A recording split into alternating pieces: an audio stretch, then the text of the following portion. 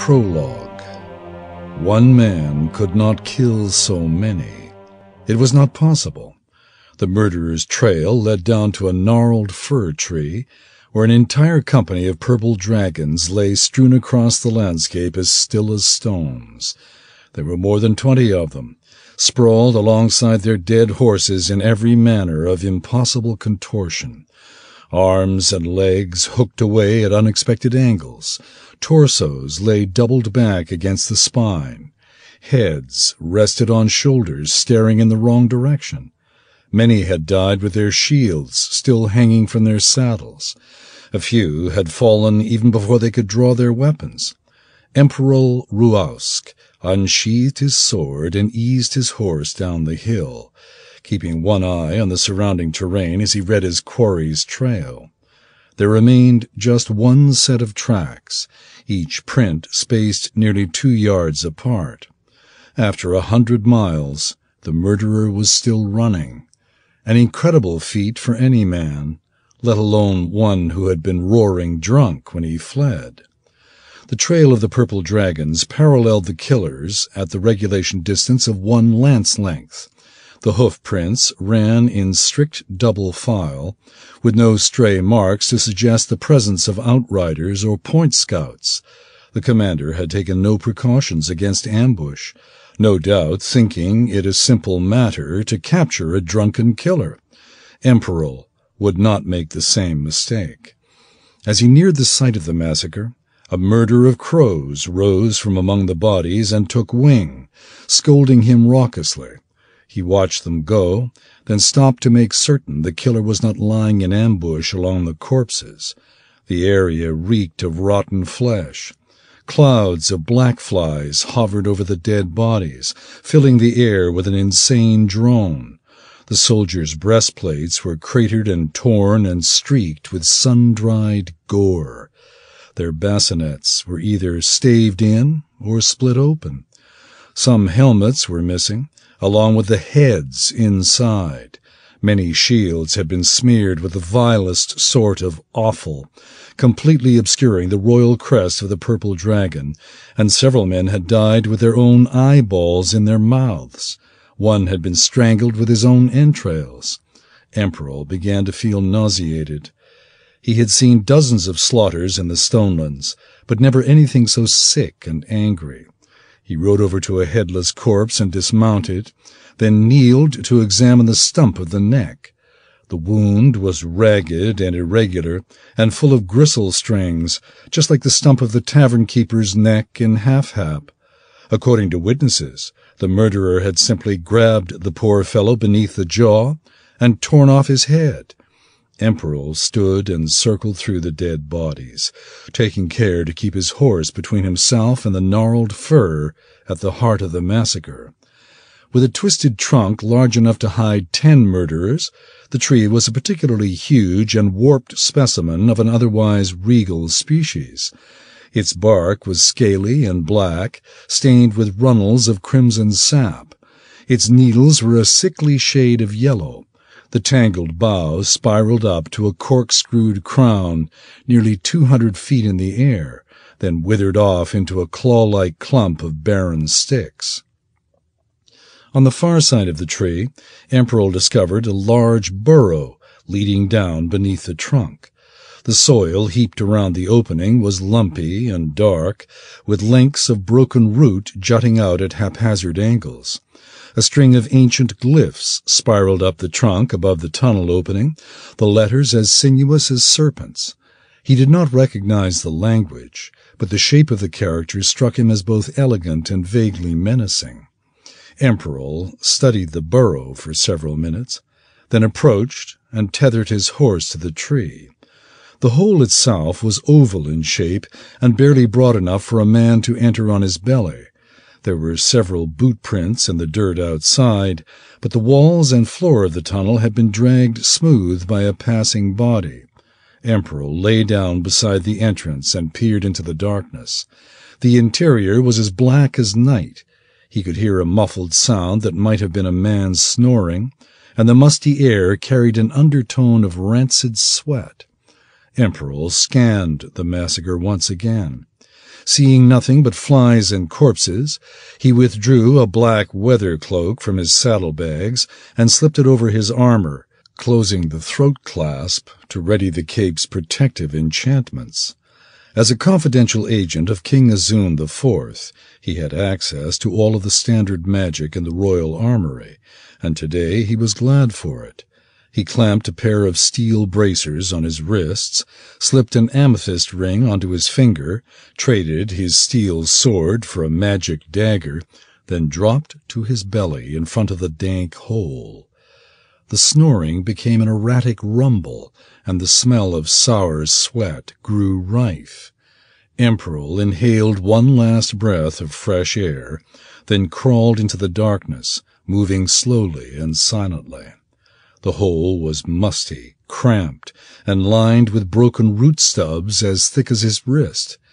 Though there was little room to fight or retreat, Emperor gave no thought to trying to outweight his quarry.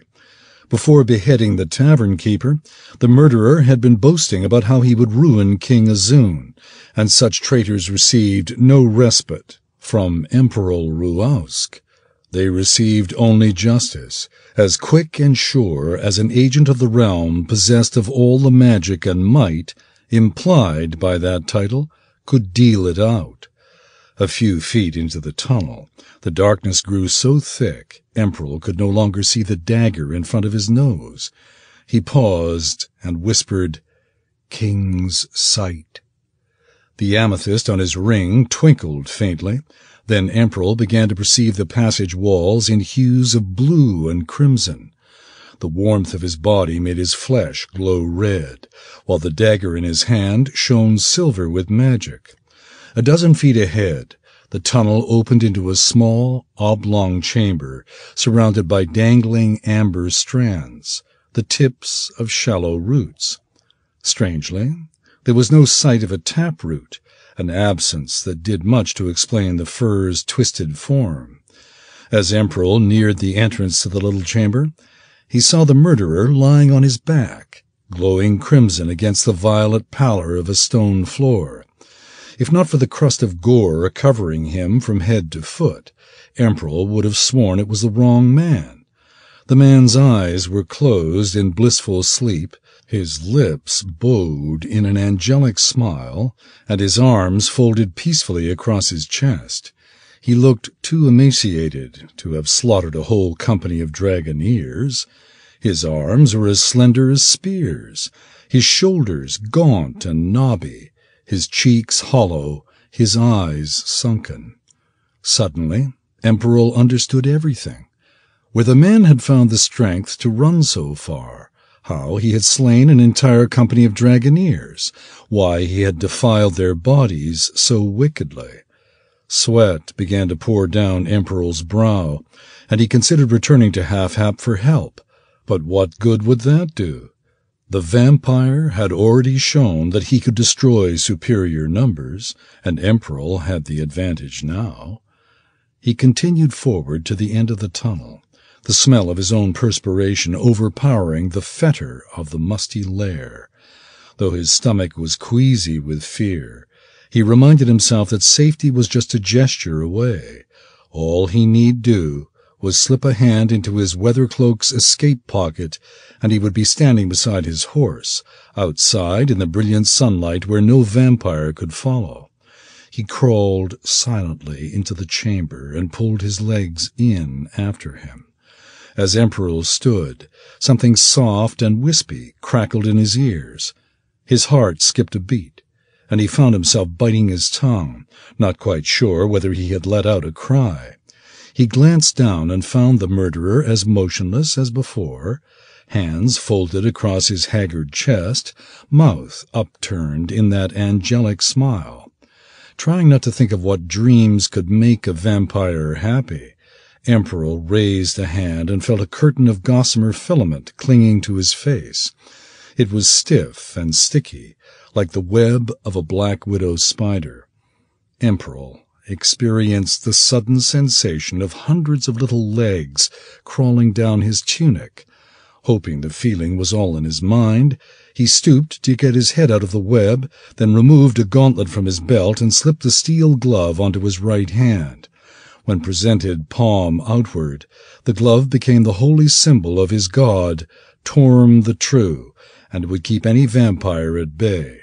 Next, he drew his hand-axe from its belt loop and, using the enchanted dagger, began to whittle the wooden butt into a sharp stake.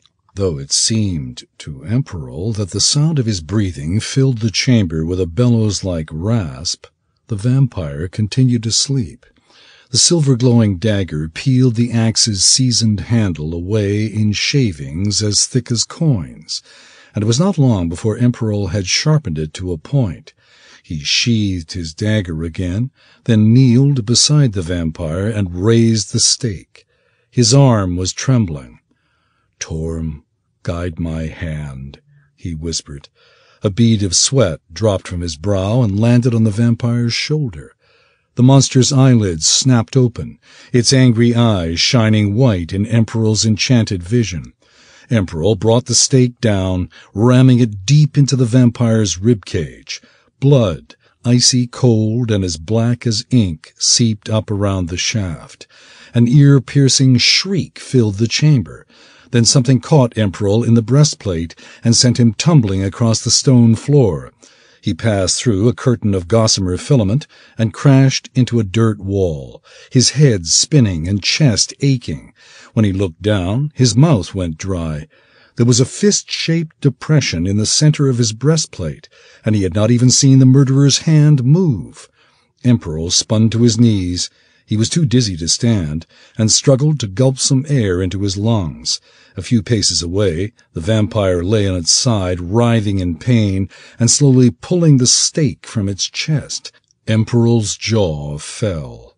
He had slain more than a dozen vampires, and not one had done such a thing. Had he missed the heart? The vampire's white eyes swung toward the wall.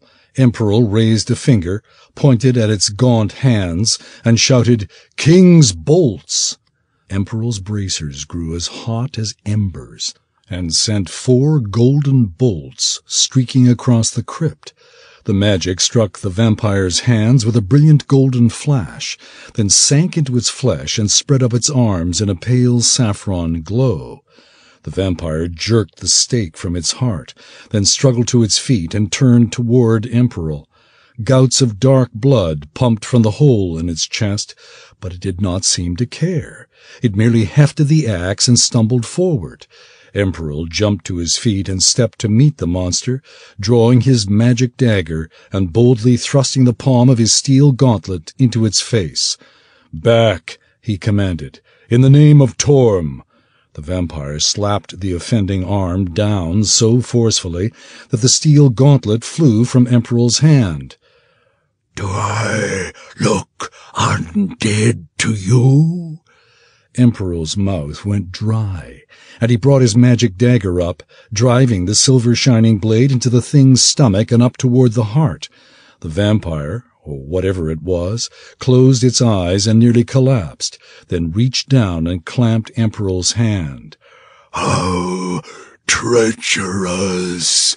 it hissed. Emperor tried to twist the blade, but found the thing's grasp too powerful to fight. Struggling against a rising tide of panic, he pulled away, then slammed an elbow into the side of its head. The blow did not even rock the monster. "By the loyal fury," Emperor gasped, "what manner of devil are you?" "The worst kind, an angry one." The killer slammed Emperor into the wall, unleashing a cascade of pebbles and loose dirt, then pulled the dagger free. The silvery glow had all but faded from the enchanted blade, and as Emperor watched, the weapon grew cold and utterly black. The murderer tossed it aside and staggered forward, dark blood now pouring from 2 wounds. Unable to believe what he was seeing, Emperor raised his ring finger and said, "King's light!" The amethyst setting burst into light, filling the chamber with a blue-white glow. Caught by surprise, the murderer closed its eyes and turned away, momentarily blinded. Emperor, who had known what to expect, leaped forward, drawing his sword and slamming a foot into the back of his foe's knee. The murderer hit the floor, rolling, tangling legs with Emperor and sweeping him off his feet. Emperor landed hard, his head slamming against the stone floor. His vision narrowed and his ears began to ring. Then his foe was on him, tearing at his throat and denting his helmet. He raised his arm to ward off the blows, and the murderer caught hold of his hand. His ring finger gave a sickening crack, then a terrible pain shot up his arm. Emperor cried out and brought his sword hand up, slamming the pommel into his attacker's head. The killer went sprawling, ripping the weather cloak off Emperor's shoulders and pulling the magic ring off his finger. No, not off. In the murderer's hand was something thin and bloody, with the white nub of a knuckle bone protruding from the red stump. Emperor's ring was still attached, illuminating the killer's head in brilliant blue-white. Its face was mantis-like and skeletal, with ovoid eyes as red as embers and an impossibly slender chin. Even in the light, the creature's complexion remained shadowy and dark, but not so dark Emperor failed to recognize something familiar in its arrow-shaped nose and upturned lip. He brought his sword around, placing the tip between himself and the man-thing. "Do I know you?" The murderer's eyes narrowed to red slits, and it hissed, "Not for long." Emperor heaved his aching body to its feet and advanced a single step, bringing his sword to a high guard. The killer smirked and retreated the same distance, closing one fist around the stolen ring. A sigh of satisfaction slipped from its lips, and the amethyst's light began to flow into its hand, filling the tiny chamber with eerie fingers of light. Emperor felt a chill between his shoulder blades. The murderer was absorbing the ring's magic, just as it had absorbed the magic bolts from his bracers and drained the magic from his dagger. The chamber began to dim rapidly. Realizing he would soon be trapped in total darkness without his weather cloak or any other means of escape, Emperor glanced at the exit passage. The murderer stepped over to block the tunnel mouth. Perfect. Emperor sprang forward to attack, allowing himself a confident smile as the last light faded from the ring. His sword had no magic at all, and when the blade hit home, the murderer groaned and fell into the darkness. Emperor spun on his heel, bringing his sword down in a vicious backhand slash. Sparks flew as his blade clanged off the stone floor. He pivoted away, blindly weaving his weapon in a defensive pattern. A gentle thud sounded beside him, so soft he barely heard it over the whisper of his flying blade. He spun toward the noise, bringing his sword around in a hissing arc. The blade bit into the corner of the tunnel entrance, sending a spray of dirt and pebbles clattering down onto the stone floor. A low moan sounded deep within the tunnel, followed by the scrape of leather on dirt. Emperor flung himself into the passage, blindly whipping his sword to and fro. He struck nothing but dirt and roots. A moment later, his horse screamed, and the murderer was gone. 1. They sat swaying in unison, the four of them quietly watching each other, as Princess Tanalasta's small carriage bounced across the high heath toward Warg Pass. The shades were drawn tight against blowing dust, and the interior of the coach was dim, dry, and warm. The warden of the eastern marches sat at an angle across from Tanalasta, square and upright in his polished field armor, his steely eyes focused curiously on the wiry priest at her side. The priest, Harvest Master Auden Foley of Monastery Huthdooth, rested well back in the shadows, his slender head turned slightly to smirk at a portly mage, whose moon-spangled silks touted him as one of Cormyr's more powerful war wizards. The mage, Merilla the Marvelous, perched at the edge of his seat, bejeweled hands folded atop the silver pommel of his walking cane. He was staring at Tanalasta with a bushy-browed glare that could only be described as rather too intense. Tanalasta sat studying the warden of the Eastern Marches, a gangly, horse-faced man who was still somehow handsome in his scarlet cape and purple sash of office.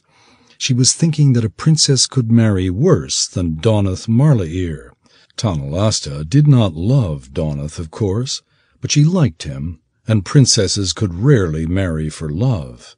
Even if he was 5 years her junior, Donath was loyal, brave, and good-looking enough for a noble, and that should have been enough. A year ago it would have been, but now she needed more. With her 36th year approaching, and all of Cormyr waiting for her to produce an heir, suddenly she had to have bells and butterflies.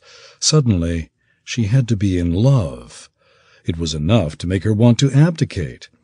Seeming to feel the pressure of her gaze, Donath looked away from Auden.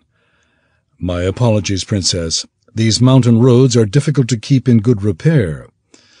"A little bumping and jarring won't hurt me, Donath." Tanalasta narrowed her eyes ever so slightly, a face-hardening device she had spent many hours practicing in the reflection of a forest pond. "I'm hardly the porcelain doll you knew a year ago." Donath's face reddened. "Of course not. I didn't mean—" "You should have seen me at Hoothstooth," the princess continued, her voice now light and cheerful. "Clearing stones out of fields, leading plough oxen, harvesting squash, picking raspberries, hunting wild mushrooms." Tanalasta paused, thinking it better not to add, "swimming naked in mountain lakes." Marilla the Marvelous raised an eyebrow, and she felt a sudden swell of anger. Could the wizard be reading her thoughts? "You were hunting wild mushrooms, milady?" asked Donath. "In the forest?" "Of course." Tanalasta returned her gaze to Donath, still struggling to decide how she would deal with the wizard's intrusion. "Where else does one hunt for mushrooms?" "You really shouldn't have," Donath said. "The mountains around Hoothstooth are orc country. If a foraging mob had come across you—" "I wasn't aware that protecting me was your purview, Donath. Has the king told you something he has yet to share with me?"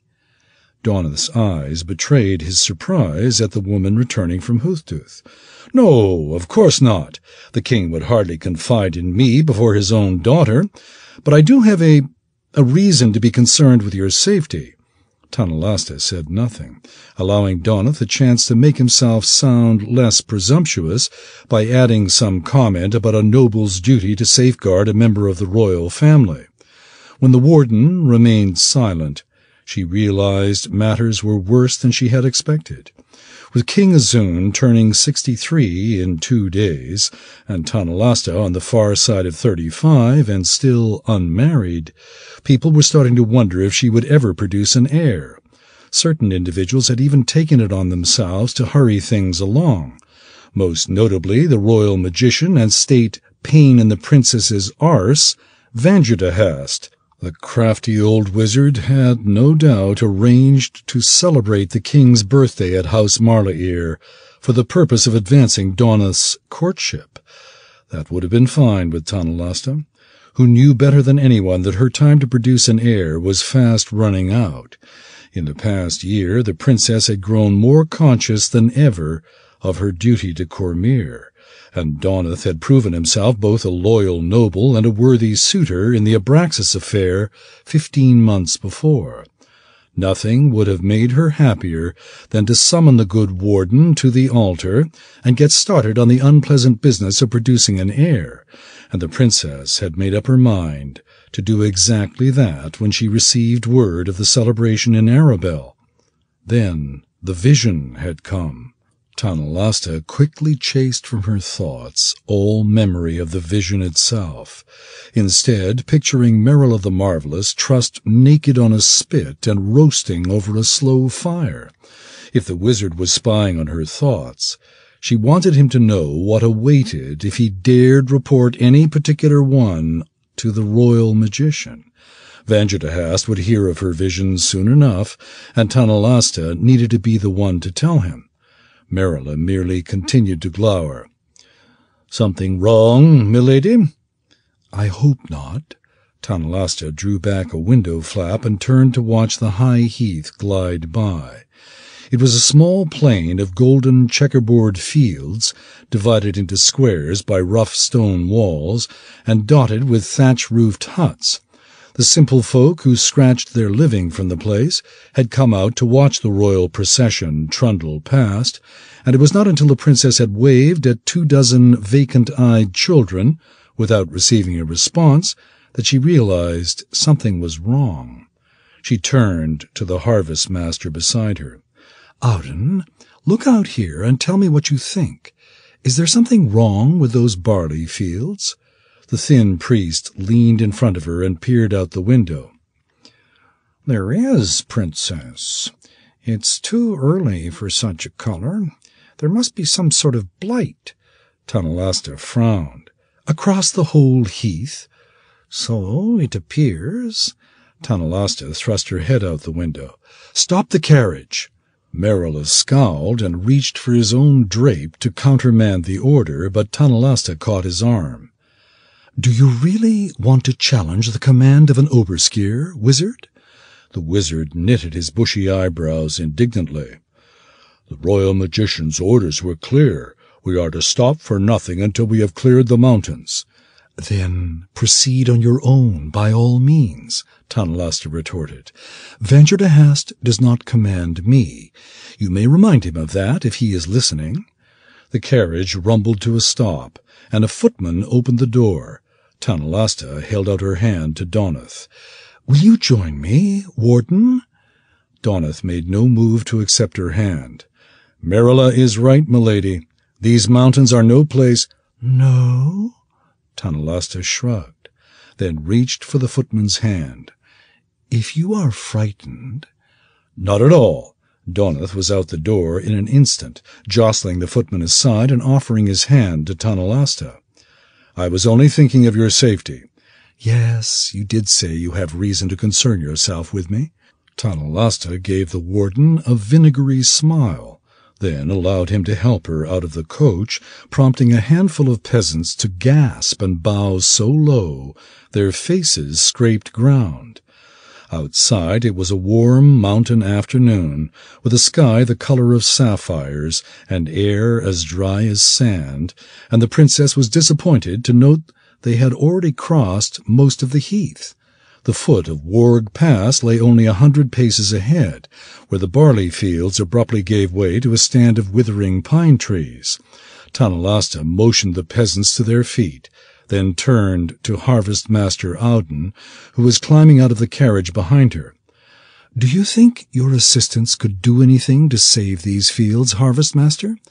Auden glanced toward a large ox-drawn wagon following a few paces behind the princess's carriage.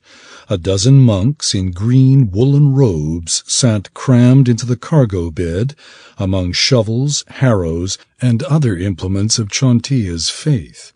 They were eyeing the blighted fields and muttering quietly among themselves, no doubt as concerned as Tanalasta by what they saw. Auden motioned his assistants out of the wagon. "It will take a few hours, princess." "A few hours?" Marilla hoisted his considerable bulk through the carriage door with surprising ease. "We can't have that. The royal magician—" "Need not know," Tanalasta finished for him, "unless he is spying upon us even as we speak, in which case you may inform him that the crown princess will spend the afternoon walking." Tanalasta eyed the purple dragons guarding her carriage, one company mounted on their snorting chargers ahead of the procession, and the other bringing up the rear, lances posted and steel helmets gleaming in the sun. At the end of the official column followed a long line of merchant carts, taking advantage of Tanalasta's escorts to ensure a safe passage through the mountains. Sighing at the futility of trying to find a little privacy with her suitor, Tanalasta turned to Donath.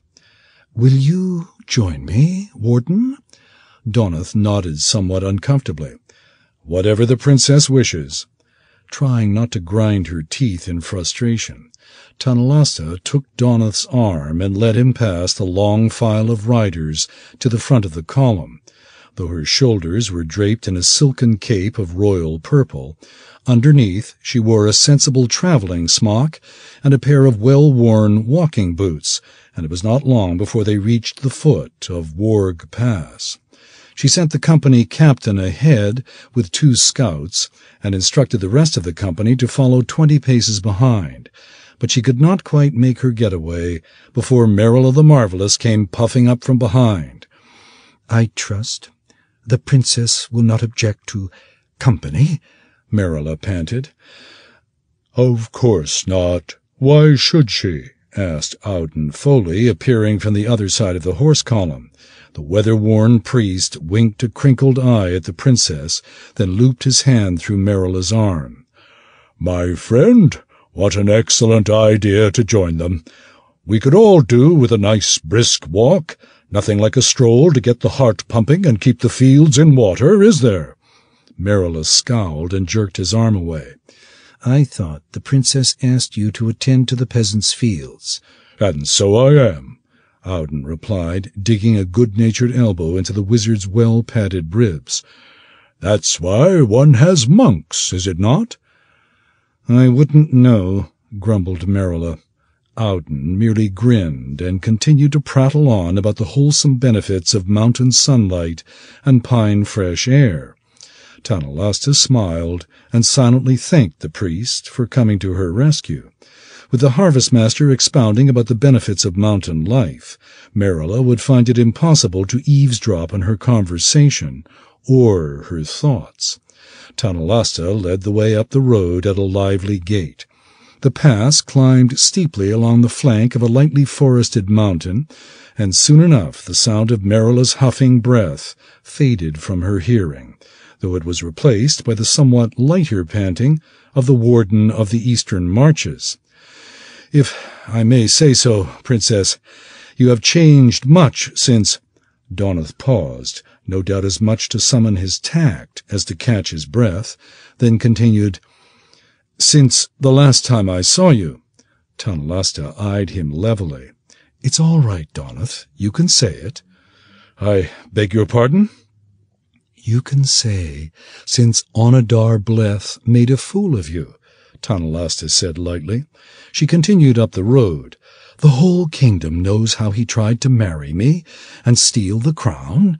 Really, it's insulting to behave as if I'm the only one unaware of it." Donath's face reddened. "You were under a terrible strain, with your father poisoned and—" "I was a damned ninny. I nearly lost the kingdom, and it was nobody's fault but my own." Despite the steep climb, Tanalasta betrayed no sign of fatigue as she spoke. A year at Hooftooth had conditioned her to harder work than hiking. "At least I learned that much from Vandrahast. I swear, I don't know why he didn't tell Father to name Alisair Crown Princess." Donath cocked an eyebrow. "Perhaps because he saw what you would make of the experience." The warden grew thoughtful, then added, "Or, since we are speaking frankly, maybe it is because he knows your sister. Can you see Alisair as queen? No noble son would be safe. If she wasn't getting them killed in a war, she'd be entrapping them in her boudoir." Tanalasta let her jaw drop. "Watch your tongue, sir." Smiling, she cuffed Donath lightly on the back. "That's my baby sister you are maligning." "So the Crown Princess wishes to acknowledge her own weaknesses and remain blind to those of everyone else?" Donath shook his head sagely. "This will never do. It runs contrary to the whole spirit of sovereign tradition. Perhaps I should have a talk with old Vandrahast after all." "That will hardly be necessary." Tanalasta lowered her voice and leaned closer. "All you need do is mention it in front of our companions. I've no doubt Vanji knows everything the moment Merrill hears it." "Really?" Donath glanced back at the pudgy wizard, who looked almost as weary of climbing as he did of Auden's nature lecture. I didn't realize the royal magician was such a voyeur. That's just one thing you'd need to accustom yourself to, if— Tanalasta let the sentence hang, as reluctant to reveal her condition for giving her hand to Donath as she was to commit herself to giving it. The warden was too good a military man not to press for an advantage when he saw the opportunity. "If what, milady?" Tanalasta stopped climbing and turned to face Donath, bringing the whole procession of guards and merchants to a clamorous halt. Only Marilla and Auden continued to climb, the wizard more eager than ever to eavesdrop, and the priest just as determined to fill his ear with valuable nature lore. Trying to ignore the fact that she was being watched by 1,000 eyes, Tanalasta took Donath's hand and answered his question. "If we are to do what my father and Vangertahast want us to, but first we must trust each other enough to speak honestly and openly." Donath's face grew serious. "I am sure the princess will find me a very honest fellow." "Of course. No one can doubt that after the Abraxas affair, but that's really not what I meant." Noticing that Marilla's huffing was growing audible again, Tanalasta turned up the road and started to climb. They were almost at the summit now. At any moment she expected to crest Warg Pass and see the bulky towers of Highhorn in the distance. Donath clambered to keep up. "So what did you mean, princess?" "Tanalasta, please. If you can't even call me by name—" "I didn't want to take liberties." Donath's voice had grown defensive. "You haven't invited me to." "I am inviting you to now." "Very well. Then what did you mean, Tanalasta?" Tanalasta rolled her eyes, wondering how she could say what she meant without making it seem a command, and without sounding like the same ninny who had nearly let Onador Bleth steal a kingdom from beneath her nose. The princess had little doubt that Donath, raised in the fine tradition of noble families everywhere, would find her wish to marry for love as laughable as Vangertahast found it. On the other hand, it was she who wanted to speak honestly and openly, and she could hardly demand such a thing of Donath if she was unwilling herself. Tanalasta took a deep breath and began. "First, Donath, there must be trust and respect." Donath's lips tightened, and Tanalasta saw that she had gotten off to a bad start. "Oh, no, Donath. I have the utmost trust and respect for you. Everybody does." Tanalasta paused, choosing her next words carefully. "What I mean to say is, well, it must be mutual." Donath frowned. "I do trust you, Tanalasta. Of course I respect you." "If that were true, you would not be lying to me now." "Milady, I would never lie." "Truly?" Tanalasta allowed her voice to grow sharp. "You still respect my judgment after the Abraxas affair? You would trust the kingdom to the care of someone so easily manipulated?" Donath started to reply automatically, then his eyes lit with sudden comprehension. "I see your point." Tanalasta felt a hollow ache in her stomach, which she quickly recognized as the pang of wounded pride, and evidence that Donath was listening well. She forced a smile, but could not quite bring herself to take Donath's arm. "Now you're being honest. Thank you." "I wish I could say it was my pleasure, but it really isn't. This is truly what you want from me?" "It's a start." "A start." Donath sounded somewhat dazed. He plucked at the fabric of her woolen traveling frock. "If I am being honest, would you also like me to tell you that gray really isn't your color?" Tanalasta swatted his hand away. "I said honest, not brash." She chuckled. "After all, I am still a princess, and I expect to be courted." 2. Tanalasta bustled down the family hall of House Marlair, one hand tugging at her gown's brandel straps, the other holding her skirts off the floor.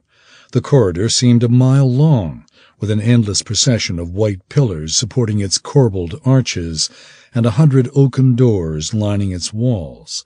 On the way down from High Heath, she had stopped so often to restore blighted fields that the journey had taken an extra day, and she had arrived just that morning to discover that the ball gown she'd had sent up from Suzail was a size too large. There had been no chance to see to her father's birthday gift. She could only entrust that Harvest-Master Foley had been able to arrange things on his own. At last, Tanalasta came to a door with 2 purple dragon guards standing outside. They snapped to attention, clicking their feet and bringing their halberds to their shoulders. Tanalasta stopped and raised her arms over her head. "Anything out of place, gentlemen?" she asked, executing a slow twirl. "Loose threads? Anything showing that shouldn't?" The guards glanced at each other nervously and said nothing. "What's wrong?" Tanalasta looked down. The gown was an amethyst silk with a tapered bodice and a scooped neckline, and she could imagine something peeking out that a modest princess would prefer to keep hidden. "Tell me."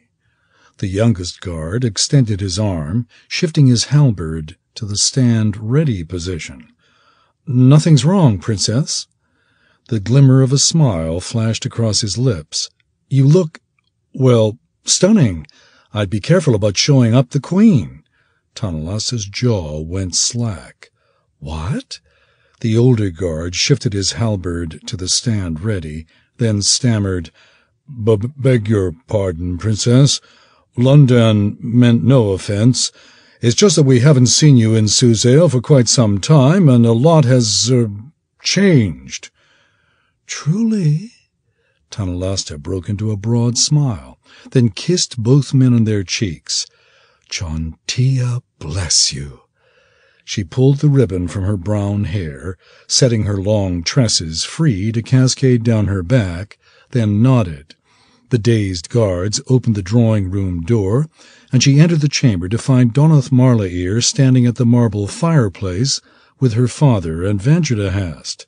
The 3 men were in deep conversation, each sipping a glass of spirits and chuckling quietly at some joke that Tanalasta hoped did not concern her tardiness.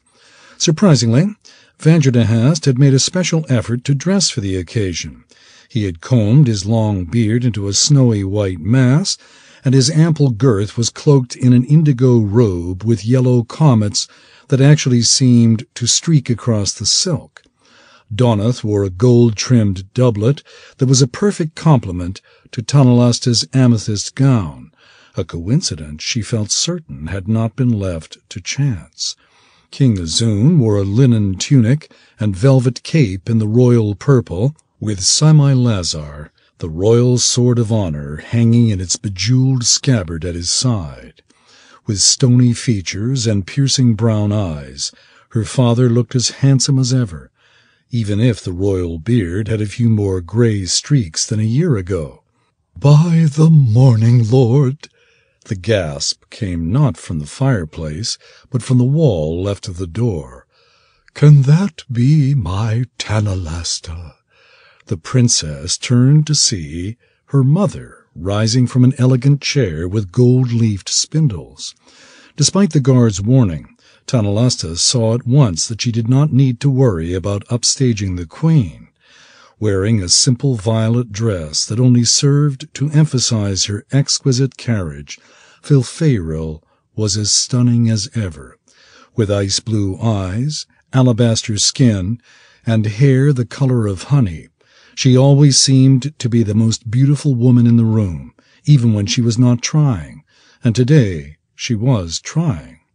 The Queen took Tanalasta by the shoulders and studied her.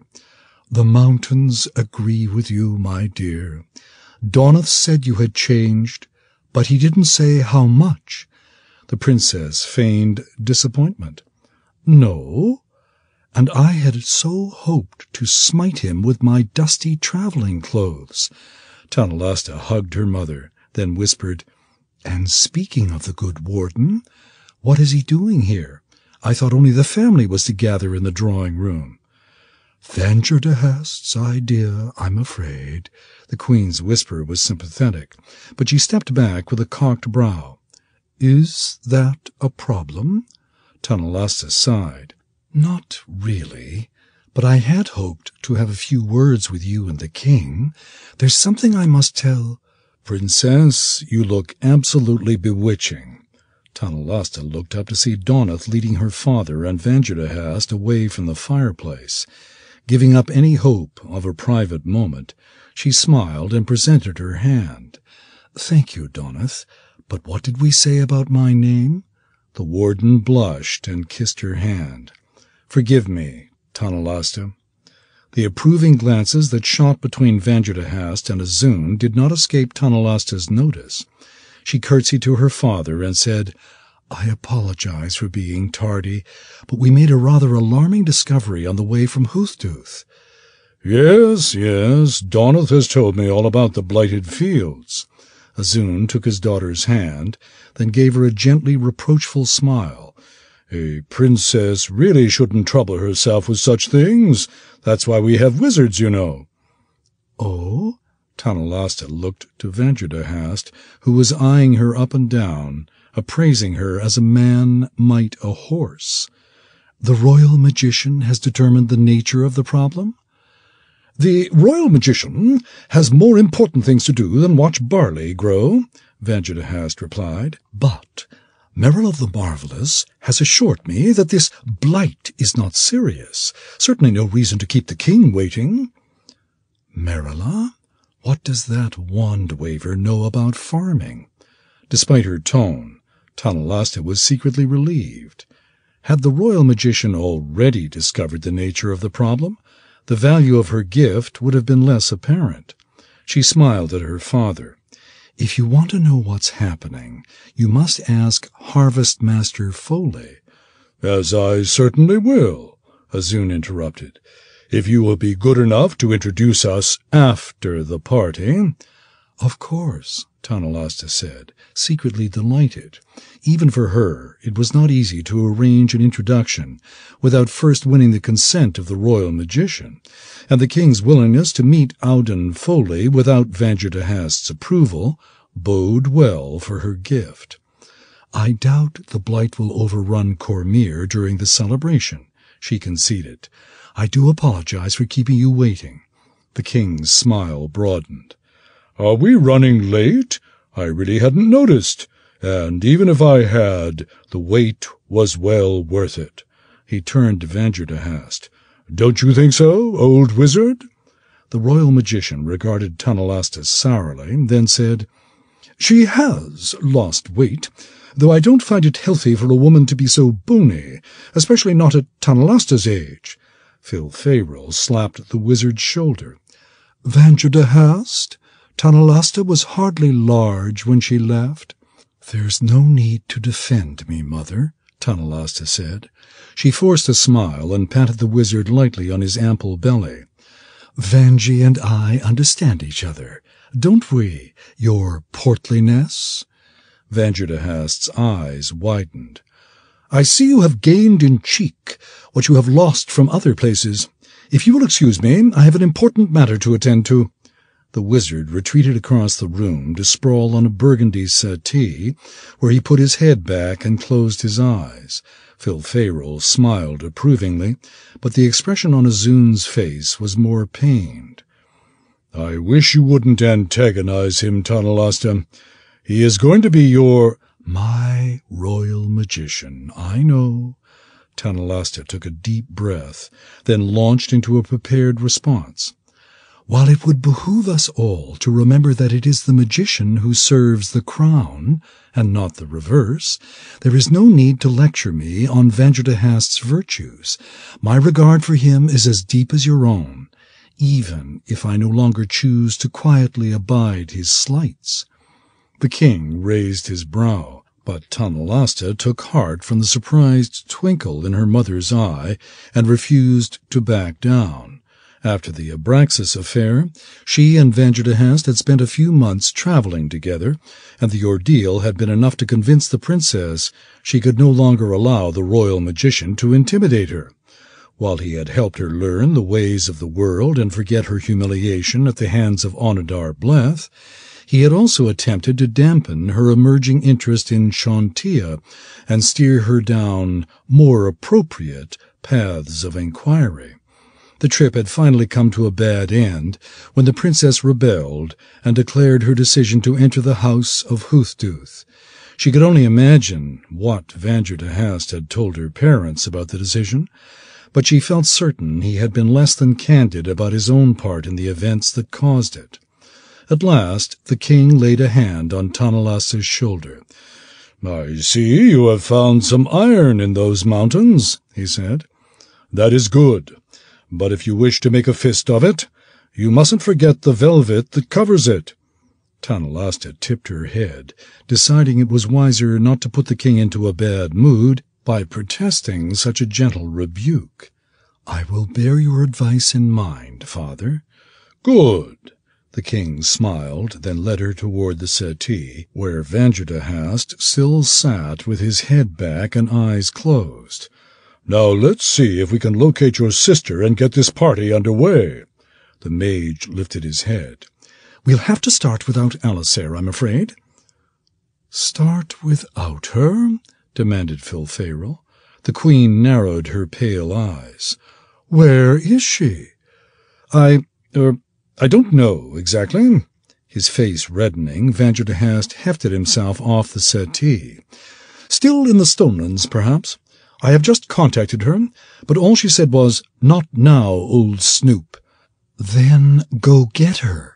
We decided to have the king's party in Arabel, so—" Filferal caught herself and glanced in Donnath's direction, then began again.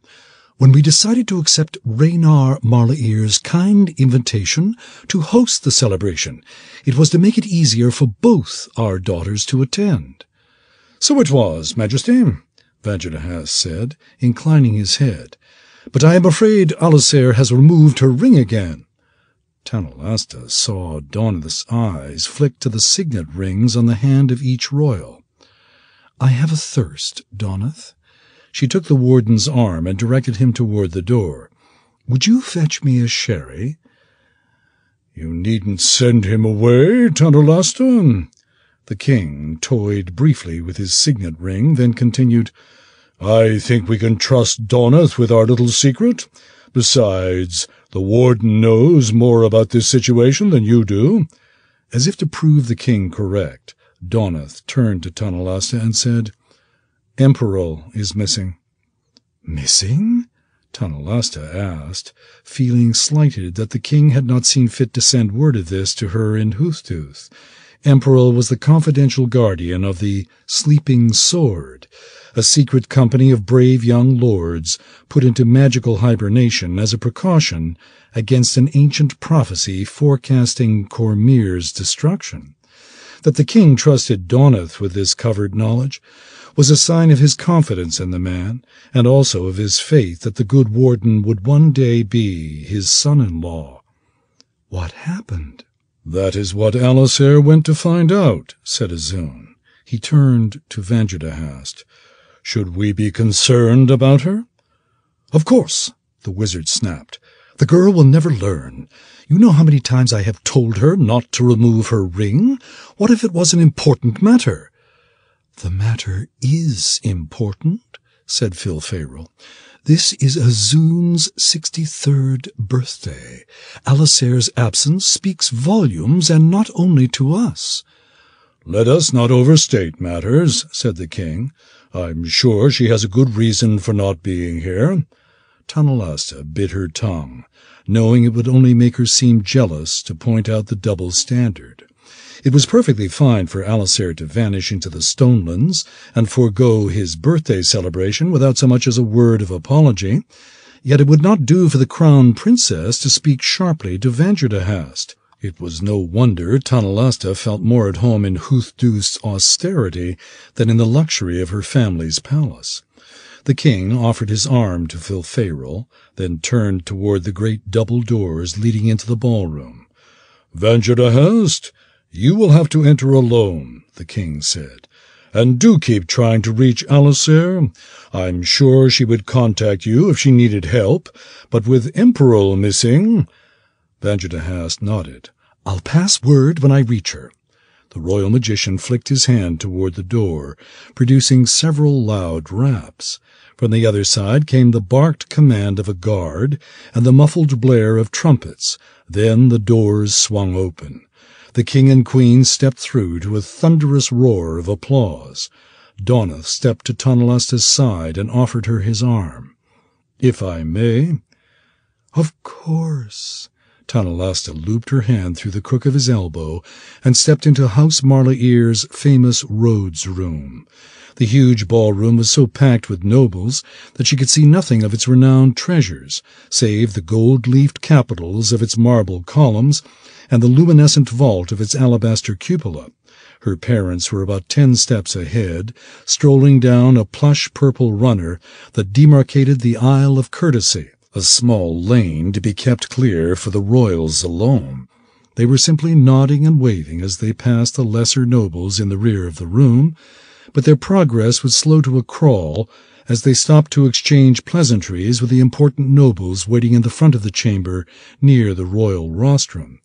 Tonalasta forced a smile and followed, acutely conscious of the rising brows and appraising gazes that greeted her passage. She did not doubt that even the lowest baron present knew how Onadar Bleth had tricked her into falling in love with him, then tried to seize the throne.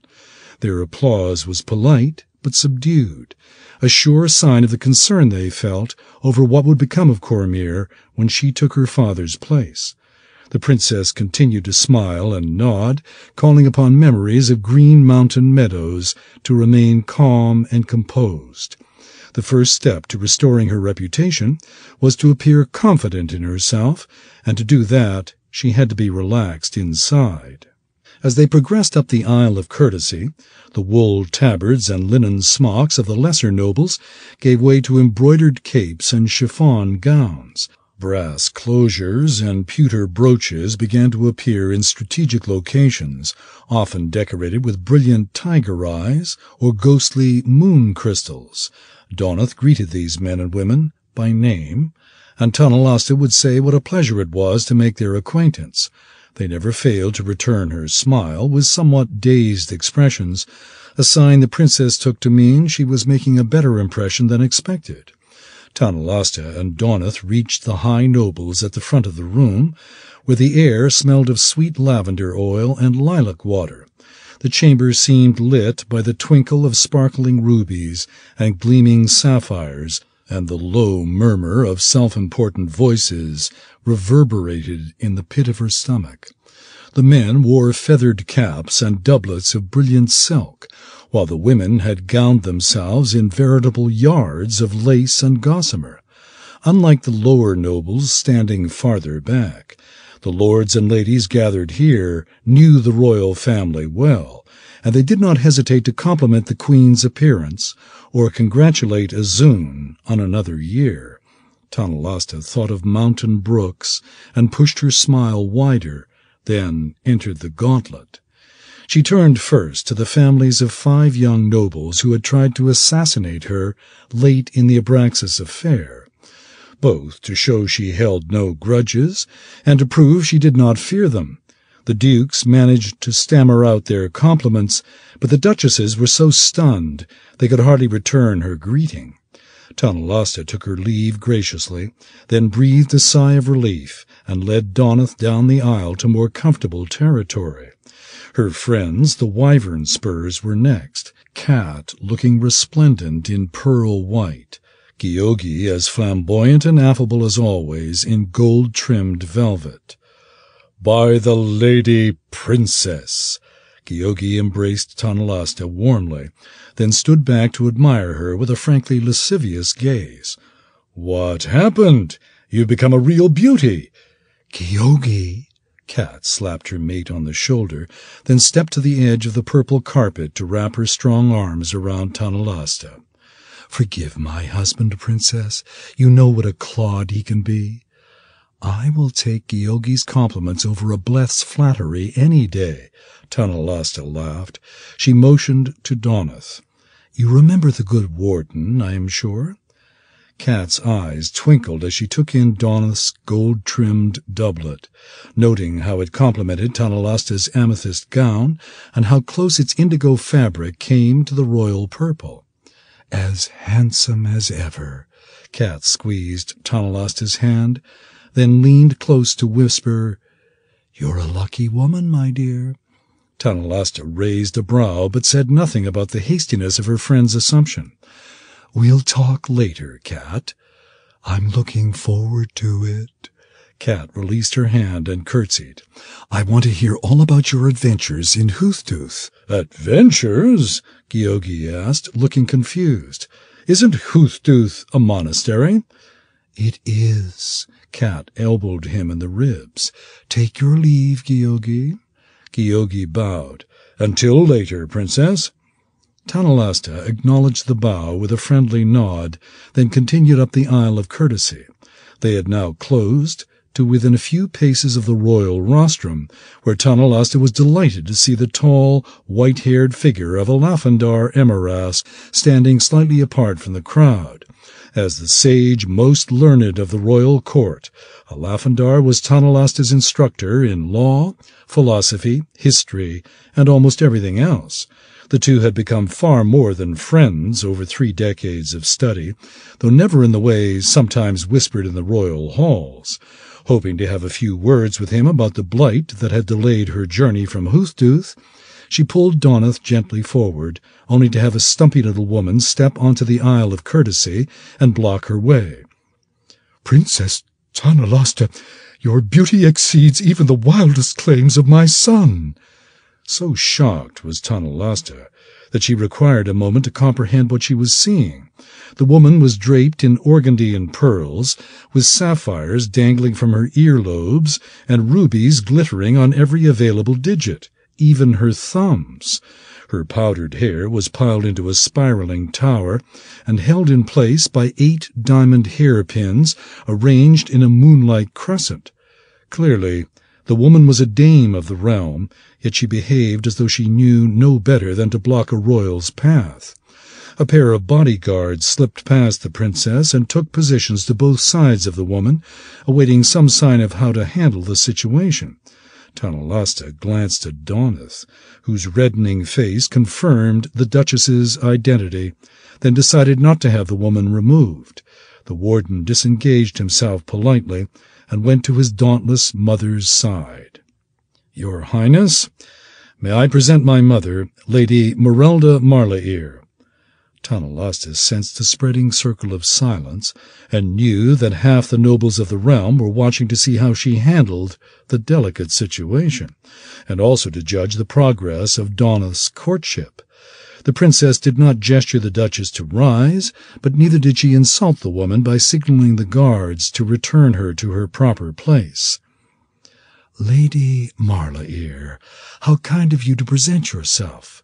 As Tanalasta spoke, she glimpsed her parents at the base of the rostrum, watching in shock. I have been looking for you.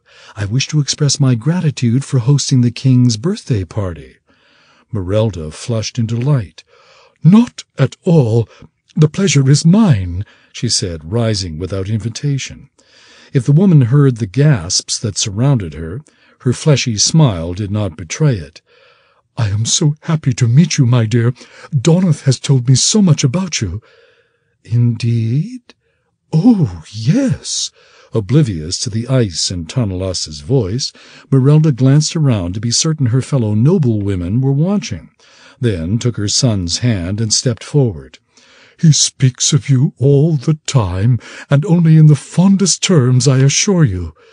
Donath's face turned as red as the rubies on his mother's fingers. Mother, please. He clasped her hand tightly and tried unsuccessfully to draw her toward the edge of the carpet, where Raynar Marlaeir stood looking on in helpless mortification. Are you trying to disadvantage me with the princess? The question drew a round of good-natured chuckles from everyone but Tanalasta, who was fast losing patience with Lady Marlaeir. Evidently, the woman believed she could bend Tunnelasta to her will as easily as had the traitor Onadar Bleth. The princess glanced in her parents' direction, silently signaling them to give her some help before she was forced to embarrass their hostess. The king started to turn toward the rostrum, which would trigger the trumpet blast calling the party to order, then glanced over Tunnelasta's shoulder at Vanjudahast and suddenly stopped. "I am so looking forward to—" "Don't say it, please," Tunnelasta warned. Her sharp tone was due as much to her ire at having her signal overridden by Vanjudahast as her impatience with Lady Marlair. "It would be embarrassing." "Embarrassing? My dear, Donath dances better than that." Merelda threw her head back and joined the other nobles in a round of laughter, then caught Tunnelasta's hand between hers. "But if you don't approve of his footwork, you will have plenty of time to correct it, won't you?" The silence grew as thick as smoke, and Tunnelasta found it impossible to control her mounting anger. If the king insisted on allowing Vanjudahast to countermand his daughter's wishes, then it would be up to him to deal with the consequences. The princess jerked her hand from the woman's grasp and put on her most guileless smile. "I am sorry, Duchess Marlair. I cannot follow your meaning. Are you under the impression that Donath and I are betrothed?" A quiet murmur filled the room, and Lady Marlair's smile stiffened into a cringe. Her jaw began to work fitfully, trying to string a series of disjointed syllables into some sort of explanation, but Tunnelasta refused to give the woman a chance to push her further. She looked to the guards, but Donath was already pressing his mother into the grasp of her flabbergasted husband. Duke Marlair clamped onto his wife's elbow and turned toward the nearest exit. As soon as King Azun saw what was happening, he cast the briefest glance in his daughter's direction, so quick that only the most astute of observers would have noted the inherent reproach. Tunnelasta returned the gesture with an innocent shrug. She had no wish to sour her father's mood, lest it affect how he received the birthday gift she had brought from Hooftooth, but she had to stand up for herself. If that created a problem, it was Vanjudahast's doing and not hers. Azun pasted a stiff smile on his face, then disengaged himself from Filferal. "Lady Marlair, one moment, if you please." The Marlairs stopped and slowly turned. Raynar's face flushed with embarrassment, and his wife's white with mortification. Merelda curtsied deeply and did not rise. "Yes, Majesty?" The king came down the aisle and took her by the hands. "It has just occurred to me that I have done you a small injustice." He drew Merelda to her feet. "The royal protocol chamberlain should have invited you and Lord Marlair to walk the carpet with us." The woman's eyes grew round with surprise, and another murmur, much louder than the last, filled the ballroom. "He should have?" "Quite right," Azun said.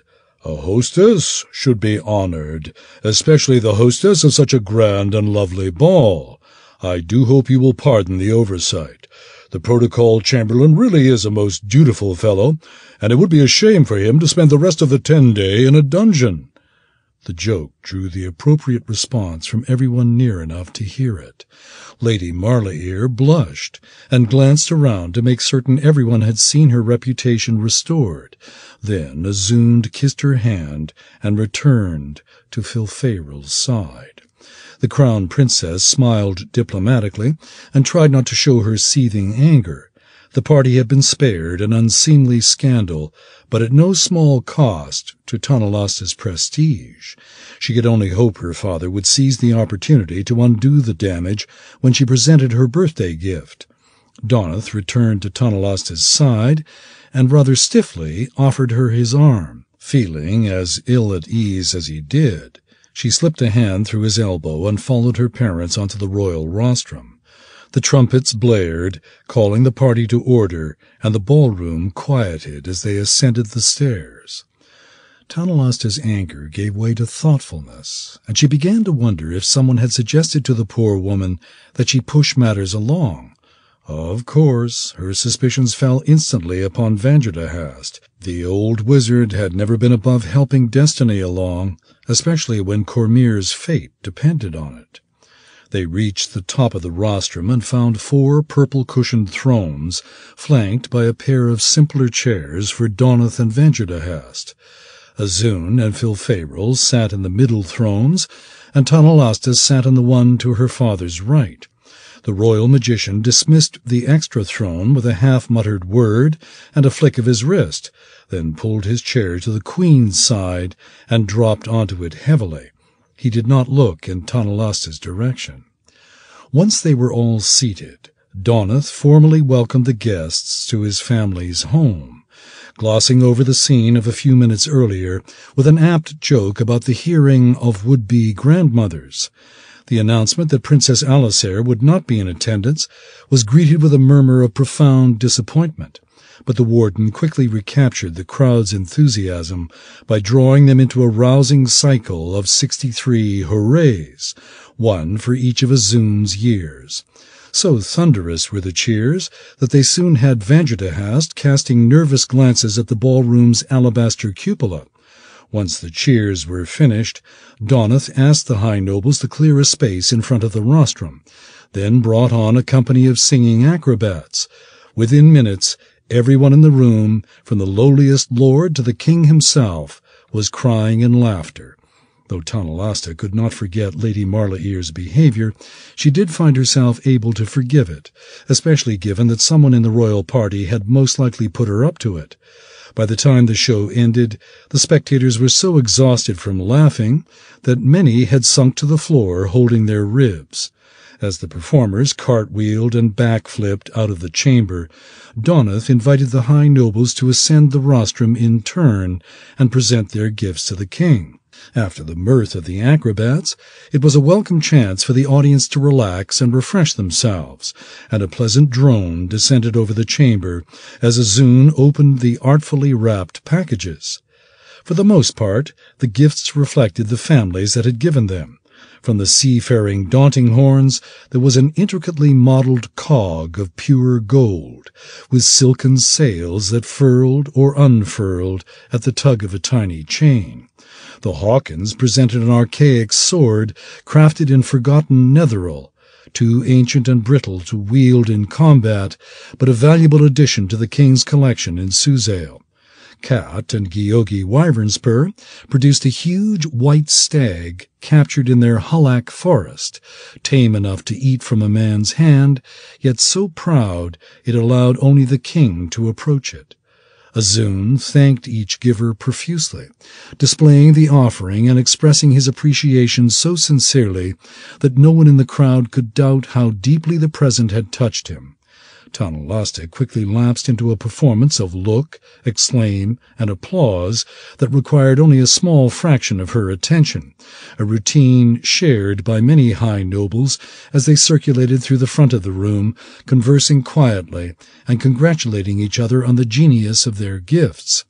At the base of the rostrum, Merelda was the center of much attention, even from the aloof Huntsilvers and the ever-envious Ilances.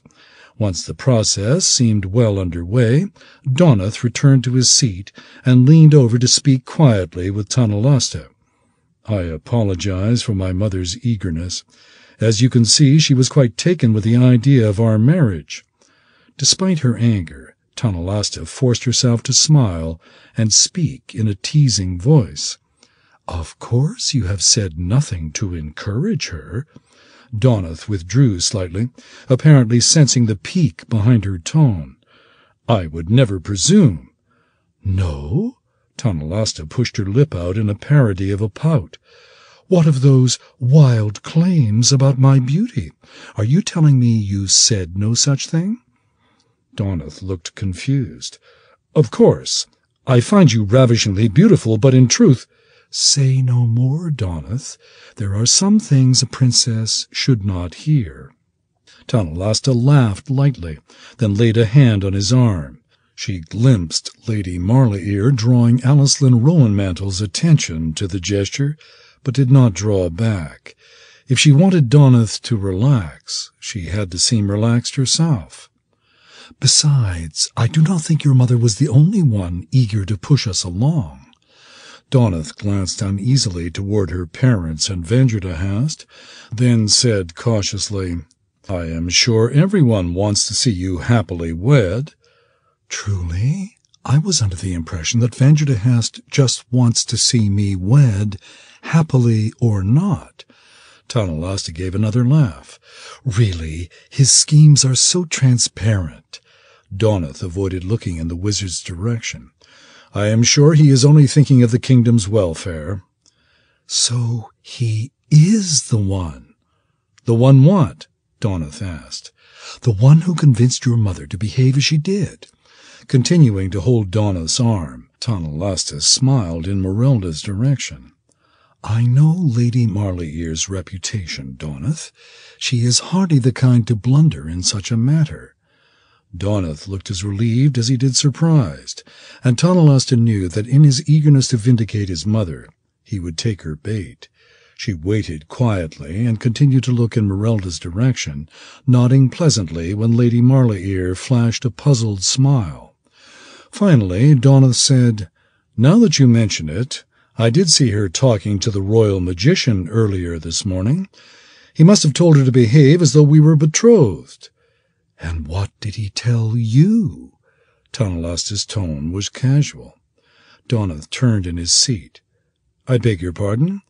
I thought we were going to be honest with each other, good warden. Tonalasta removed her hand from his arm, then said, I know Vanji too well to think he would execute only half a plan. When were you to ask me? Donath closed his eyes for a moment, then sighed. During our dance, I was to whisper the question in your ear, but I knew nothing about my mother. That surprised me as much as it did you. Which does nothing to excuse your own behavior. Tonalasta cast a furious glance across the rostrum at Vanderhast, who remained oblivious to her anger and watched in weary amusement as the king set a silver clockwork cat after a golden mouse. Why, Donath? Why what? Why would you do this? Tonalasta was struggling to hold back tears of rage. I know you didn't do it for the throne, not after the loyalty you showed during the Abraxas affair. So why did you betray me? Donath looked away. Tonalasta noticed several nobles watching from the ballroom floor. She ignored them. Tell me. When Donath looked back to her, his face was stern. I did not betray you. If anyone is a betrayer here, it is you. Tonalasta raised her brow, shocked. Me? To your duty, Donath said. If you do not produce an heir, the Abraxas affair will be a mere game compared to what follows your father's passing. My reign will follow my father's passing, Tonalasta said. And without an heir of your own, your reign will be one of plots and intrigues, with every noble family maneuvering to claim the throne upon your death. Sooner or later, one of them will see an advantage in assassinating you, and Cormyr will have a usurper for a king or a war to unseat him. And you think to prevent this travesty by getting a child on me? I think not. I will have a husband I can trust, or none at all. The hurt showed in Donath's eyes. I meant no offense, milady, nor do I say this for my own good, but you must take a husband, and soon. If you are angry with me, there are plenty to choose from. He pointed into the crowd below. There is a Manthus Rowan mantle if you fancy someone handsome, or one of the Silver Sword boys if you like wit, and perhaps even dear Emerask if you prefer someone who shares your love of learning. Thank you for the suggestions, Tonalasta said, struck by the absurdity of Donath recommending his own rivals. If I were to choose a husband I did not love, it would probably be you. Even if I cannot trust you, you are loyal to Cormyr, and that counts for much. Thank you, milady. A hopeful light returned to Donath's eyes. Do you really have time to think of love? We must think of Cormyr. I am thinking of Cormyr. Tonalasta started to rebuke the warden for trying to argue her into marrying him, then realized there was no point. She did not love Donath, and she was not going to marry him. I am always thinking of Cormyr. If that is true, you will— Donath, please don't presume to tell me what is good for Cormyr. The warden flushed and looked away, clearly aware that he had been doing just that. Tonalasta wanted to explain to him, to tell Donath of the vision she had experienced at Hooftooth, but how could she expect him to understand something she could barely put into words? The revelation had been one of those slippery things that a sharp mind could twist into 1,000 meanings, but in which a true heart perceived only one. How could she trust Donath to trust her feelings when he had already proven that she could not trust him? I'm sorry, Donath, but it must be love. I really cannot abide less. A look of exasperation came over the warden. Then he nodded and said, "Very well, my lady. I shall fall in love with you on the morrow." Tonalasta's jaw dropped. Then she caught the note of self-mockery in his voice. "I wish it were that easy, good warden," she laughed. "I truly do." After a moment she stopped laughing and gently took his hand. "But I fear your feelings would go unrequited. You don't respect me in your heart, and after Vanderhast's meddling, I can never trust you as a woman should her husband. Forgive my bluntness in this matter, but you deserve to know. Your loyalty to Cormyr demands it." Donath's face fell, and he sagged away from Tonalasta in shock. The nobles below did not seem to notice. They gasped in awe as Azun displayed a 4-foot dragon carved from a single crystal of amethyst, then applauded Isunder True Silver as he descended the rostrum, beaming with pride at the king's superlative words of royal gratitude. Seeing that there were no more nobles waiting to ascend the stairs, Donath gathered himself together, then went forward to express his admiration for the many treasures strewn across the rostrum. After swearing that it would take a whole caravan of war wizards to return the horde safely to Suzail, he invited a Lafandar Emarask to present his gift. The sage most learned ascended the rostrum and presented the king with a massive leather-bound volume entitled The Dragon Rides, a complete and accurate account of the life of Azun IV of Cormyr, Volume 62. Phil Farrell drew a raucous round of chuckles by remarking that she hoped it was not completely complete. Then Vanderhast stood to present his gift, pulling a simple switch of willow from the billowing sleeve of his robe. The king accepted the stick with a somewhat puzzled look. "We thank you, magician," said Azun. "What kind of wand is it?" "None, Majesty. It is a plain switch." Vanderhast looked directly at Tonalasta, then added, "I think you shall soon have need of it." Much to Tonalasta's dismay, the wizard's wry response sent the room into convulsions of laughter. She could do little except pretend to enjoy the joke and fume inwardly. If Vanderhast could not bend her to his will through tricks and traps, then he seemed determined to undermine her prestige with outright mockery. The princess could imagine the campaign continuing until her father died, and no matter that it would weaken her own crown when she ascended the throne. The old staff-swinger believed that only he knew what was good for Cormyr. Usually he did, and if that had been so this time, Tonalasta would have married Donath on the morn. But this time the royal magician was wrong. This time the future of Cormyr was not a matter of the mind, but of the heart, and she was not sure that Vanderhast even had a heart. Once the mirth faded, Donath turned to the princess and cocked a querying eyebrow. Though he was careful to maintain an expression of practiced congeniality, the rest of his face was at odds with his broad grin. Hoping the audience could not read his disappointment as clearly as she, Tonalasta smiled and nodded. Donath extended an arm. "Lords and ladies, I give you the Princess Tonalasta Oberskir." Tonalasta took a deep breath, then rose to a polite ovation and stepped to the front of the rostrum. "Thank you." The princess needed to say this only once to silence the applause. As you know, I have been in retreat at Hoothduth for the last year, while the royal magician seems to fear that I have been somehow corrupted by Chontia's humble monks." Tanalasta was interrupted by a round of nervous laughter as she waved at the switch lying across her father's knees, then continued, "Let me assure you, nothing could be further from the truth. The mountains were a place of great peace and harmony for me, and my gift is to bring some of that bounty to King Azun IV, and through him to all of Cormyr." Tanalasta waved toward the entrance of the ballroom, where Alden Foley stood beneath the grand arch with a silk-wrapped gift-box the size of a peasant hut. As the crowd turned to look, the harvest-master took up a golden rope and began to haul the gift across the floor. At first, his progress was labored and slow, for he seemed able to drag the huge box only a few paces before stopping to rest. Several minor nobles volunteered their help, which he gladly accepted.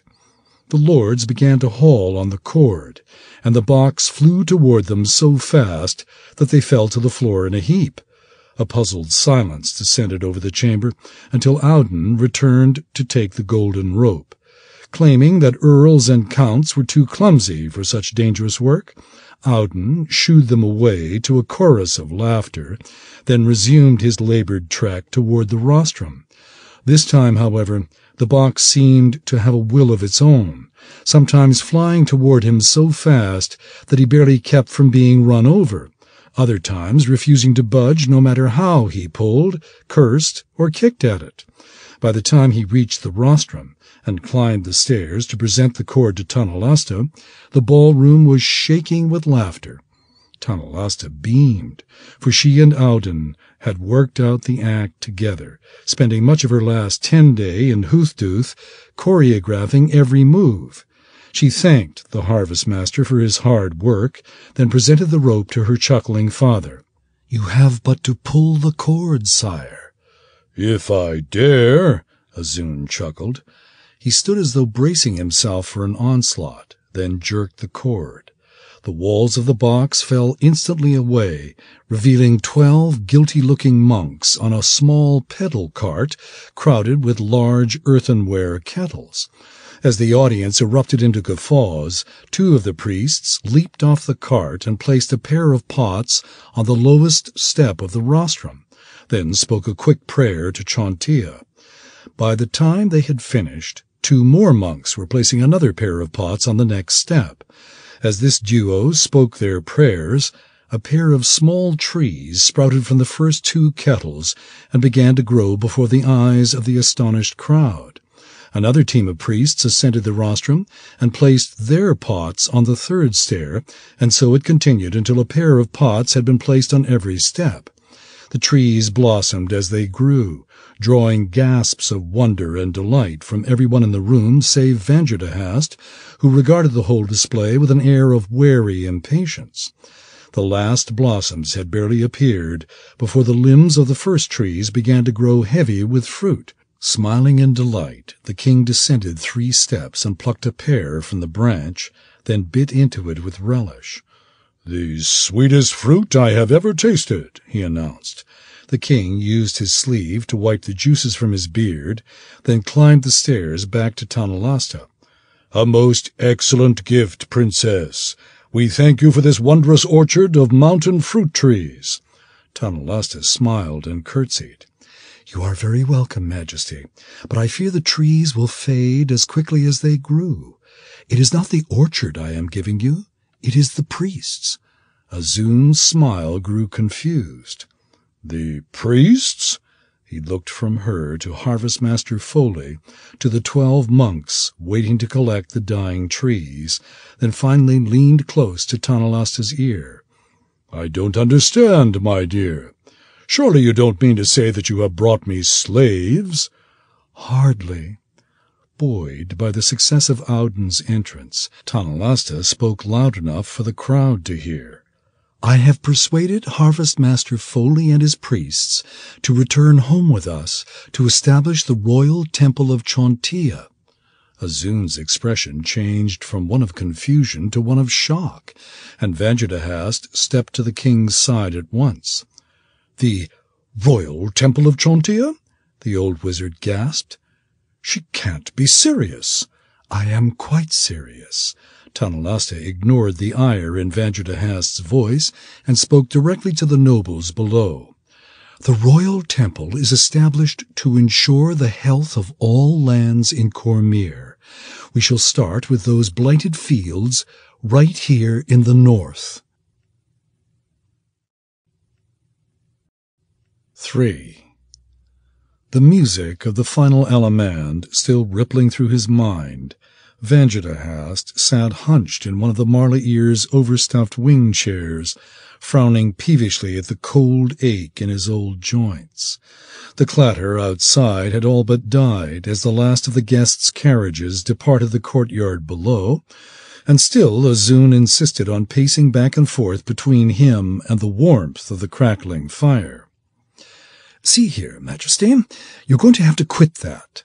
Vanjadahast wagged a gnarled finger at his liege's feet. "An old man needs his fire."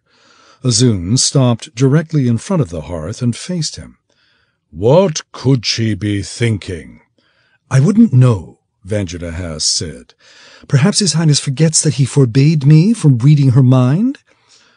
"That doesn't mean you don't," said Filfayral, rising from where she had been resting on the royal magician's bed. Vanjadahast ignored the queen's remark and muttered a few arcane syllables, then made a series of quick gestures with his fingers. Azun did not seem to notice as he floated away from the fireplace, then slipped around to stand beside the chair. "I'm beginning to worry about what kind of queen Tanalasta is going to make," said Azun. "First, Bleth nearly tricks her into giving away the throne." "Tanalasta was not the only one fooled by Onodar," said Filfayral. Still dressed in the violet gown she had worn to the ball, she took a seat in the chair next to Vanjadahast. "As I recall, we were quite keen on the man ourselves. Had I not slipped him into the library at an opportune moment, nor had you invited him on the hunt that day, Tanalasta would never have given him a second look." A pained look came to the king's eye. "Just because a man wants to know his daughter's suitors does not mean he is thrusting them on her." "No more than we have been thrusting poor Dawneth on her." Filfayral shot a glance at Vanjadahast, who pretended not to notice and continued to gaze into the fire. "It is no wonder his mother assumed more than she should have." Azun nodded. "Yes, I suppose that mess was my fault. But a father can encourage, can't he? I only want to see her happy." "Happily married," Filfayral said, "and pregnant with an heir." Azun shot his wife a rare frown. "Happy first." "Regardless of the cost to Cormyr?" the queen asked. Azun thought for a moment, then said, "The price of the realm's good does not have to be Tanalasta's happiness. Perhaps it is time I realized her calling may not lie in being a ruler." Vanjadahast was so surprised that he nearly choked on his own saliva. Of course, the same thought had been in the back of everyone's mind since Tanalasta's embarrassment in the Abraxas affair, but this was the first time Azun had voiced it aloud. Filfayral did not seem so shocked. She merely raised a brow, then spoke in an eerily neutral voice. "That would be a big decision." "But not necessarily a hard one. Tanalasta is 36 years old. By the time you were her age, she was already 15, and Forel would have been—" Azun did not finish, for neither he nor his queen liked to dwell on the loss of their young son. "Perhaps Tanalasta would be happier without the burden of producing an heir." "Perhaps," Filfayral allowed. "She is approaching the age when the choice may no longer be hers, and we must also think of the kingdom." Vanjadahast's heart sank. Until now, the queen had always been Tanalasta's greatest supporter, maintaining that the princess would grow into her responsibilities when the time came.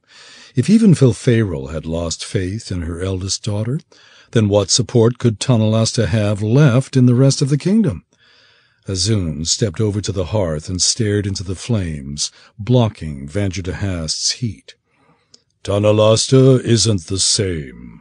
She may have been naive before that Bleth trouble, but she was hardly stupid. Now, the king let the sentence trail, shaking his head in dismay. Embarrassing Lady Marlair like that was bad enough. Majesty, we must recall that Tanalasta had some, help in that, Vanjadahast said. I seem to recall shaking my head as you turned to start up the rostrum. Azun regarded Vanjadahast with a look of puzzlement.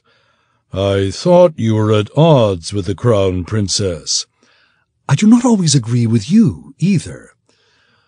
Nor do the two of you seek every opportunity to vex each other, said Filferal.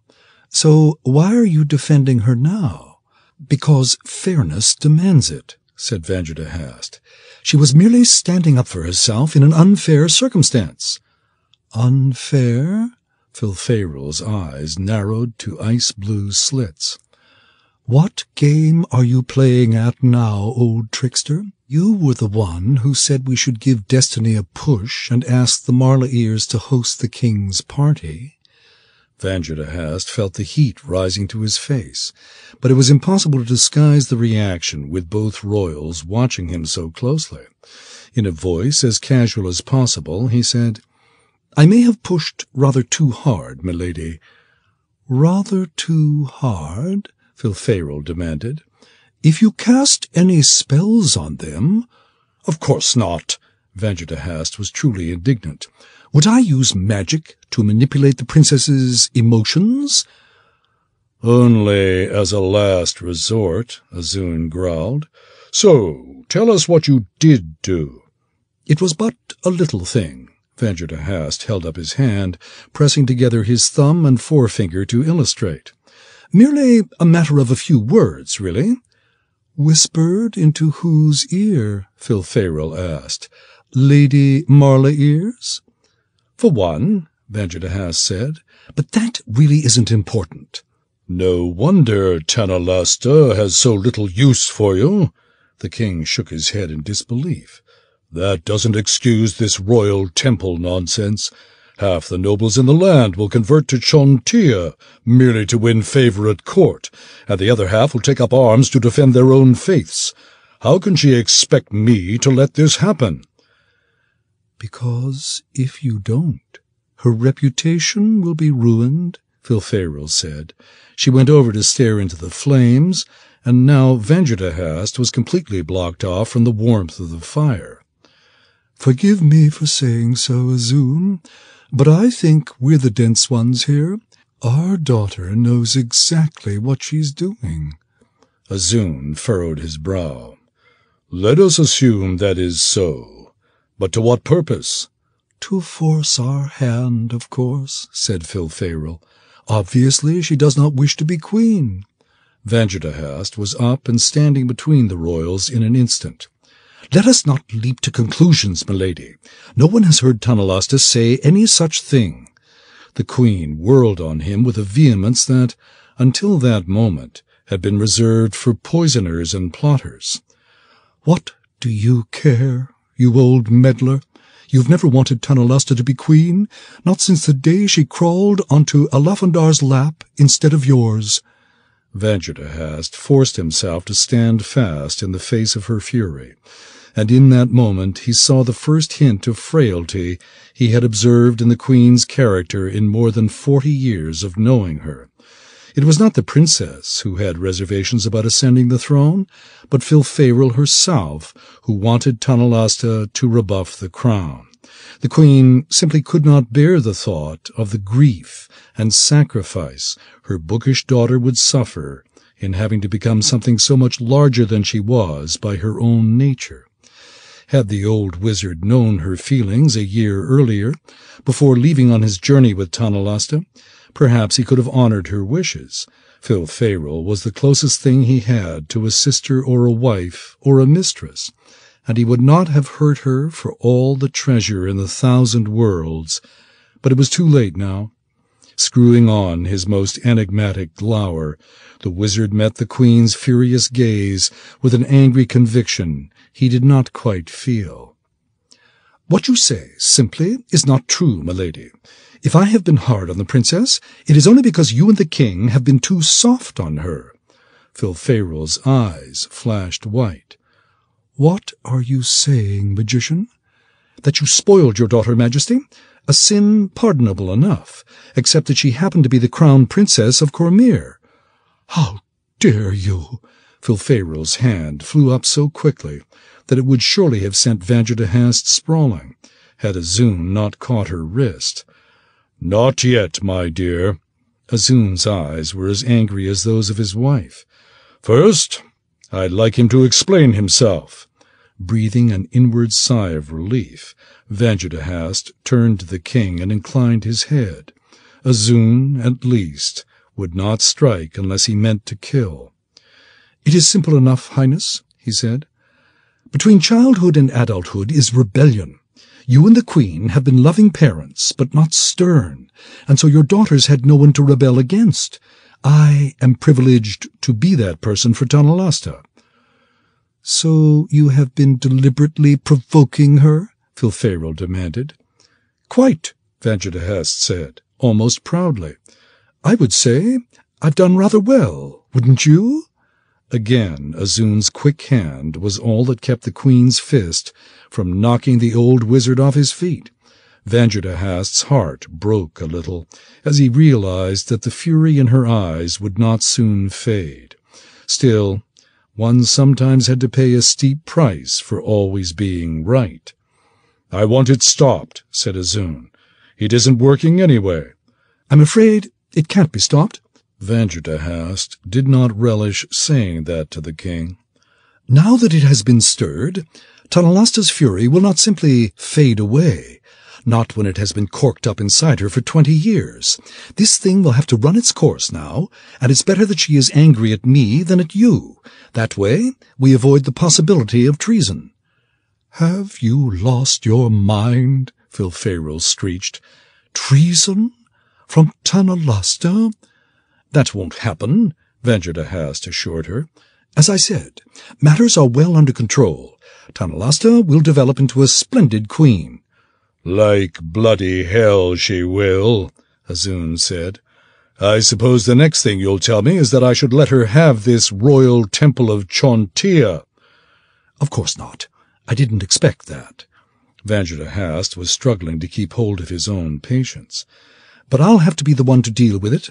If you start trying to deny her at this stage—" "I am the king," Azun roared. "I'll do what's best for Cormyr, and if that means telling the crown princess she can't have a royal temple to play with, then I will."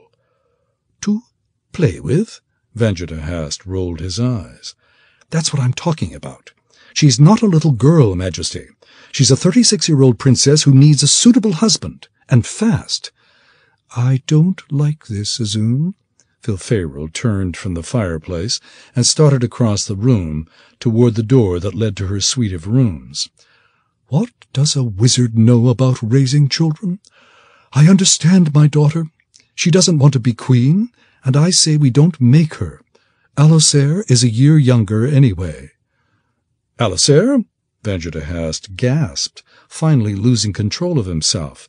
"And who is going to make her be queen? She doesn't want it at all, and I couldn't even begin to address her problems."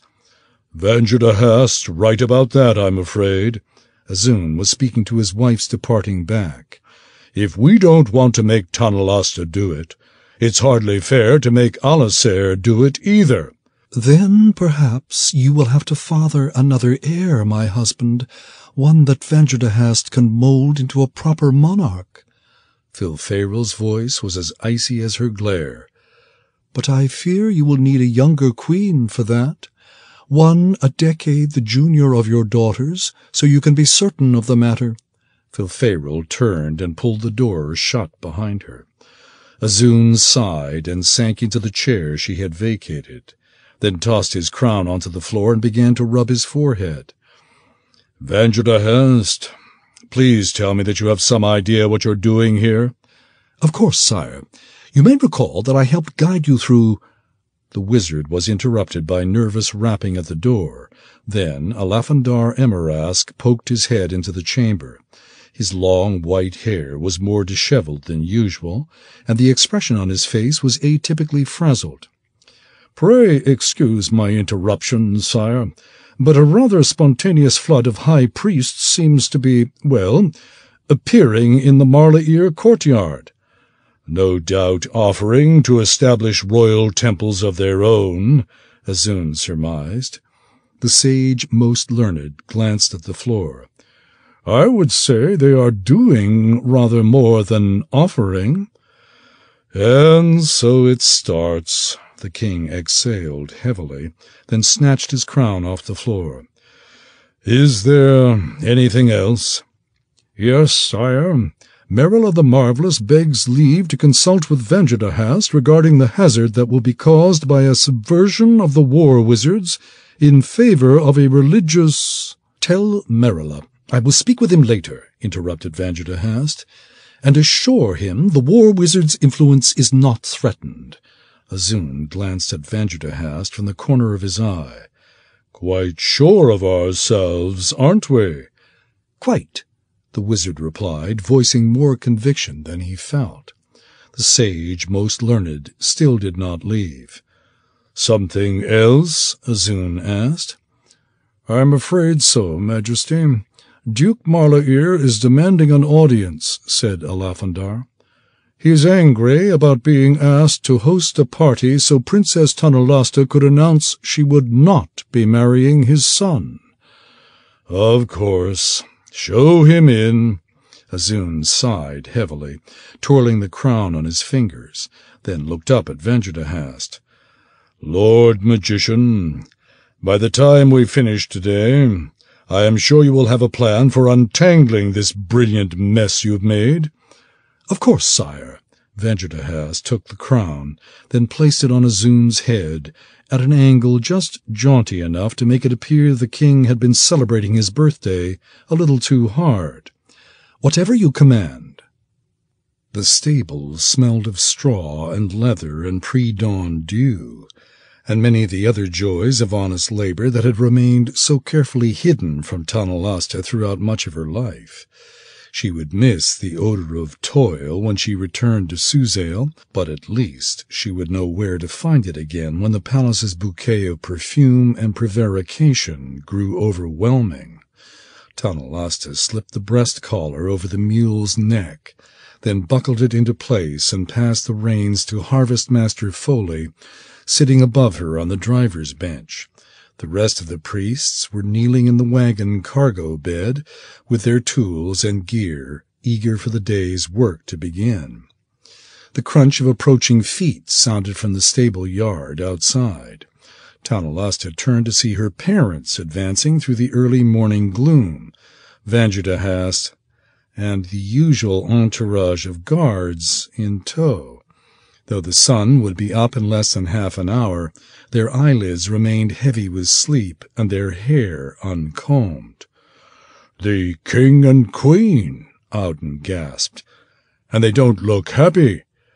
"I wouldn't read much into their appearance," Tanalasta said. "It's not the palace's custom to rise before the sun." Not so long ago, Tanalasta, too, would have regarded a pre-dawn rising as an interruption of the choicest pillow time. "I'm sure Vanjodahast spent the night bending their ears about the royal temple." A distressed look came to Auden's face, but Tanalasta gave him a reassuring smile and went outside to meet her parents. "Your Majesties, I did not expect to see you up so early." "No? Then you were hoping to sneak out under cover of darkness?" The king made his query sound like a joke, but there was a bitter edge to the question, and Tanalasta could sense the schism between her parents and the royal magician. Though the trio was normally close-knit, Azun and Vanji barely looked at each other, and her mother stood a little apart from both of them.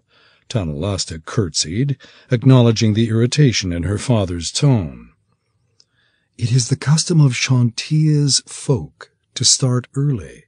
As Tanalasta spoke, the royal guards formed a circle around the group, lest any of the Marlair stable boys scurrying through the grey morning pause to eavesdrop.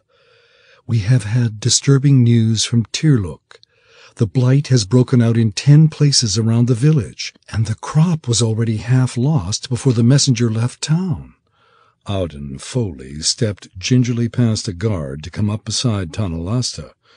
"At that rate, Majesty, every field between the high road and the storm horns will be a total loss within the 10-day. That is why we keep the royal granaries full." Azun ignored the harvest-master and continued to focus on Tanalasta. "We have not seen the princess in over a year. I would really rather she didn't run off." "Within a 10-day, you say?" Vanjardahast interrupted, stepping past Azun toward Auden. "That is exceedingly fast, is it not?" Auden nodded grimly. "The fastest I have ever seen. If we do not move quickly, the whole of Cormyr could lose its crop." "Truly?" Vanjardahast ran his fingers through his long beard, then turned to the royal couple. "Majesties, we may have a situation here worthy of our closest attention." Azun frowned in confusion. "Just yesterday you told me that Merilla the Marvelous—" "I fear Tanalasta may have been right about him," Vanjardahast said, again interrupting. "Unless you want a dragon blasted apart or a company of orcs put to sleep, Merilla the Marvelous is a bit of a wand-waver." The king and queen exchanged perplexed glances. Then Filfaril asked, "I beg your pardon?" "Merilla wouldn't know a blight from a blotch," said Vanjardahast. "He assured me the disease would never escape the mountains, and the next day here it is in Tirluk. When it comes to plants, we might be better to put our faith in the judgment of the good harvest-master." Tanalasta wondered what trick Vanjardahast was working now, then frowned as the old pettifogger turned to address Auden. "Harvest-master Foley, what would you say is the origin of this blight?" "It appeared first in the mountains, and it molds the roots just below the surface." Auden rubbed his chin thoughtfully, then said, "It may very well be some sort of cave fungus, carried by orcs, I imagine. The filthy creatures spend a lot of time crawling about in caverns, and a wandering band would explain why the disease seems to be jumping around." "Excellent observation, Auden, if I may be so informal," said Vanjardahast. "Of course, Lord Magician," said Auden. "Vanjardahast, please, or Vanji if you prefer. We really don't stand on ceremony in private." The old wizard cast a sidelong glance at Tanalasta, then added, "As you may be aware, sometimes I am even referred to as that damned old staff-swinger." "Really? I hadn't heard that," said Auden, lying beautifully. Tanalasta had spent her first 10-day or so at Hoothduth, complaining about the wizard and doing very little else, and she considered it a tribute to the harvest-master's patience that she had not been asked to leave. "The princess always referred to you in a rather fatherly fashion." "How kind of you to say so." Suspicious of Vanjardahast's polite tone, Tanalasta studied her parents for hints as to why the royal magician was trying to befriend Auden. Even in the rosy dawn light, now spilling across the stable-yard gate, their expressions betrayed nothing beyond the same confusion she felt. Vanjardahast turned to the king. "Majesty, perhaps we should send word to Highhorn to triple their orc patrols and see to it that the beasts are kept far clear of Cormyr. If I may borrow a few scouts from the Purple Dragons, I'll also have the war wizards send out teams to seal the mouths of any caverns the orcs have been inhabiting." "And you'll claim it was the war wizards who stopped the blight?" Tanalasta surmised. "I see what you're doing, you old thief." Vanjardahast turned to her with an innocent expression. "I am trying to stop the blight," he said. I thought that was what you wanted." "Of course," said Tanalasta. "But if you think you can use Audun's knowledge to steal the credit from the royal temple—" "Vanjadahast isn't stealing the credit from anybody," said Azun. "There isn't going to be any royal temple." "What?" Tanalasta whirled on her father so fast that several bodyguards glanced reflexively over their shoulders. "You let Vanjadahast talk you out of it without hearing me first? That's hardly fair." "Actually, Vanjadahast never said a word against the royal temple," said the king. "Your mother and I had barely retired from the ball before high priests began to fill the Marlair's foyer, all insisting that the palace establish royal temples to their own gods and goddesses." "Why shouldn't we?" Tanalasta asked evenly. Audun stood at her side, looking serene. They had decided earlier that their best strategy in an argument would be for Audun to maintain an air of patient confidence.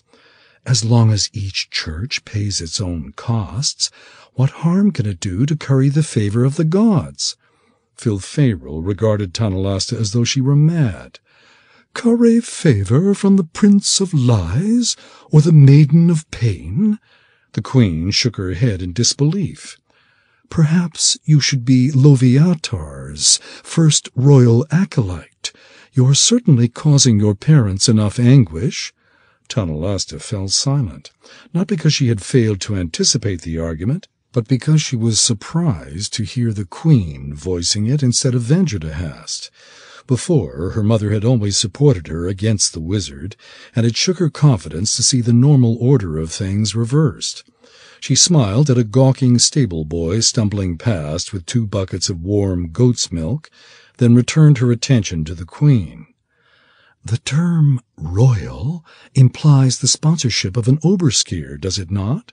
Tanalasta did not put as much acid as she had planned into the question, for she could not quite bring herself to speak to the queen in such tones.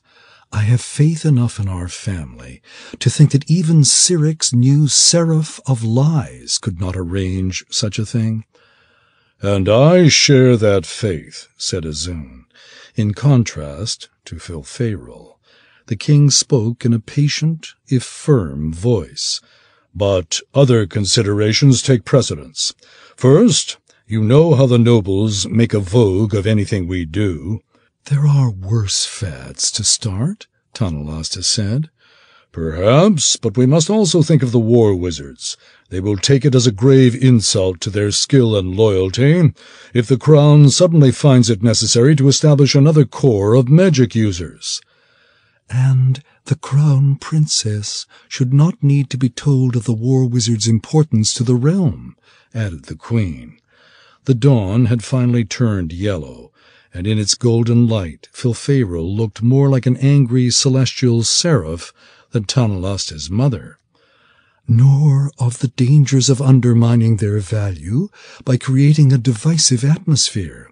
Already this morning I have heard several wizards refer to your priests as spell beggars and mommy's boys."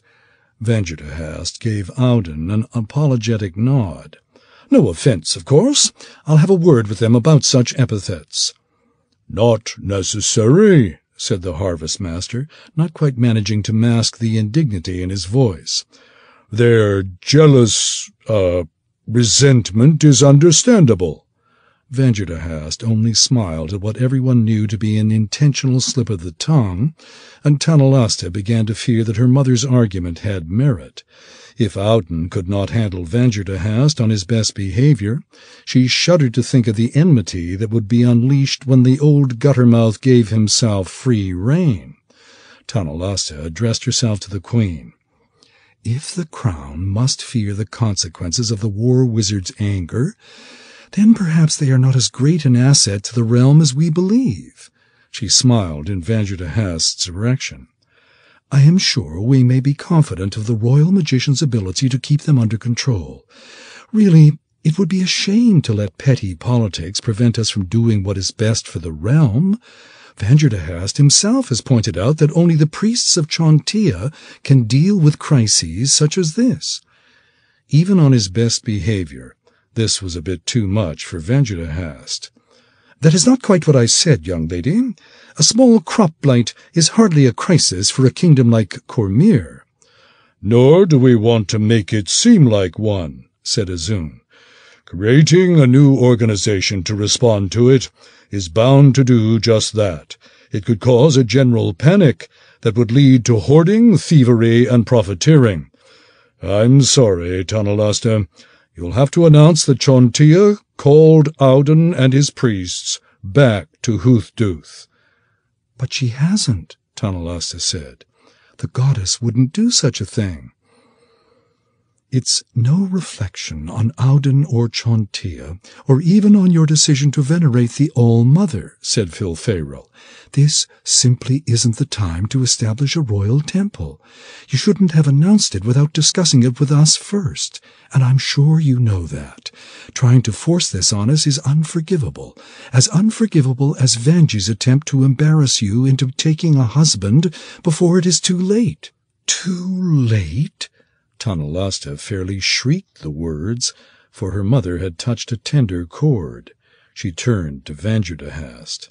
"So that's how it is. You would turn my own parents against me to get what you want." Vanjudahast arched his bushy eyebrows, and something like sorrow seemed to flash in his dark eyes. "I am sorry, milady, but I have no idea what you mean." "A marriage for a royal temple. Is that to be the agreement?" Tanalasta looked to her parents. "If a child is the only thing I am permitted to give the realm, then at least let me do that well. Trust me, it would be better to leave my field fallow than to plough it with a man I do not love." Azun paled and glanced around the stable yard, then, with a few quick nods, signaled the guards to clear it. Filferal's reaction was different. Though her eyes filled with tears, she flashed Tanalasta the same icy glare that had crushed razor-tongued duchesses and iron-willed army marshals. "Your father's decision has nothing to do with anything Vanjudahast may have said." Filferal's voice cracked, but she stepped closer to her daughter and continued in an even harsher tone.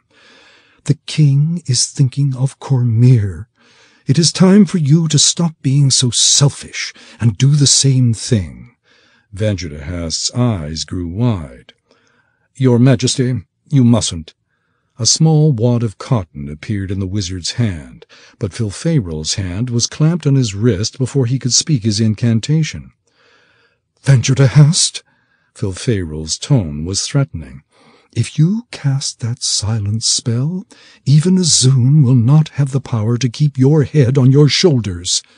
The wad vanished into the wizard's sleeve. "Filferal, I beg you, you're making a mistake." "Perhaps, but she has had 20 years to find a husband she likes." The queen turned back to Tanalasta. "Now she will settle for Donath Marlair." Auden Foley stepped to the queen's side. "Your Majesty, if I may, there is something you should know." "Auden, no!" Tanalasta grasped the harvest master's shoulder and shoved him toward a guard. "This man is dismissed." "Not yet," said the king. He gestured to Auden. "Is there something we should know about Tanalasta's condition?" "Condition, father?" Tanalasta said. "If there were something I thought you should—" "I was talking to Auden," said Azun. Tanalasta glared at the priest furiously. "You heard the king's command?" Auden swallowed hard, then looked back to Azun. "Sire, I think you should know that your daughter thinks of nothing but Cormyr. In fact, when Lady Marlair's invitation arrived at Huthduth, she told me that she would be returning to Cormyr to wed a man she did not love." "Then why isn't she?" demanded Filferal. "I'm afraid that is my fault." Auden looked at his feet. "I advised her that she would be a better queen for Cormyr if she waited until she found a man she loved." Tanalasta had to struggle to keep her surprise hidden, for she had not realized quite how effective a liar the harvest master could be. The truth was that Auden had wished her well, and said that by all accounts Donath Marlair was a fine man. Then she had sneaked out for one last hike and experienced her vision, and there had been no need for Auden Foley to convince the princess of anything. Filferal narrowed her eyes at the harvest-master's explanation. "Under the circumstances, your advice could be considered treason." "Or sound advice." Azun cast a stern eye in the direction of both Filferal and Vanjadahast. "That is for Tanalasta to determine, and Tanalasta alone. What is not for her to decide is the fate of the royal temple. She will announce that Chontia's priests have been called back to Hoothduth." Vanjadahast shook his head vehemently. "But, Your Majesty—" Azun raised his hand. "And we will trust our war wizards to deal with the blight. Even if they take somewhat longer to stop it, the people of Cormyr will take comfort from their presence." Tanalasta's thoughts began to spin. Filferal's harsh words had left her so hurt and disoriented that she found it impossible to concentrate, and she could not help feeling she must have done something terrible to make the queen so angry with her. Nor could she take comfort from Vanjadahast's unexpected support. She had seen his cobra's smile charm too many foes to fall prey to its poison herself. Azun nodded to Auden. "We thank you for coming all this way, Harvest-Master, but you may take your priests and return to Hoothduth. Tanalasta will see to an explanation." Auden's face showed his disappointment, but he bowed deeply to show his obedience, then turned and grasped Tanalasta's hands in farewell. As the Harvest-Master said his goodbyes, his words barely registered, for she suddenly felt her mother's gaze and looked over to see Filferal's pale eyes glaring at her. The ice in the queen's expression caused her to recoil involuntarily, and Tanalasta's earlier fury returned tenfold. No matter what her mother believed, the princess was doing the best thing for Cormyr, and allowing anyone to tell her otherwise would bring disaster down on the kingdom. When Auden started toward the stable, Tanalasta caught him by the arms. "Harvest-Master Foley, the king is wrong. I am not going to explain your departure."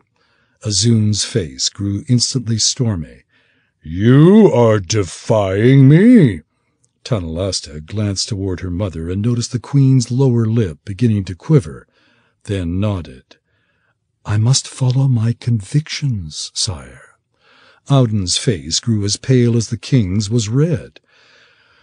"Princess Tanalasta, there is no need to argue." "But there is, Harvest-Master," said Tanalasta. "Cormyr has need of you and your priests, now and in the future." "I am king," Azun said in that even voice he used when he was angered almost beyond control.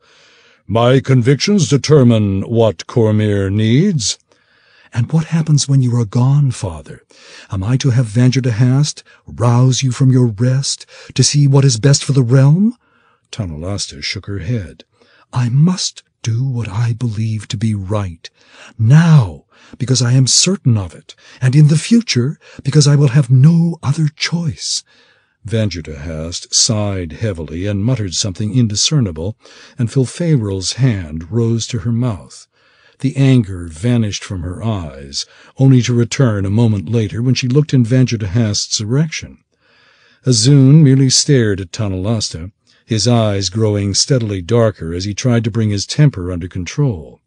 Finally he said, "Perhaps I can spare you that burden, Princess. I have 2 daughters." Tanalasta struggled to keep from staggering back. "I know that." "Good," said the king. "Vanjadahast has been unable to contact Alisair. You will take your priests and ride into the Stonelands to find her.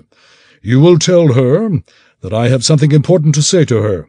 She is to return to Arabel in all possible haste, and she is to guard her life as carefully as that of any crown heir." With that, Azun spun on his heel and marched back toward the manor house, leaving Vangertehast and Filfaro standing gape-mouthed behind him. Tears began to trickle down the queen's face. She started to reach out for Tonalasta, then suddenly pulled her arms back and whirled on the royal magician. "Damn you!" Her voice was calm and even, and all the more frightening. "Damn you for a lying child of Cyric." Vangertehast's shoulders slumped, and he suddenly seemed as old as Cormyr itself. "I told you it was too late," he whispered. The rims of his baggy eyes grew red and wet, and he looked at his wrinkled old arms as though it took a conscious act of will not to grasp the queen's hands. "I'll go with her. I'll be there every step of the way." "Should that comfort me?" The queen glanced again at Tonalasta, then turned and scurried after Azun. Tonalasta stood where she was, trying to puzzle out what had just happened, and felt Auden grasp her arm.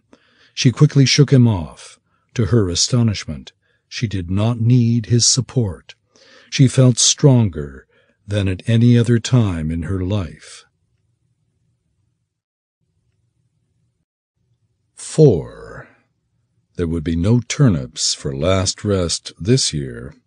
A mat of ash-colored mold covered the field, filling the air with a smell of must and rot so foul that Tonalasta had to cover her mouth to keep from retching.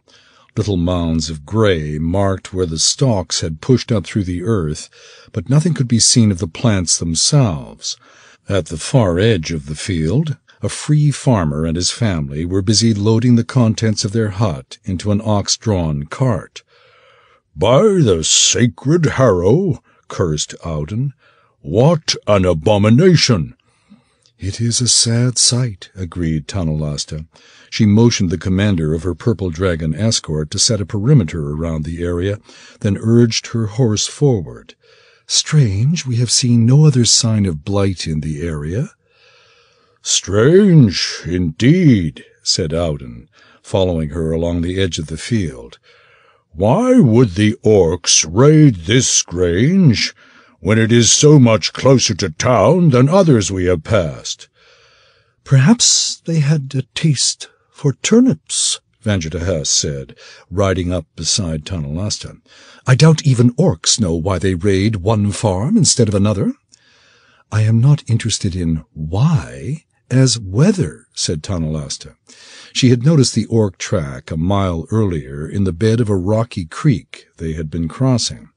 Over Vangertehast's rather feeble objections, the princess had led the company upstream, following a patchy trail of overturned stones and sandy hoof-prints to within a few paces of the blighted field.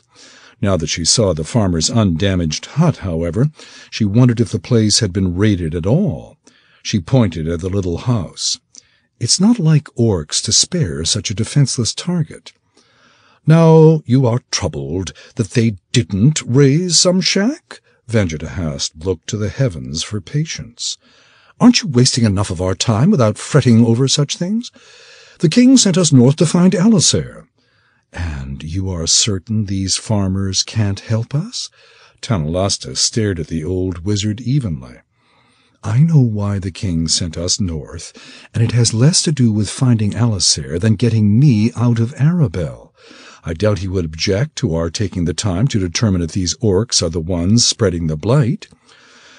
"Very well," Vangertehast sighed, giving up the argument far too easily. "But we won't be going after them." Tonalasta studied the wizard thoughtfully. She had spent the last 2 days alternately trying to puzzle out his game and feeling oddly pleased with herself. She did not know whether her father had been serious about naming a new heir, but she now realized she did not care. As they had ridden out of Arabelle, an unexpected sense of relief came over her, and she took the feeling to mean she had never wanted to rule Cormyr at all.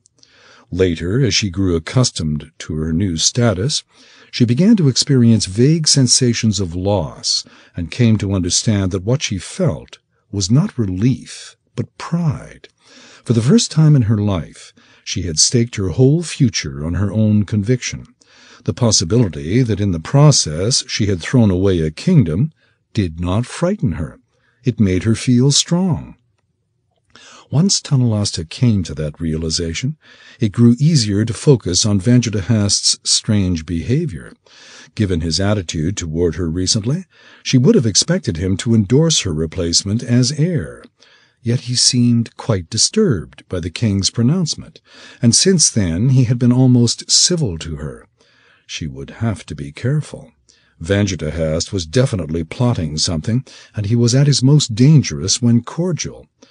After a time, Vanjadahast raised one of his bushy eyebrows and asked, "Well, do we have a bargain, or must I slip you into a bag of holding for the rest of the trip?" "That won't be necessary," Tanalasta replied. "I'm no orc hunter. I only want to find out what they did to this grange." As Tanalasta and her company rounded the corner of the field, the farmer sent his family into the hut, then turned to curtly salute his visitors. Despite his tattered tunic and mane of untrimmed hair, the princess felt certain he had once been a soldier, probably an ex-purple dragon who had accepted a tract of frontier land in lieu of mustering out pay. As she approached the man, Tanalasta slipped her signet ring into her pocket, then returned his salute somewhat awkwardly. As a princess, she normally ignored military protocol, but her company was traveling disguised as a purple dragon patrol.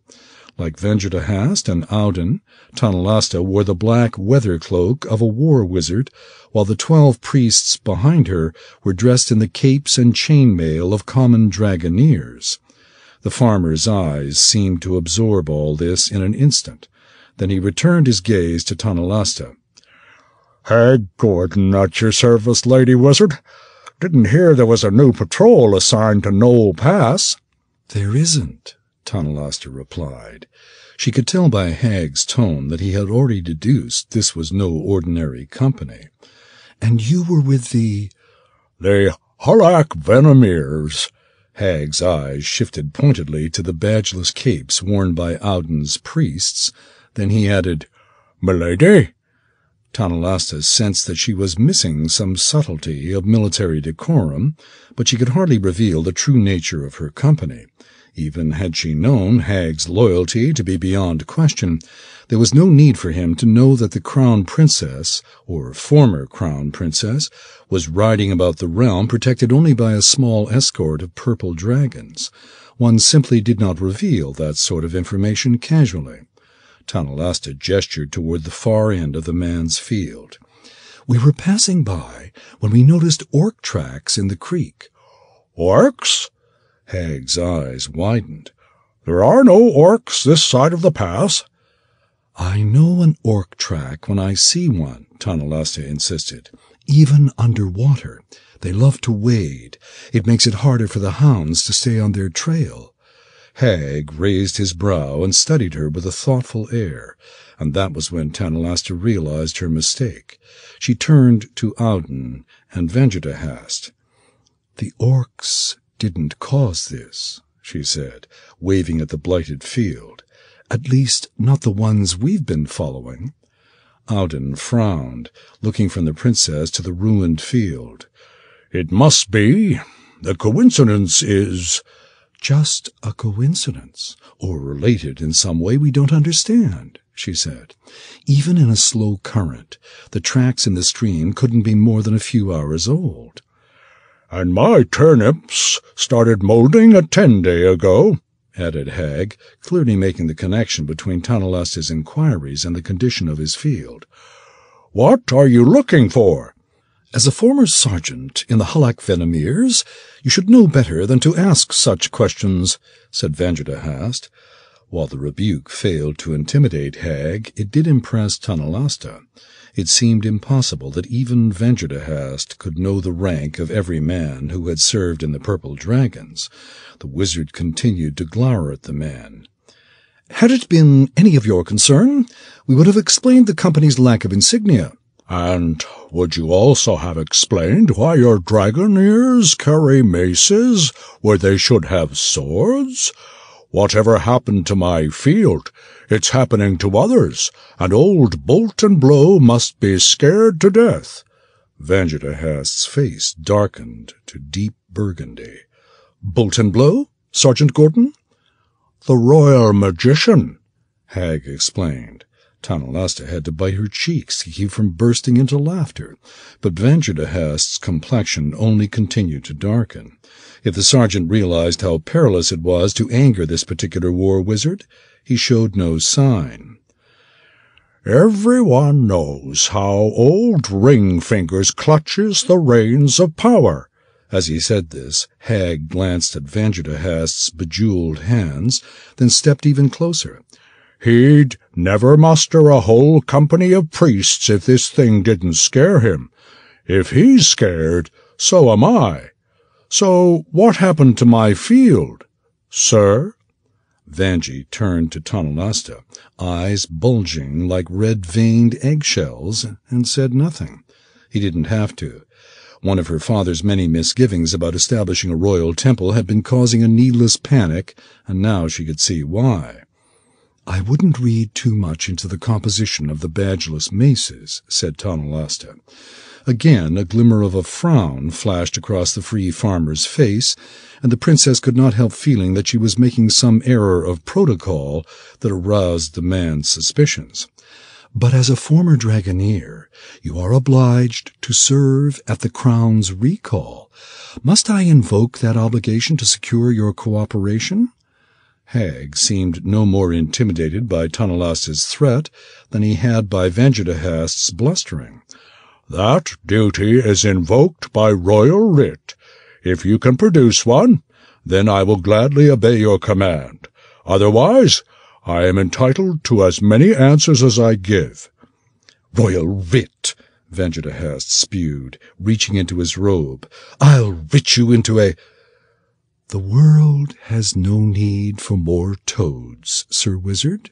Tanalasta motioned for Vanjitahast to hold his attack, then turned back to the stubborn farmer. "While I'm sure we can trust a former dragoneer to hold his tongue, can the same be said for his children?" Tanalasta glanced toward the hut, where the man's family was peering through the cracked door. Hag's eyes lit with sudden comprehension, and he nodded gravely, exactly as the princess had hoped he would. She had not lived nearly 4 decades in the palace of the Purple Dragon without developing at least some talent for making people feel special. Hag gestured toward the nearest corner of his field. "Come with me," he said. "There's something you'll want to see." "Of course." Tanalasta smiled and dismounted, thankful that at least some of her palace experience proved useful outside Suzale. She motioned to Auden and, somewhat reluctantly, Vanjitahast to follow. "Hag, since you have already deduced the true nature of our purple dragons, would you care to have them do what they can to restore your field?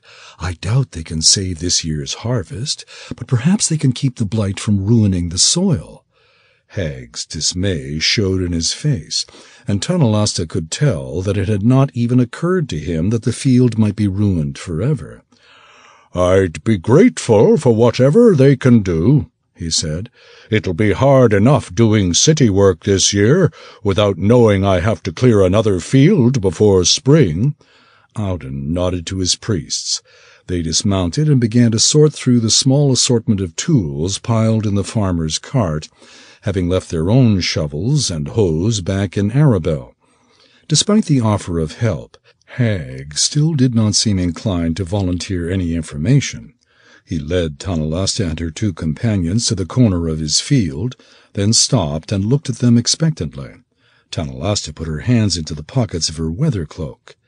"You must swear on your honor as a purple dragon to hold what I tell you in the strictest confidence."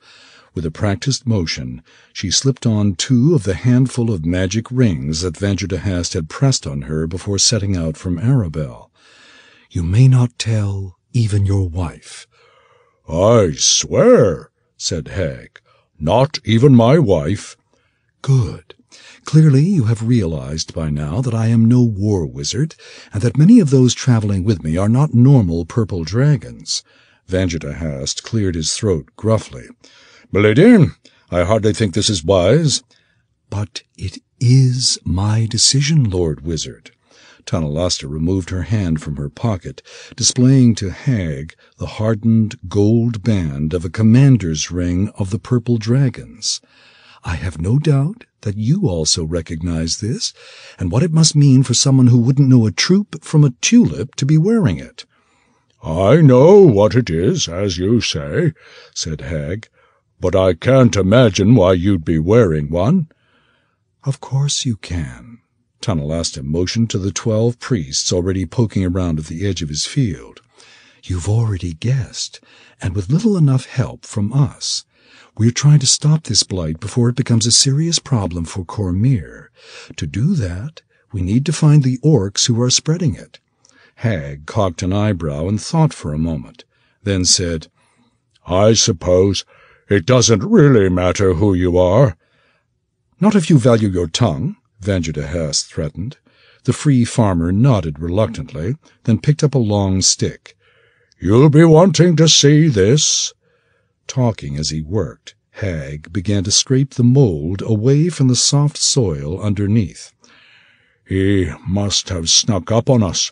The dogs didn't start barking until he was already in the field, and by the time I saw him he was halfway across." "Who?" asked Auden. "Whoever left that." Hag pointed to a track he had uncovered. It was shaped like a man's bare foot, save that it was half again too long, with a narrow line of a claw mark furrowing the ground in front of each toe. "No orc made that track," Tanalasta said. "He looked more like a beggar," said Hag. "A tall beggar, with a huge ragged cape and some sort of tattered hood. I was going to invite him to sleep in the goat shed until he turned and I saw his eyes." "His eyes?" Tanalasta asked. "They were full of blood." Hag hesitated, then added, "And they had to be shining." "Had to be?" Vanjidahast demanded. "Be specific, Sergeant." Hag's bearing grew a touch more proud and upright. "It was dark, Lord Wizard. He was really only a shadow, but I could see his eyes. They weren't bright. It's just that they were the only thing I could really see." "Did he do anything threatening?" asked Tanalasta. Hag flushed. "Not really, but he frightened me all the same. I set my dogs on him. They chased him over to the corner by where you came in, and that was the last I saw of them alive." "How were they killed?" Vanjidahast asked. "I couldn't say. In the morning, my son found them sleeping on the stream bank. They wouldn't wake up." "You sent your son to look for them?" Auden asked. "To call them," Hag said, bristling at the note of disapproval in the harvest-master's voice. "My wife and I were busy in the field." "The blight?" Tanalasta asked. "A diagonal stripe right where he walked. We pulled every turnip within 2 paces of his footsteps, but the whole crop had wilted by evening." Hag gestured at the field. "You know the rest." Auden and Vanjidahast exchanged worried looks. Then the harvest-master said, "It appears I was wrong about the orcs. I'm sorry." Vanjidahast laid a hand on the harvest-master's shoulder. "I wouldn't be too hard on myself. It was only a working theory, and a good one at that." He turned to Hag. "What else can you tell us about this vagabond?" Hag shrugged. "Nothing. He came and went in the night, then everything just died." "Came from where?" Vanjidahast demanded, scanning the rocky farmyard around them. "Went to whence?" "It'll do no good to search for a trail now. There was a good wind 2 days ago," said Hag. "Besides, I looked after Jarl found the dogs dead. The vagabond, or whatever he was, didn't leave any more tracks. Tonalasta studied the surrounding area. The grange was located just a few hundred paces north of the tiny hamlet of Last Rest, near where the mountain ride ascended the foothills of the Stormhorn Mountains into Knoll Pass. The vegetation was alternately scrub willow and thin copses of beech, with plenty of boulders and stones to hint at the difficulty of clearing a pasture.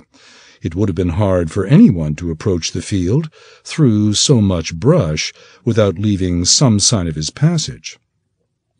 "I'm no scout, but I know how to look for a trail," said Hag, correctly interpreting Tonalasta's scrutiny of the area. "There were no broken twigs, no overturned stones, at least not that amounted to a trail." Vanderhast used his hand to trace a path from the far corner of the field to where they were standing, then turned to continue the line. He was pointing between two massive peaks just to the left of Knoll Pass. "The Stonelands," Tonalasta observed. Vanderhast nodded. "Well, I suppose that's no surprise. Nothing good has ever come from the Stonelands." Auden turned to Hag. "Perhaps we can learn something about this stranger from the death of your dogs. Would you mind if I had a look at them? If you want to dig them up." Hag pointed toward a mound on the far side of his goat shed. Vanderhast frowned and looked to Tonalasta. "I'm sure there is no need to remind you of our mission. We hardly have time to tarry here all afternoon while the good harvest-master digs up those poor creatures." "Of course not," Tonalasta said, starting for her horse and motioning for the others to follow. "You and I will cross the Stormhorns with all due haste. The harvest-master and his priests will stay here to learn what they can from Hag's field, then set off after this vagabond." Now Vanderhast really scowled. "It's hardly necessary to send them back. Either one of us can report—" "Those are my orders," Tonalasta said, "and if you care to argue them, I can simply release the badgeless maces from the king's service. Of course, then I would also have to confiscate their cloaks, leaving them to ride about the realm asking questions and chasing vagabonds without any disguise whatsoever." "You wouldn't." "You think not?" Tonalasta reached her horse and took the reins from the young priest who had been holding it, then swung into the saddle. "Try me." Vanderhast did his best to warp his wrinkled face into a mask of outrage. "The king himself shall hear of this." "I have no doubt. I suspect he might even be expecting it." Trying hard to suppress a smile, Tonalasta turned to Hag. "You have the thanks of the realm, and I hope the priests are able to save your field." Hag bowed low. "And you have my thanks for trying. Rest assured that I shall keep your secrets, all of them." "That is well for you," growled Vanderhast, hoisting himself into his saddle. "You may be certain that I will be listening." Hag bowed again, and this time his face had finally grown pale with intimidation. Tonalasta said her farewells to Auden, promising to meet him in Arabel within the space of 2 10-days, then signaled the real purple dragons to close the perimeter and resume their marching order. As they rode down the creek toward the ford where Tonalasta had first noticed the orc tracks, Vanderhast splashed up beside the princess and said, "You should know, I'm serious about contacting your father. You can't keep flouting his wishes and expect him to forgive you." "I'm more concerned about these orcs running around loose than my father's forgiveness." Tonalasta gestured at the stream bed. "Have you sent word to Castle Crag about them?" Certainly." "Really, Vanderhast?" Vanderhast's cheeks reddened above his beard. "I'm confident Lord Commander Tallsword has already sent a patrol to track them down." "I'm sure he has."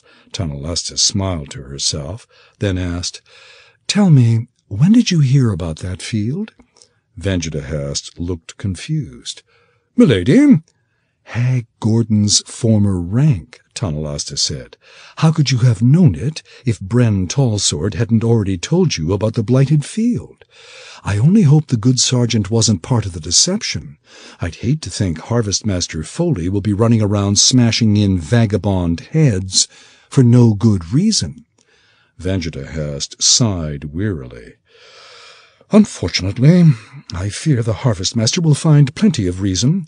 Bren Tallsword told me about the Gordon field 3 days ago, but today was the first I had heard about the vagabond. And yes, I have already contacted the Lord Commander and told him to watch for the man."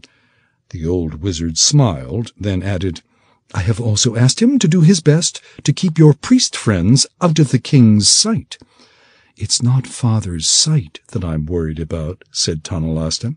"He has ears in as many places as you do." Vanjitahast regarded her doubtfully. "A princess shouldn't exaggerate." "What makes you think I am?" Tonalasta laughed.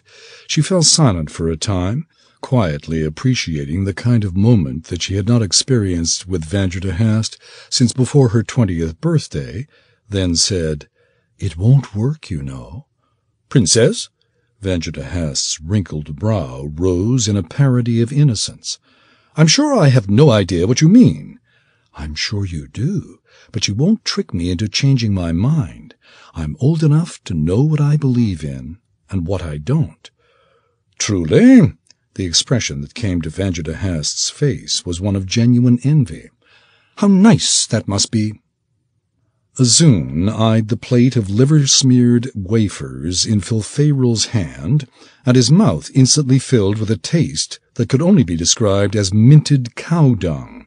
He and the Queen were attending their 5th reception in as many days, this one at the overdone mansion of the powerful Misrim merchant family, and he had grown so weary of the local delicacy that he could not even look at it without his gorge rising. Pretending to listen earnestly to young Count Bella's suggestion that the Crown establish a system of cobble-paved merchant roads across the realm, Azun caught his wife's eye and turned his head ever so slightly, signaling her to be rid of the ghastly stuff.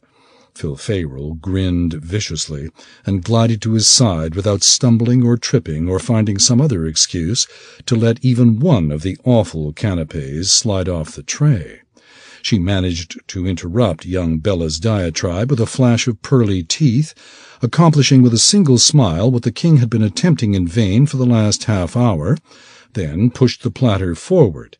The smell of minted grease filled Azun's nose, and he suddenly felt so ill that it took an act of will to keep his wine-glass in his hand. "Liver paste, my dear?" Filfayrul asked. "It's quail." "Loved one."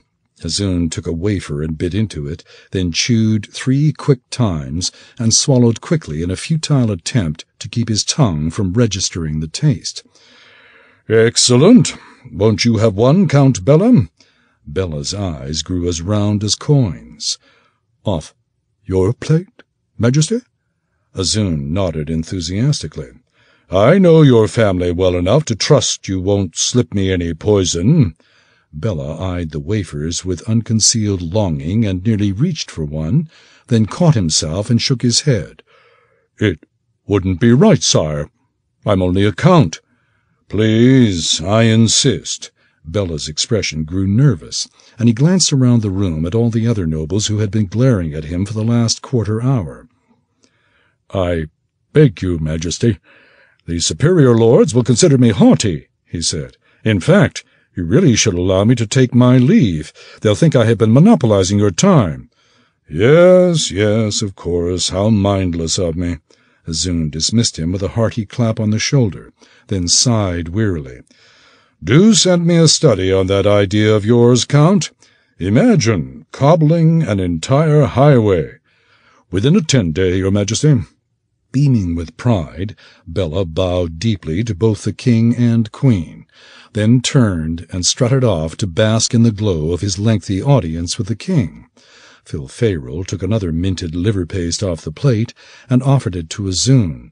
He accepted the wafer with a smile, but held it between 2 fingers and allowed himself a generous swig of wine, trying to wash the lingering taste of the last one from his mouth. Eat up, my dear, urged Filferal. You wouldn't want our hosts to think you fear poison.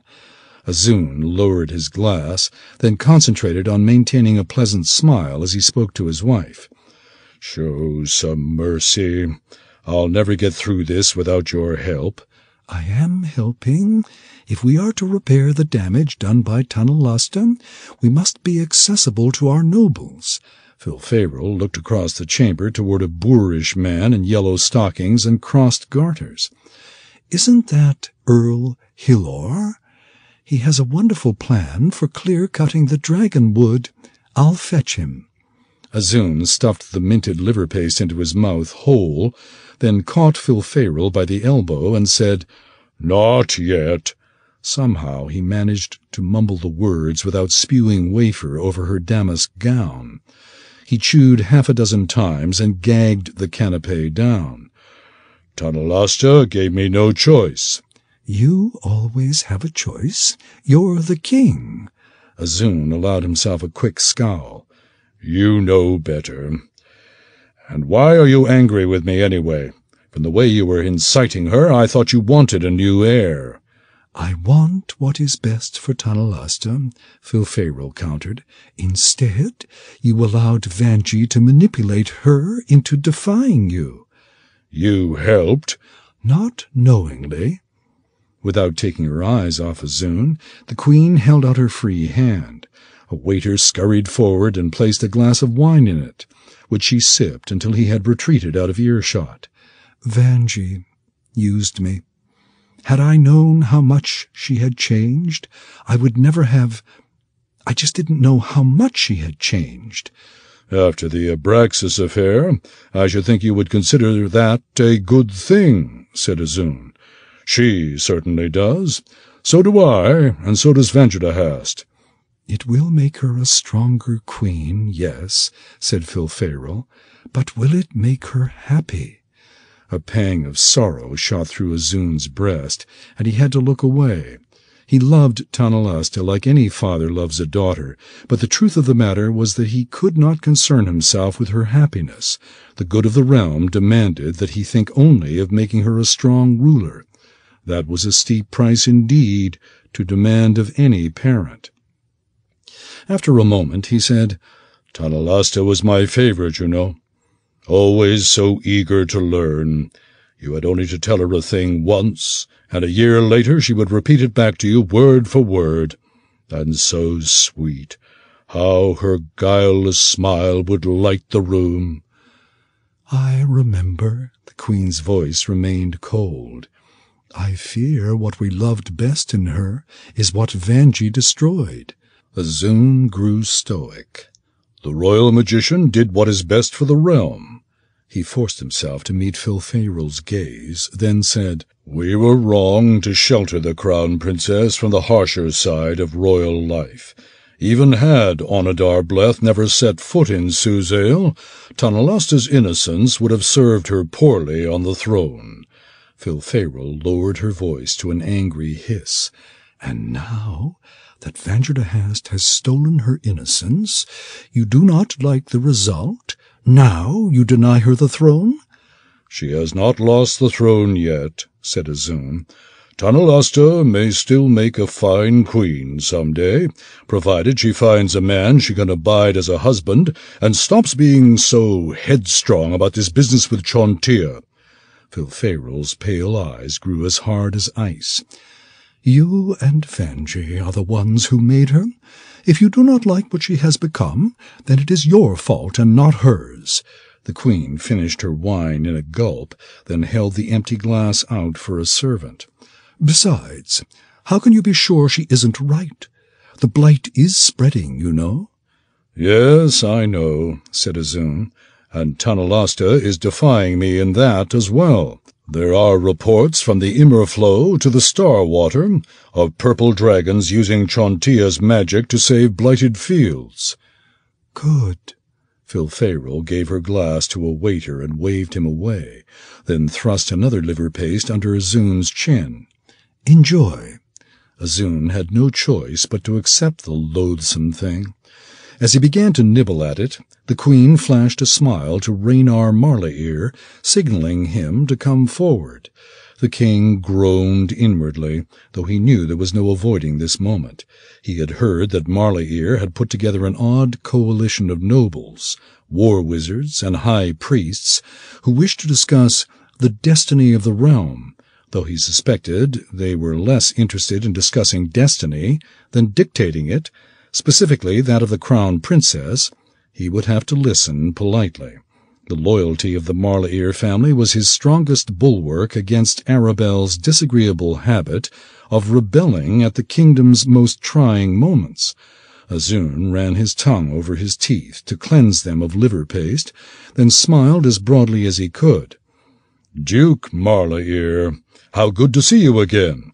I trust Lady Marlaeir is feeling better." "Sadly, no," Raynar answered curtly. "She is still bedridden with ague, or else she would certainly be in attendance today." They had exchanged similar greetings on each of the previous 4 days.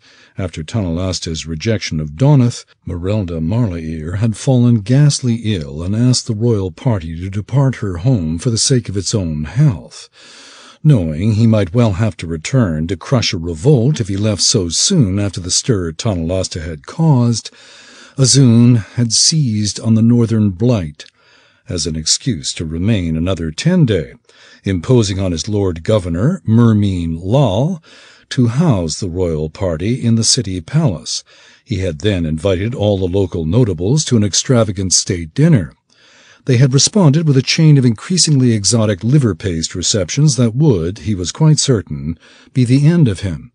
Of course, Lady Marlaeir had been too ill to attend any of the events, and Azun was quite certain she would continue to be ill until a day or 2 after he left.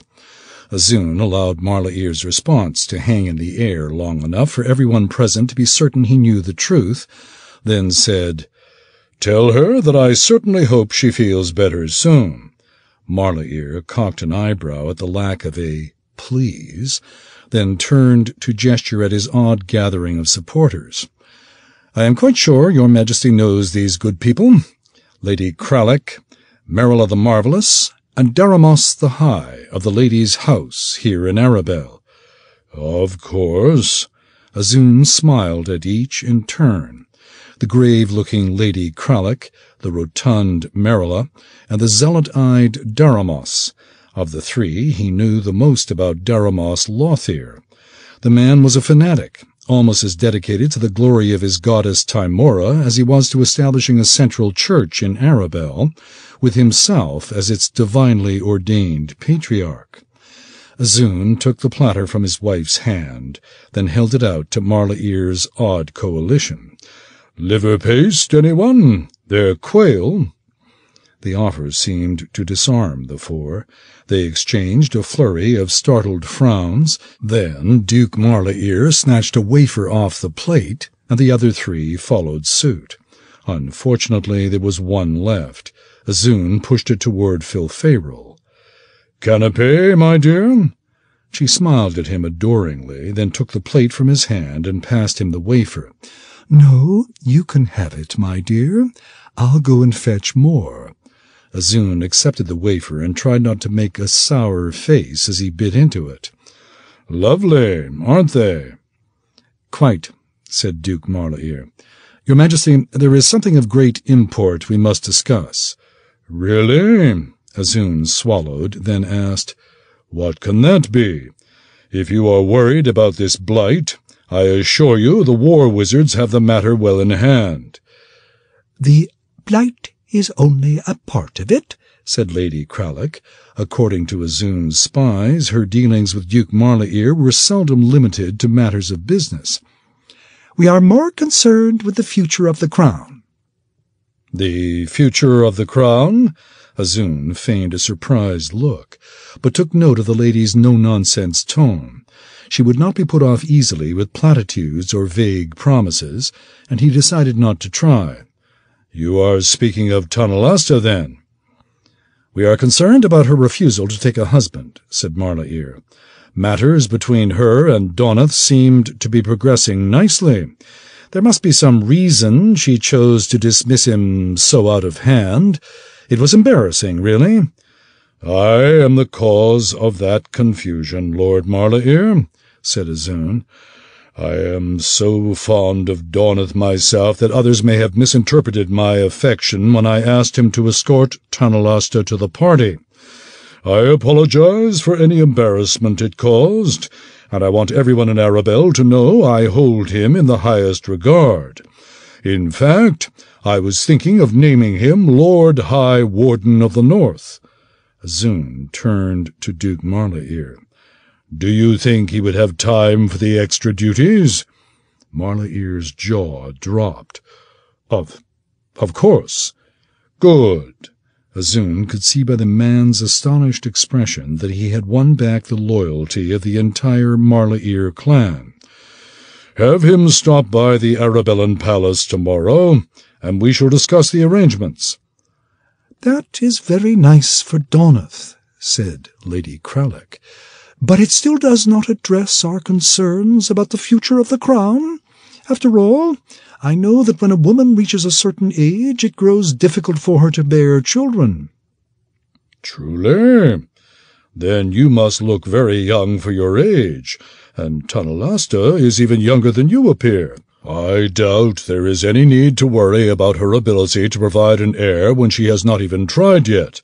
Or, if she has not seen fit to tell her father about it.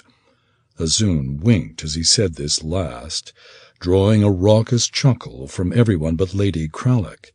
He looked away, trying to catch the eye of some other notable before his growing irritation with the woman got the best of him. If that is all you are worried about, the king continued, I believe I see— There is another matter, Majesty, interrupted Marilla. The wizard did not wait for an acknowledgment before continuing. This unfortunate business of the royal temple. Perhaps the princess has not given thought to the question of where the loyalties of her royal priests might lie. A servant with two masters cannot help having divided loyalties. And yet the realm might benefit immensely by courting the blessing of the gods, said Daramos. Tymora has always shown great favor to Cormyr. Had she not taken refuge here during the time of troubles, surely the realm would have suffered more than it did. No one can argue that her presence proved a blessing, agreed Azun, but I hardly think that calls for a royal temple. The veins in Daramos's eyes grew as wide as string, and before Azun could finish what he had been about to say, the high priest burst into a fit of righteous indignation. After the kindness Tymora showed your kingdom, you would insult her by establishing a royal temple to Chontia instead? Daramos backed away, his face trembling and turning crimson with a zealot's rage. Do not anger the lady, little king. Fortune has two faces, and only one is pretty. The threat silenced the reception almost instantly, and a trio of bodyguards stepped forward to flank the high priest. This is what I was talking about, Majesty, said Marilla. As the wizard spoke, he was returning a small glass rod to the sleeve pocket inside his cloak. Apparently he had feared for a moment that Daramos was actually deranged enough to attack the king. Priests cannot be trusted. They must beg their spells from their gods, and so they always serve at the pleasure of those fickle masters. We thank you for your opinion, Marilla. Silently, Azun cursed Daramos's outburst and wondered just how obsessed the man was. Because of the goddess Tymora's stay during the time of troubles, the lady's house had almost as much power in Arabelle as did his own governing lord, and it simply would not do to have Daramos Lothair angry, not unless Azun wanted to crush another Arabellan revolt. He waved the guards back, then said, The Lord High Priest's point is well taken. Though the princess and I have had little time to discuss the matter, there will be no royal temple in Cormyr, to Chontia or anyone else. The redness began to drain from Daramos's face, but the man looked far from calm. Of course, you are right about the other gods, Majesty, but Tymora has blessed the Oberskirs for more than 1,000 years. Which is why I would never dishonor her by establishing a royal temple, said Azun. Daramos looked confused. Dishonor her? Tymora took refuge here in Arabel during the time of troubles, but the capital of Cormyr is Suzail, Azun said. I cannot help but think it would offend her to establish a greater temple in the south. I was under the impression that she wished your own temple to be the center of her faith. Daramos's eyes lit in alarm. I see what you mean, Majesty. Azun shrugged sadly, then turned to Marilla. I am afraid you are right, Marilla.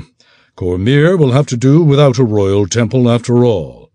A wry smile came to the wizard's lips, and he said, Then I guess you have only the war wizards to rely upon for your magic. It would appear so, Azun replied. It is a good thing for the realm that they have proven themselves so many times through the ages. I would hate to think what might become of Cormyr without them. It would be a travesty, undoubtedly, said Lady Krallick. Which brings us back to the question of Tanalasta. There will be no royal temple while you reign, Majesty, but what of when you are gone? May that be 100 years from now? Azun forced a smile and turned to the Duchess. Lady Krallick, you are so bad at guessing ages that I am beginning to think your eyes have grown weak, he joked, trying to guess what it would take to placate her. Even with the many blessings of Daramos's goddess, I doubt I will see another 20 years. Which is all the more reason to answer my question now. As Lady Krallick spoke, she stepped aside to make room in the conversation circle for Filfayro, who was returning with a fresh platter of minted liver paste. Of late, Tanalasta has proven herself to be a most intelligent and strong-willed princess. I doubt very much that even you could bend her to your will from the grave. What do you intend to do about that? Yes, Azun, said Filfayro, offering the canapé platter to Marla-Ear and the others. What will you do then? Azun glanced around the little group and saw that despite the concessions he had made already, he would find no help from them. Tanalasta had returned from Hoothduth, stronger and full of her own ideas, and that scared them far more than the possibility of someone like Onadar Bleth ruling from the shadow of her skirts. It scared him, too. While I am king, I'll rule the way I think best, and that includes choosing a fit heir, he said, waving off the canapés. Once I have chosen, it will be up to Cormyr to live with her queen. Filfayro smiled, then thrust the platter into the Lady Krallick's astonished hands. "Will you have someone take these away?" she said. "The king hates minted liver paste." 5. A searing wind full of grit and ash howled south out of the Stonelands, rolling up the northern face of the storm horns in throat-scorching clouds as thick as fog. Through the haze came the distant clang of sword on sword, and voices cursing in guttural Orcish and civilized common. Tanalasta could sometimes glimpse small grey figures scurrying about, hacking and slashing at one another. She recognized the stooped postures of orcs pressing the attack, and the more upright forms of men defending an egg-shaped ring of blocky shapes that could only be wagons. The orcs had caught the caravan at the edge of the plain, where the Stonebolt Trail descended out of the mountains to start across the empty barrens toward Shadowdale.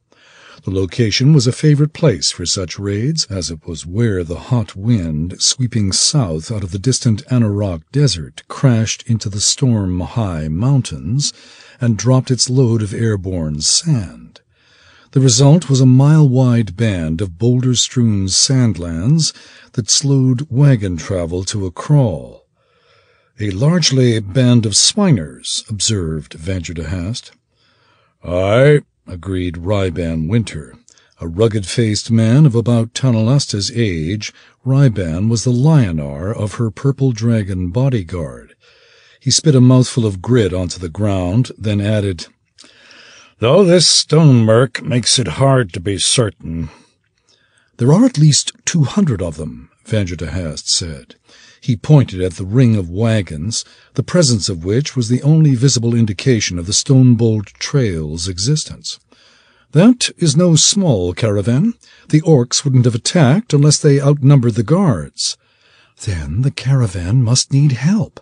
Tanalasta turned to the royal magician and added, "Are we going to do something? Or is this just another of your ruses, Vanderhast?" "What could I hope to gain by something like this?" Vanderhast cast her a menacing glance, then turned to Ryban. "Take the princess and go around. I'll scare the swiners off and join you in an hour." "Scare them off?" Tanalasta asked. "And let them attack some other caravan? I think not. We'll destroy that orc band now before it gets to be an army." Vanderhast scowled. "That is easier for a princess to say than a wizard to do. Even I can't kill that many orcs without getting the caravaneers, too." "You don't have to," said Tanalasta. "We have 25 purple dragons with us. Lionar Ryban will stay here on the mountains with 20 men, while we ride around behind the orcs and drive them up the hill away from the caravan." Ryban looked doubtful. 200 against 20? In this murk?" "The murk will be to your advantage. The orcs won't know how many of you there are," Tanalasta said. "You need only slow them long enough for Vanji to come up from behind. Then you'll want to ride fast and furious anyway. I really don't see you sticking around to fire more than a volley or two of arrows." Ryban raised his brow and turned to Vanderhast. "No," said the wizard. "Too much can go wrong. We can't take the risk, not with the princess here." A cry arose from the battlefield, and Tanalasta glimpsed a dozen orc silhouettes pushing a caravan dray onto its side. A trio of men jumped out from behind the toppled wagon and laid into their foes with sword and spell. Then the scene vanished into the stone murk. "Would Alisair settle for just scaring them off?" Tanalasta asked. "You are not Alisair." "And I am no longer the crown princess," Tanalasta said, prompting a startled look from Ryban. "We could talk all day about what I am not, but that will not stop those orcs."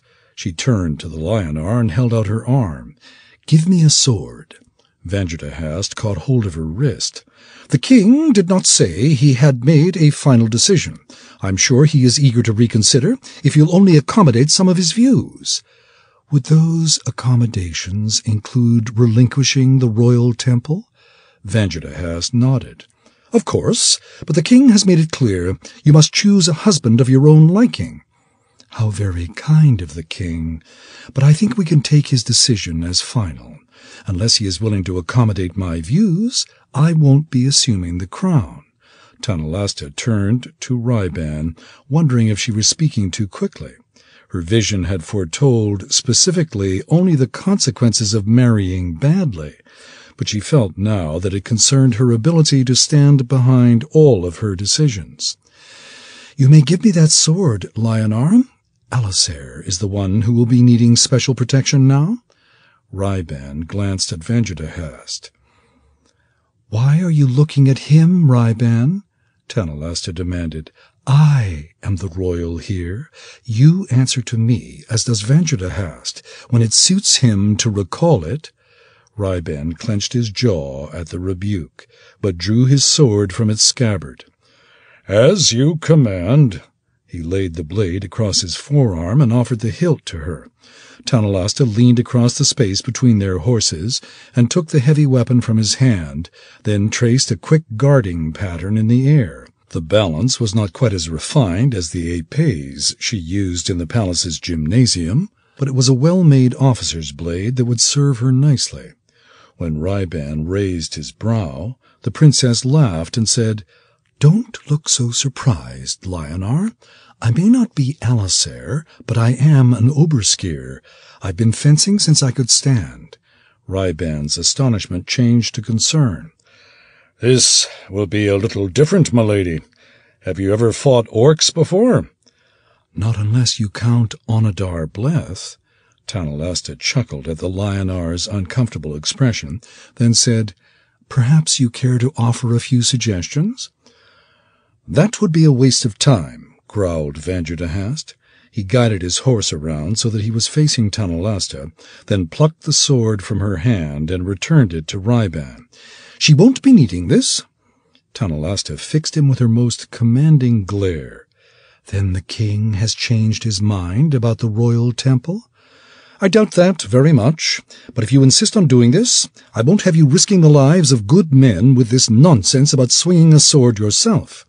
The wizard angled a gnarled finger down across the hillside to where a high outcropping of granite overlooked the west side of the battlefield and said, "You will wait down there with 5 of Ryban's best men.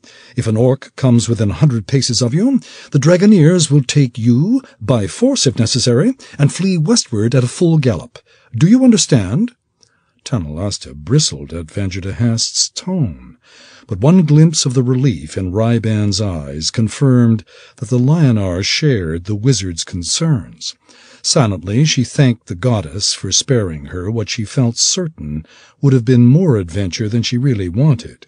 Though Tanalasta was determined to play the reckless princess and force Vanderhast's hand, she was also smart enough to realize that 10-to-1 odds might be a bit ambitious for her first battle, even with the royal magician along to even things out. Putting on a defiant air, Tanalasta turned to the Lionar. "Is that your recommendation as well, Lionar?" "It is," he said. "No offense to your fencing skill, princess, but swiners don't play by the rules. Your presence would be a burden on us all." Tanalasta let her shoulders slump. "Very well." Her disappointment was not entirely feigned, for she had often envied the marvelous combat tales her younger sister brought home from each journey into the Stonelands. "You may send 2 men to accompany me. If I am not to take part in the fighting, you will have greater need of the extra swords than I." Vanderhast scowled at this reduction of guards, but reluctantly held his tongue and nodded toward her saddlebags. "You have the rod and bracers I gave you?" he asked. "And the rings as well?" Tanalasta put her hand into her cloak pocket and found the rings in their special pouches, then slipped them on. "Don't worry. I'll take every precaution." She waved her fingers to display the rings. "I wouldn't want anyone to trouble themselves about me. In fact, I can even recall that spell you taught me to keep bears at bay." Vanderhast looked surprised. "And it is prepared to use?" "If I must." Tanalasta ran her hands through the necessary gestures. "You see, our time together wasn't altogether wasted." "Life never ceases to be a wonder, even at my age." Vanderhast shook his head in amazement. "Perhaps we'll make a war wizard of you yet, if you remain determined not to be queen." With that, the royal magician turned his horse away and galloped off to circle around behind the battle. Ryban quickly sent 3 purple dragons along to offer hand-to-hand support, then assigned a pair of riders to escort Tanalasta. Tanalasta and her companions dismounted and led their horses across the slope on foot. The foothills were as barren as the sandlands below, save that the ground here was as jagged and rocky as the heart of the Stonelands, and any orc who happened to glance up at a clear moment would see a trio of riders crossing the hillside. Proceeding on foot hardly guaranteed that this would not happen, but at least they would be harder to notice with a lower profile. The princess did not worry at all about the clatter their horses made on the rocky ground. Even she could barely hear it above all the clanging and shouting below. As Tanalasta approached her assigned station, the stone murk grew steadily thinner, and she realized Vanderhast had not chosen her post solely to keep her out of harm's way. While the outcropping dropped away in a sheer cliff on its 3 downhill sides, it was also close enough to the fighting to offer a good view of the battle. She guessed there were close to 250 stoop-backed figures trying to clamber over an irregular oval of toppled and burning wagons. Inside this defensive barrier stood no more than 50 caravan guards, hacking at their attackers with swords, axes, and the occasional lightning bolt or flame tongue, struggling to defend a small knot of women, children, and cursing merchants huddled together in the center of the circle. Several women and most of the merchants were clutching wooden spears, ready to charge any swiners that broke through the guards' perimeter. Judging by the number of bodies, both human and orc, that lay scattered across the tiny circle, they had been called upon several times already. The princess saw no signs of dray beasts. The creatures had either been cut free or dragged away by the orcs. The trio tethered their horses out of sight behind the rim of the cliff. Tanalasta opened her saddlebags, slipped her bracers onto her wrists, and grabbed her little black baton, then led the way forward on hands and knees. Though she had never had occasion to use either the bracers or the baton before, she had practiced with them a few times and knew how to use their magic. She considered it a testament to the danger of the Stonelands that before leaving Arabel, Vanjadahast had made a point of requisitioning so much magic for her from the armory of the purple dragons. When he had dropped her off in Hoothduth, he had given her nothing more than a magic dagger, no doubt because he had expected her to contact him within a 10-day and demand to be instantly teleported home. Only the determination to prove him wrong had given her the strength to abide that first month of boredom before she had discovered the joy of hard, honest work. The princess reached the rim of the cliff to find a stream of orcs pouring between two toppled wagons, stampeding over the fallen bodies of 4 burly caravan guards. A quavering battle yell rose from the women and merchants huddled together in the center of the circle, and they edged forward to meet their foes. Tanalasta fingered her signet ring, then pictured the royal magician's face inside her mind. Vanjadahast? He came into view, a faint gray silhouette 200 paces beyond the caravan, rising from behind a sandy ridge, swinging a wooden staff over his head and flinging a ball of fire into the air. The sphere arced over the wagons and crashed down in the heart of the orcs' charge, licking out around their crooked legs and curling skyward in a flash of scarlet. The swiners disintegrated into columns of sooty black smoke and writhing heaps of ash, and on the wind came the anguished squeals of the dying. A trio of blackened swiners stumbled from the conflagration, haloed in fumes and flame. A swarm of women and merchants were on them instantly, thrusting and jabbing with their spears until the orcs collapsed in burning heaps. "Yes?" Vanjadahast's voice came to Tanalasta inside her head. "I'm rather busy now, if it isn't important." The wizard leveled his staff, and 6 forks of lightning struck down a mob of orcs trying to overturn a heavy wagon. On the opposite side of the circle, Tanalasta noticed another throng about to overpower a trio of weary caravan guards. "Trouble on the right. Your left." Tanalasta spoke the words within her head. "About halfway down. I can see everything from up here." "Of course.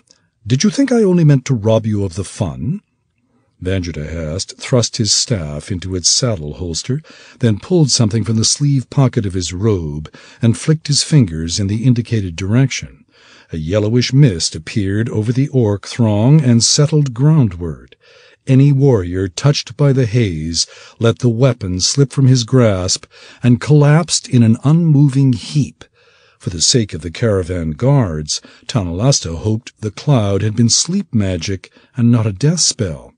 The support riders finally appeared behind Vanjadahast, their bodies pressed tight to the necks of their galloping mounts, as the beasts struggled in vain to keep pace with the royal magician's peerless stallion. The men carried swords in their hands and wore bucklers fastened to their arms, but it seemed to Tanalasta that by the time they caught the wizard, their poor horses would be too exhausted to carry the fight. As Vanjidahast closed to within 100 paces of the battle, he drew his staff from its holster again. He tucked the back end under his arm and began to swing the tip back and forth, casting crackling bolts of lightning down one side of the wagon circle and sizzling meteors along the other. Orcs dropped by the dozens, and soon the ones at his end of the circle began to fall back in confusion. The weary caravan guards paused long enough to glance in his direction and raise their swords in thanks, then rushed to help their hard-pressed companions closer to Tanalasta's end of the fight. It did not take the angry orcs long to determine the source of their trouble. As Vanjidahast closed to within 70 paces of the wagons, a large swiner on the right began squealing commands and shoving his fellows toward the charging wizard. Ignoring the constant stream of death flying at them from the end of Vanjidahast's staff, more than 50 orc warriors streamed forward to place themselves between the royal magician and the caravan. Vanjidahast veered off to attack from another angle. "Wrong way," Tanalasta warned. "The leader's on the other side. If you can—" "I know what to do." Vanjidahast's retort was labored. "I was winning battles for Cormyr before your father was king." The royal magician reined his horse around, angling across the plain toward the opposite side of the caravan. A boisterous cheer rose from the orcs who had gathered to stop him, but Vanjidahast quickly demonstrated their error by lobbing a fireball into their midst. The wizard's support riders cut the corner and finally caught up to their ward, taking positions to the rear and on both flanks. The orc leader glared in Vanjidahast's direction, then pushed more of its fellows forward and scurried off at an angle. When the wizard did not adjust his course, Tanalasta realized that either his view was blocked or he was having trouble separating the leader from the orcs around it. "A pie slice to the right," Tanalasta ordered. "A pie slice?" Despite his mocking tone, the wizard reined his horse hard to the right. "I said a slice, not a whole quarter," Tanalasta corrected.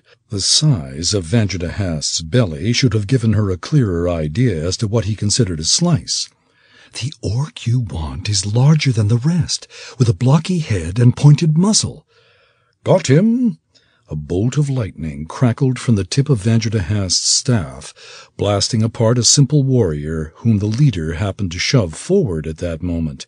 The commander hurled himself to the ground and disappeared into the swirl around him. The wizard loosed another spell from his staff, engulfing the entire area in a huge fireball. Vanjidahast and his companions reached the wall of swords and tusks the leader had been shoving forward to stop them. The wizard paid the Swiners no attention at all, simply urging his mount onward as orcish steel shattered against his horse's breast. His companions, lacking his magic shielding, had to rely upon more conventional defenses, pushing through the wall in a flurry of slashing blades and flashing hooves. Once they were past, Vanjidahast wheeled around long enough to spray the orc wall with a stream of flame, then worked his way toward the wagons at a walk, scattering orcs before him with bolt and flame, and sometimes with a mere wave of the staff. The wizard's escorts had nothing to do but sit on their horses and look mean. Their foes did not dare approach close enough to engage. The caravan guards were just starting to drag a wagon aside to let Vanjidahast into the circle when Tanalasta noticed the orc commander crouching behind a small boulder, wetting the tips of several long spears in an earthenware vessel. A handful of orc warriors were peering over the top of the boulder, nervously watching Vanjidahast and holding the spears their leader had already dipped. "Vanji, the leader's still alive," Tanalasta warned. "Behind you, about 20 paces, a little to the left." The wizard stopped his horse and gestured for the merchants to close their perimeter. "Small slice or a large one?" "About an eighth of the pie," Tanalasta replied. "Behind that boulder where they're bunching up. Be careful. They've got spears, and they're dipping the tips in something." Vanjidahast's only reply was a chuckle. He returned his war staff to its saddle holster, then took the shield from one of his support riders and passed his hand over it. Tanalasta could not see what he was sprinkling on it, but she did see his lips moving as he uttered the incantation. The orcs began to regain their wits, forming a broad semicircle around Vanjerdahast and his 3 companions. Vanjerdahast paid them no attention, continuing to pass his hand over the buckler and mouth arcane syllables. This seemed to distress his foes far more than his death-flinging staff, a fact Tanalasta suspected the wizard of intentionally playing up. While he undoubtedly knew many spells that took this long to cast, he was far too cunning to use one in the middle of a combat. A nervous squalling began to arise from the ranks of the orcs. Twice a handful of brave warriors attempted to initiate a general charge, only to stop dead in their tracks the moment the royal magician looked in their direction. At last, Vanjerdahast pressed his hand to the face of the shield and fell silent. "I take it Rai-Ban and his company are ready?" Tanalasta glanced up the slope, where she could barely see the silhouettes of Rai-Ban and his purple dragons. They were spread across the crest of the hill with their horsebows in hand, and their quivers hanging from their saddle horns. To a man, they were craning their necks toward the plain, peering through the stone-murk to track what little they could of the battle's progress. "They're ready," Tanalasta said. "You might even say eager." Vanjerdahast nodded, then began to swing the shield back and forth, as though he were a water diviner seeking the best place to dig a well. Each time the shield swung past, the orcs in the semicircle would mewl in alarm and cower on the ground. Then, once it had drifted past, they would leap to their feet and make a great show of shouting and waving their swords at the wizard. Unfortunately, the rest of the tribe was experiencing no such reluctance. Axe-wielding warriors were slowly returning to the sections of perimeter Vanjerdahast had cleared earlier, while the orcs at Tanalasta's end of the caravan seemed to be hurling themselves at the wagons more ferociously than ever. Already Tanalasta could see exhausted guards kneeling in wagon beds or bracing themselves against the wheels, using both hands to swing swords that even she could have wielded with one hand. Tanalasta was about to urge Vanjerdahast to get on with the attack when she glimpsed a large bird streaking out of the western sky. The creature was a mere blur in the stone-murk, and the princess could tell little about it, save that it appeared far larger than any eagle she had ever seen, and flew faster than a falcon on the hunt. It descended in a steep dive, then suddenly circled away from the battle and vanished behind a sandy ridge. "What was that thing?" Tanalasta asked. "What thing?" asked one of her guards. "Didn't you see it?" She pointed in the direction the bird had vanished. "It was a huge bird, twice the size of an eagle, and fast, very fast." "Probably just a vulture, Princess," said the second guard. "They're drawn to the smell of battle."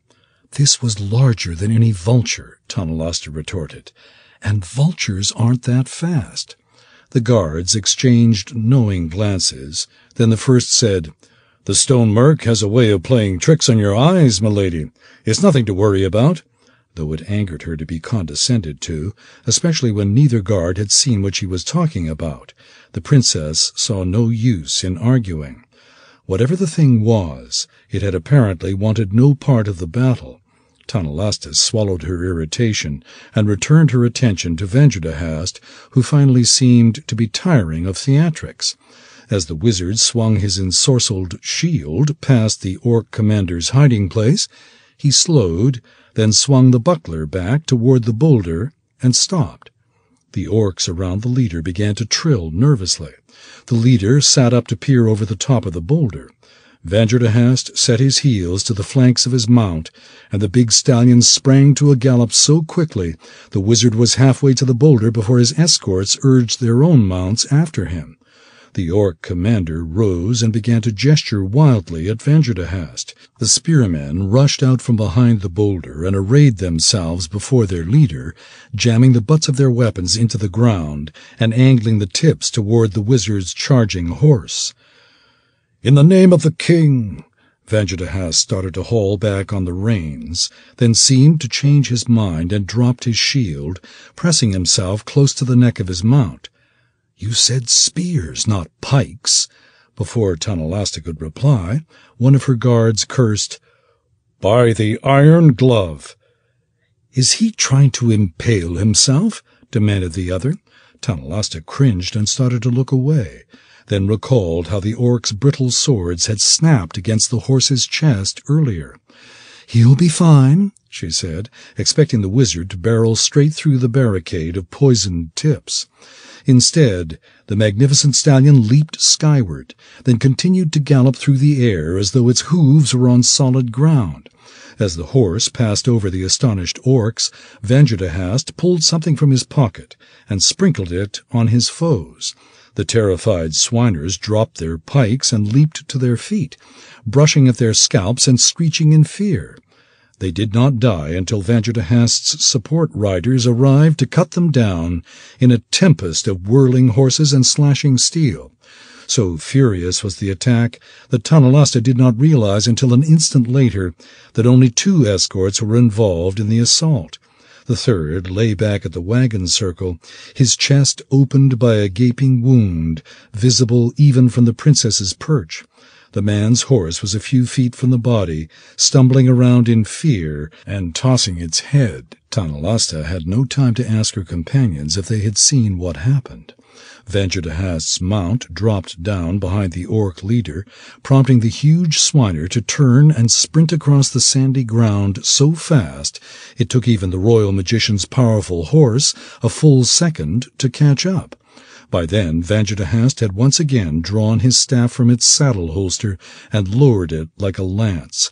Tanalasta expected to see some spell blast the orc's skull into a spray of blood and bone, but Vanjadahast simply aimed his lance at the back of his quarry's head and allowed the momentum of his charge to drive it home.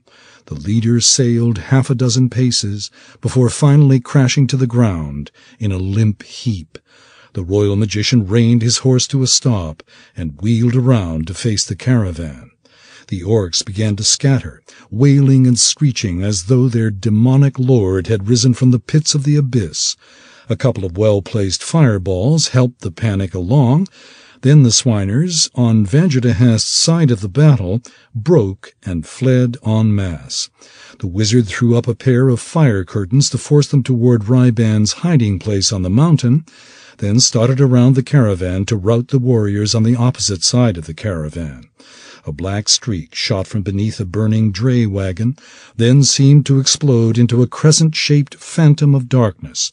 Before Tanalasta registered that this was the same huge bird she had seen earlier, the shadow sprang into the air and struck one of Vanjadahast's escorts full in the flank.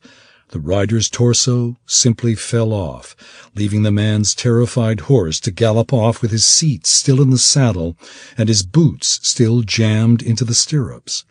The phantom was on the second escort, even as the man turned to see what had become of his companion. The dragoneer vanished beneath the thing's black wings, still struggling to bring his sword around. His horse emerged an instant later, saddle gone, and blood pouring from 3 long gashes in its flank. "Helm, guard us," gasped one of Tanalasta's guards. "What is that thing?" "You called it a vulture," Tanalasta remarked bitterly. When Vanjadahast continued forward, oblivious to what had just happened behind him, she pictured his face in her mind. "Vanjadahast, behind you! It's some sort of demon or—" Tanalasta did not finish, for even as she sent the warning, the phantom was spinning to look in her direction. The thing seemed a grotesque fusion of woman and wasp, with a powerful torso, impossibly small waist, and long, stick-like limbs folded into inhuman shapes. Its hair was as smoky and black as its eyes were white and blazing, and the princess could just make out the crescent of a yellow-fanged smile. "Tanalasta, stay still." The princess glanced back to Vanjadahast and saw the wizard struggling to wheel his galloping horse around. He leveled his staff at the phantom and unleashed a brilliant bolt of emerald light, but the creature was already launching itself into the air. The streak blasted to ground where the thing had been half an instant before, hurling the mangled remains of the second rider in every direction. The phantom's wings pounded the air, catapulting it over the caravan toward Tanalasta's hiding place. Already the princess could see a pair of naked female breasts and 10 ebony talons curling from the ends of the thing's slender fingers. A small flaming orb sizzled up from Vajrahast's direction to strike the creature full in the flank. It veered slightly, then lowered its dark wings and streaked away, leaving the wizard's sphere to explode into a roiling ball of flame. As the thing drew closer, the princess could make out the narrow blade of a nose and a long, haggish chin smeared with red gore. An unaccustomed fury rose up inside Tanalasta, and suddenly she could think of little more than slaying her foe. She jumped to her feet and thrust a hand into her cloak pocket, in her excitement fumbling for the steel peacemaker's rod Vanjardahast had given her. To her amazement, she felt no fear at all, only a thrilling bloodlust that filled her with a strange euphoria and muddled her thoughts. Could this be the battle rapture Alisair was always talking about?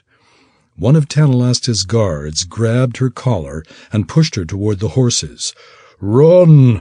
The Dragoneer's shove brought Tanalasta back to her senses, and she was seized by a queasy terror as she recalled how easily the phantom had slain Vanjardahast's escorts. She stumbled back 2 steps, then stopped when her guards drew their swords and stepped forward to meet the phantom at the edge of the cliff. "Don't be fools! Retreat!" Tanalasta yelled. She released the steel rod and pulled her hand from her pocket, then began to fidget with one of the rings Vanjardahast had given her in Arabelle. "Now!" The guards did not obey. They merely roared their battle cries and raised their swords, and it was too late. The phantom swooped over the rim of the outcropping, impaling one man on a long talon and batting the other off the cliff and continuing toward Tanalasta at lightning speed. She pointed her ring at the ground, commanding, "Dragon's Wall." Tanalasta felt a sharp pain in her finger. Then a shimmering wall of force sprang up between her and the phantom. A muffled whump reverberated across the outcropping, and the creature was hanging in the air before her, its night-black wings spread across the horizon on the other side of the magic barrier. The phantom gave an ear-piercing scream, and its white eyes turned human and ladylike. The darkness drained from its face, revealing the visage of a handsome noblewoman about the same age as Queen Filfaro. Tanalasta staggered away from the inexplicable apparition, so shocked and terrified that she forgot to run. Vanjardahast's voice came to her. "Tanalasta?" The phantom pulled its head free of the magic wall and turned toward the wizard. Tanalasta's heart sank as she realized the implications. The creature could hear their thought-talk. "Answer me." The phantom pulled a wing free of the barrier, and Tanalasta's sense of danger came flooding back. "Quiet, you old fool!" The princess turned toward the horses.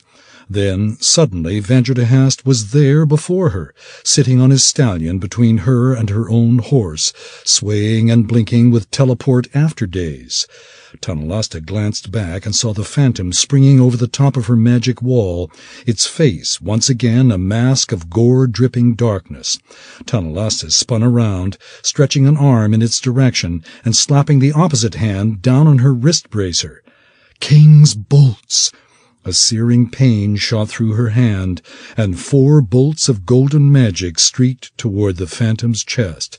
The creature's wing curled around in a blur of darkness, and the bolts erupted against it in a series of dazzling yellow flashes. The appendage turned briefly translucent, revealing a fan-like network of finger-thick bones, then began to darken again. Vanjardahast's staff tapped Tanalasta's shoulder. "You have proven your point, princess," he said. "Now, why don't you leave your old fool to have his fun with this nasty wench?"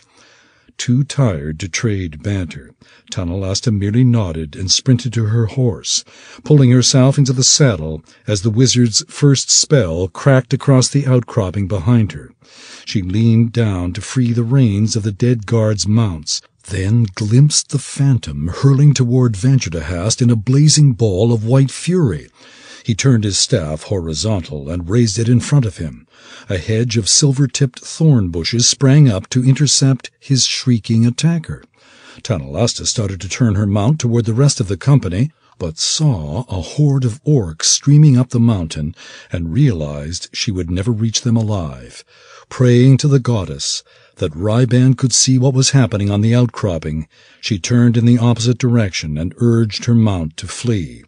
The terrified beast sprang up the rocky slope as though it were a mountain goat, and the last thing Tanalasta heard behind her was Vanderhast's astonished curse.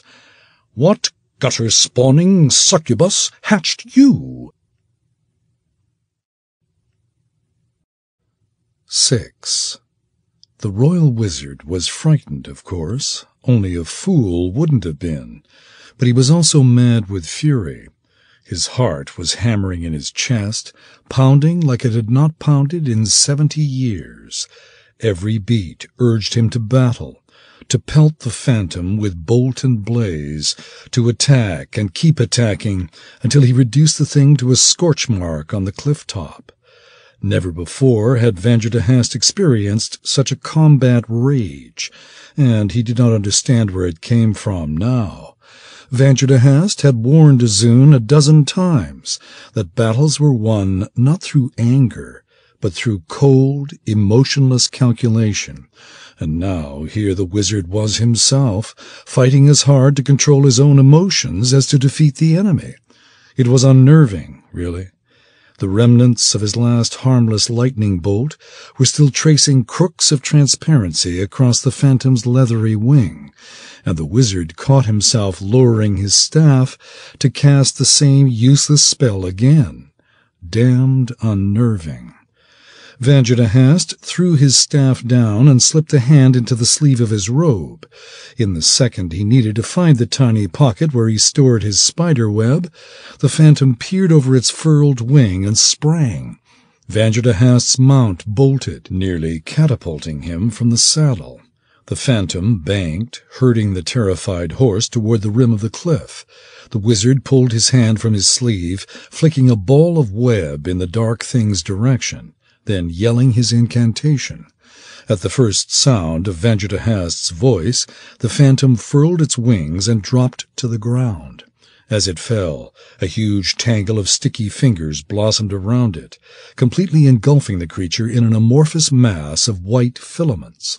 Vanderhast's horse drew up short at the edge of the outcropping, pitching him forward out of the saddle.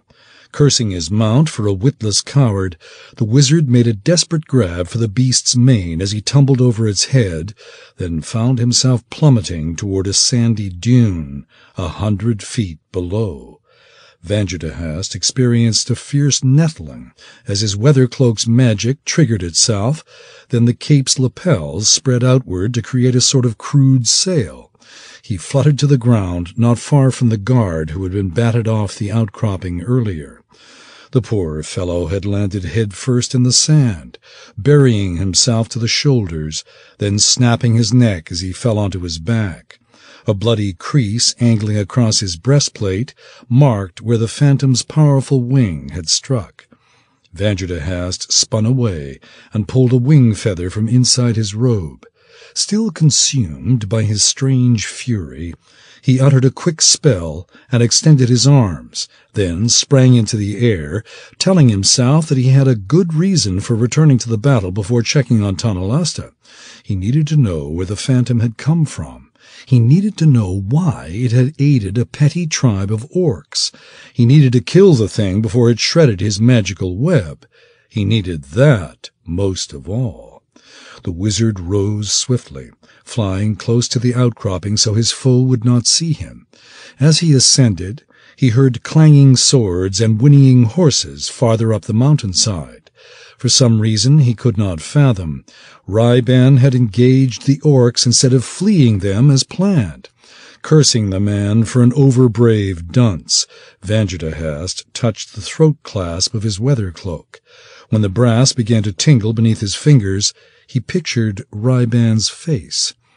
"Unless you are defending Tanalasta already, disengage and go to her." "Can't find the princess, "And wouldn't run if we could," came Ryban's reply.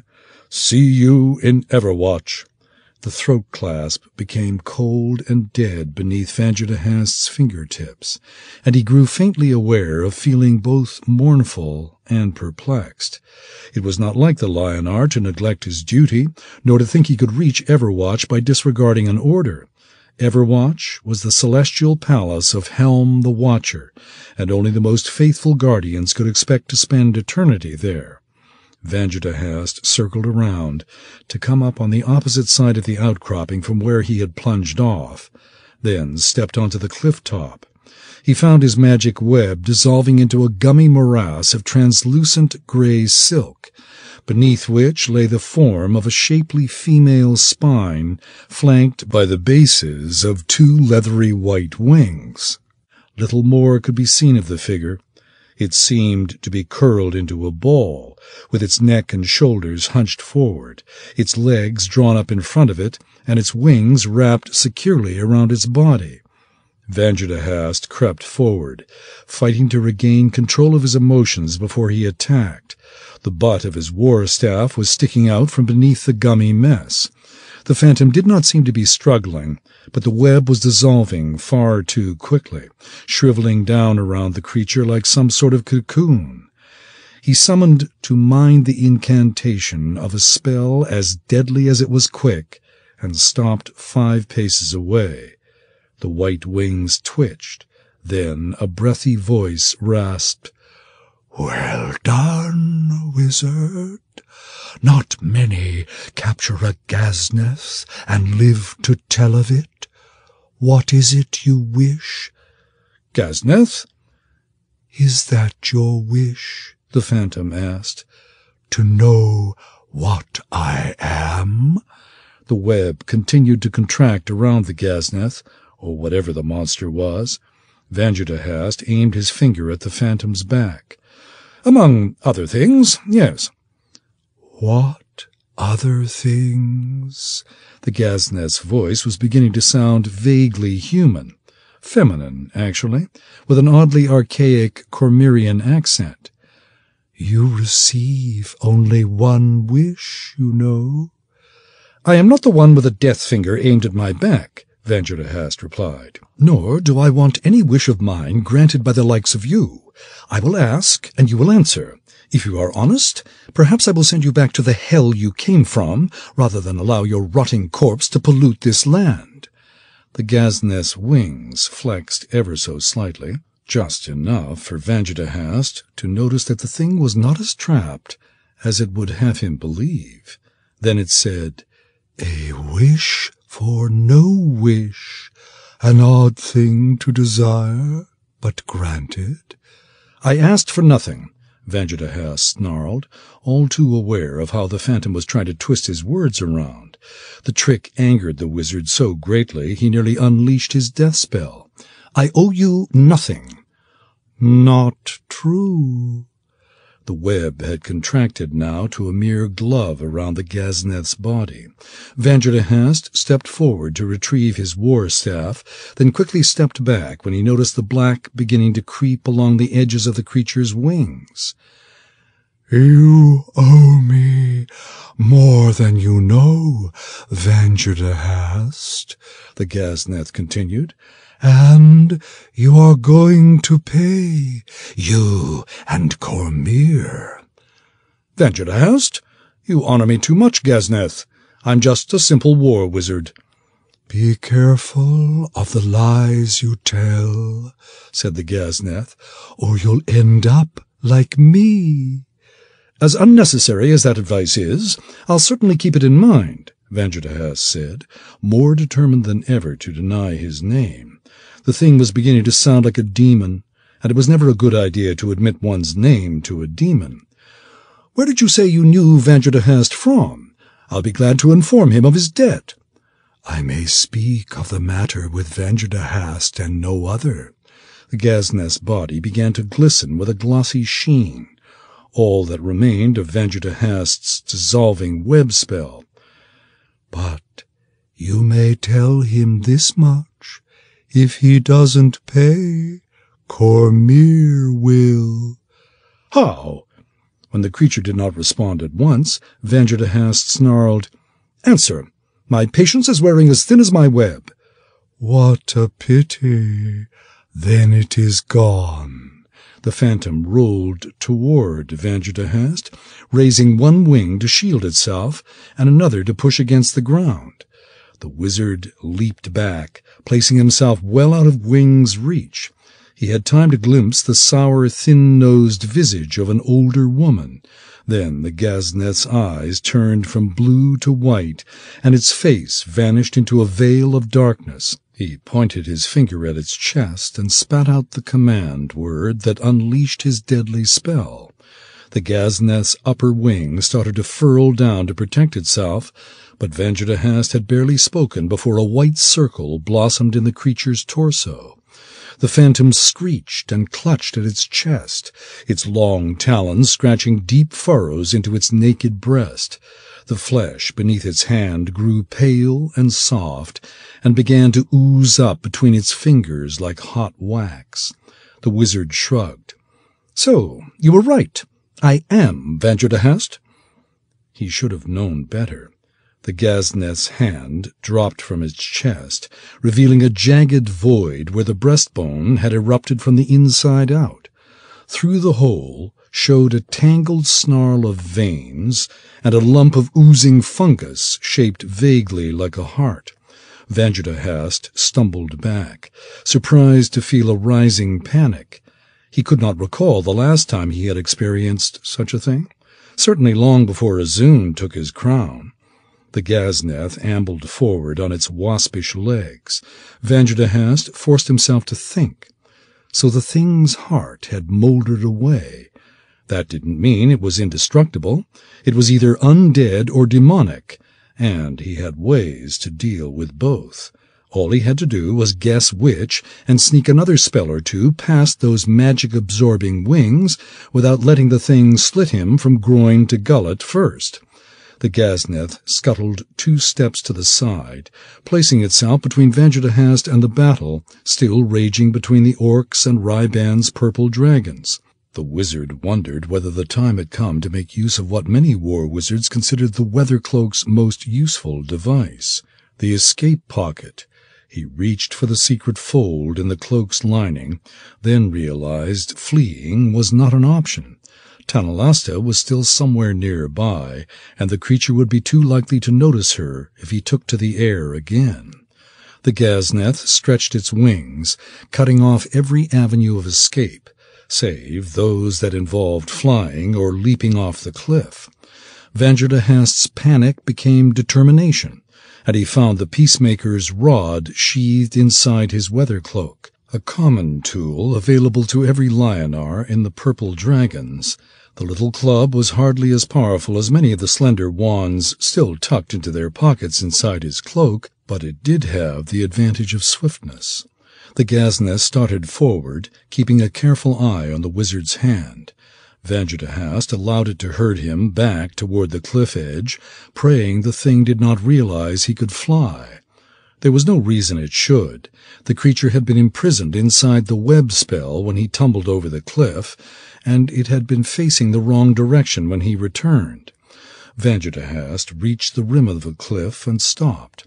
The Gazneth gathered itself to spring, and he pulled the black Peacemaker's rod from inside his cloak. "Last chance to surrender. Otherwise, there won't be enough left of you to make a good pair of boots." He leveled the steel club at the Gazneth, and predictably enough, the phantom brought its dark wing around to absorb the coming fireball. Vanderhast flung himself backward off the outcropping and was instantly flying again.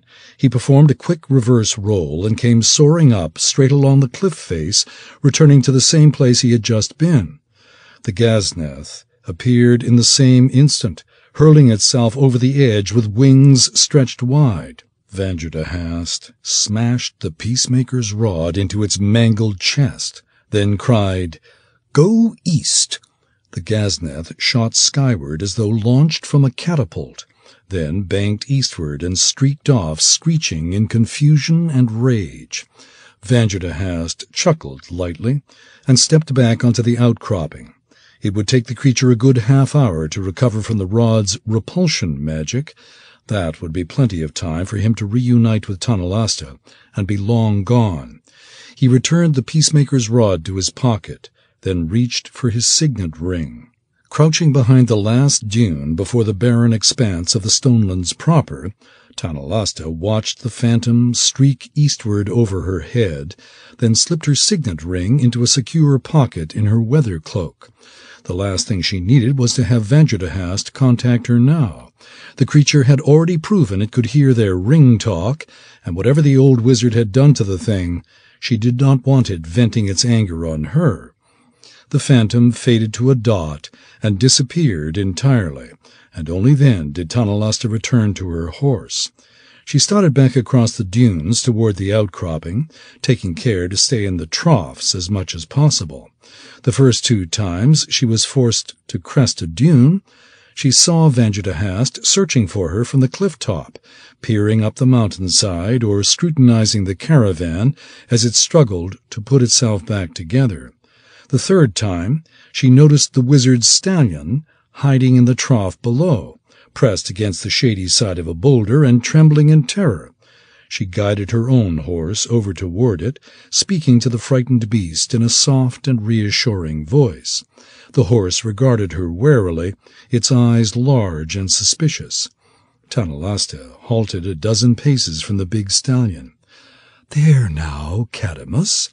She kept her hands on the horn of her own saddle, realizing she would only spook him by trying to rush matters along. "Don't you recognize me? I'm Vangertahast's friend." The horse pricked his ears forward at the mention of his master's name. Tanalasta raised her hand slowly and pointed toward the outcropping. "Vangertahast," she said. "You know Vangertahast, don't you? Vangertahast is well. Why don't we go see him? Vangertahast is right over there." The horse peered around the boulder in the indicated direction. When he did not see the outcropping, which remained hidden behind a low sand dune, he stepped cautiously forward. Tanalasta leaned forward to grab his dangling reins, but he snorted a warning and jerked his head away. "All right, Cadamus." Tanalasta pulled her hand back. "Follow me on your own. We'll go see Vangertahast." She turned her own mount up the trough and started forward, moving slowly so as not to alarm the skittish beast. Whatever had happened up on the outcropping must have been terrifying indeed. Cadamus was a powerful stallion, bred for fighting spirit. His brother Damask Dragon was her father's favorite war-horse. At length they drew near enough to the outcropping that the summit began to show over the crest of the dune. Cadamus grew more skittish than ever, pausing to snort and scrape the ground with his hoof. At first, Tanalasta tried to reassure him with soft words, but the more she talked, the more determined the stallion became to convince her to turn around. Finally, she decided to try a different strategy and looked away, then rode on without saying anything. It was a risky strategy, and not only because she was reluctant to leave the poor beast wandering the Stonelands alone. Vangertahast was a portly man. Even if her own horse was strong enough to carry them both, Tanalasta did not look forward to sharing her saddle with the wizard for the next 10 days or 2. The princess rode almost 50 paces before Cadamus finally came trotting up beside her, snorting angrily and trying to shoulder her mount around. Tanalasta put up with the stallion's bullying just long enough to grab his reins and jerk his head around. "Some war-horse you are!" Cadamus snorted in disgust, but lowered his ears and stopped pushing against her mare. Tanalasta sighed in relief and led him another dozen paces up the trough, then reluctantly turned to cross the dune crest. Already in the shadow of the outcropping, they had to start up the mountainside if they wanted to reach the top. Cadamus nickered in protest and pulled against his reins, but Tanalasta angled away from the outcropping and managed to persuade him to keep climbing. As they started down the other side of the dune, a loud swooshing noise sounded behind them. Cadmus let out a terrified whinny and bolted, nearly jerking Tanalasta from the saddle. She caught herself on her saddle horn, then dropped to the ground and spun around, one hand pointed toward the sound and the other already slapping at her magic bracers. "Don't you dare!" snapped Vanderhast, landing atop the dune in a small sandstorm. "I've had quite enough of abuse today." Tanalasta lowered her arm, only slightly surprised by the sight of the flying wizard. "Perhaps you could give me some warning next time?" She looked down the trough after Cadmus's fleeing form. "Look what you've done." "I've no time to waste on warnings." The wizard pointed at the bare finger where her signet ring should have been. "Besides, how was I to warn you? I've been trying to ring-speak to you for 15 minutes. "I thought you would." Tanalasta pulled herself back into the saddle. "That's why I took it off." Vanderhast's cheeks darkened to the color of rubies. "What?" "I was afraid of drawing the phantom's attention." Reluctantly, Tanalasta offered her hand to help the wizard into the saddle behind her. "It can hear our ring talk." "Don't be ridiculous."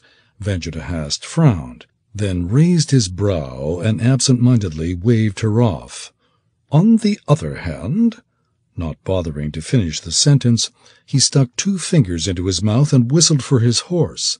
"On the other hand, what?" Tanalasta demanded. "Come along." Vanji spread his arms, then leaped into the air and flew over Tanalasta's head. "We don't have much time." Tanalasta did not need to ask the cause for the wizard's hurry. If he had been trying to ring-speak with her, the phantom would know they had become separated and might well return in the hope of finding her alone. She galloped after the wizard and was quickly joined by Cadmus, who seemed to have regained his proud spirit with the sight of his master. Tanalasta caught up to the flying wizard and positioned herself beneath him. "Vanji, why are we running from that thing?" She had to crane her neck back to call up to him. "Why didn't you just kill it when you had the chance?" When Vanderhast glanced down, he actually looked embarrassed. "It took me somewhat by surprise," he admitted, "and to tell you the truth, I really don't know what in the 9 hells a Gazneth is." "Gazneth?" They reached the base of the hill, and Vanderhast had to fly up out of speaking range. They angled up the slope westward until the slope grew rocky enough to conceal hoof prints from casual detection, then cut eastward away from the orcs still milling about on the battlefield on the Stonebolt Trail. Tanalasta glimpsed the area just long enough to see that Ryban had stayed to engage the Swiners. She saw a dozen purple dragons lying among the dead, and small bands of orcs were already squabbling over the carcasses of at least twice that many horses. Her stomach grew hollow and queasy, and she prayed the Lionar had not stayed to fight, because he thought she was in danger, though of course that was the only reasonable explanation. Once they had ascended high enough that the plain below vanished into the stone murk, Vanderhast led the way around the shoulder of the mountain. He guided them into the shelter of a rocky gully, then left Tanalasta to tether the horses and keep watch while he surveyed possible escape routes. When he returned, he pointed up the mountain about 3/4 of a mile to where a large spire-like rock sat on the crest of a ridge. "If the Gazneth finds us, use your cloak's escape pocket to go up there, then slip around the other side and start riding." He glowered at her from one eye. "You haven't used it yet, have you?" Tanalasta shook her head. "And you do remember how?" "I'm inexperienced, not daft." Tanalasta motioned toward the secret pocket inside her weather cloak. "These cloaks aren't that hard to use. Why all this bother, anyway? Just kill the damned thing and be done with it." Again Vanderhast flushed. "I'm afraid it's not that easy." Tanalasta raised her brow. "I thought you could kill anything." "I didn't want to be hasty," said Vanderhast, neatly dodging the question. He pulled a handful of spell components from his pocket and began to lay them out on a boulder, using his work as an excuse to avoid Tanalasta's gaze. It knew my name. Of course it knew your name. As she spoke, Tonalasta continued to keep watch. It was listening to our ring talk. Vangertahast said something else, but Tonalasta did not really hear it. A terrible thought had occurred to her, and she was trying desperately to think of a reason it could not be true. When she failed, the princess grasped Vangertahast's elbow. "Vanji, what if that's the reason Alisair removed her signet?" Vangertahast looked confused and said nothing, and the princess realized he had been paying no more attention to her than she had to him.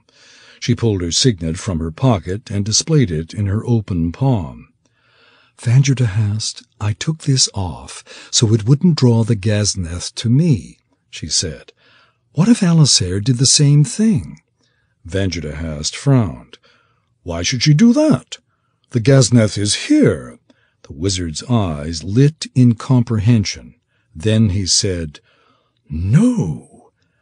"We don't know anything's wrong," said Tonalasta, trying to calm him. "Alisair's silence could mean she's being cautious. After all, she has no way of knowing where the thing is." Looking more concerned than ever, Vangertahast turned to face Tonalasta.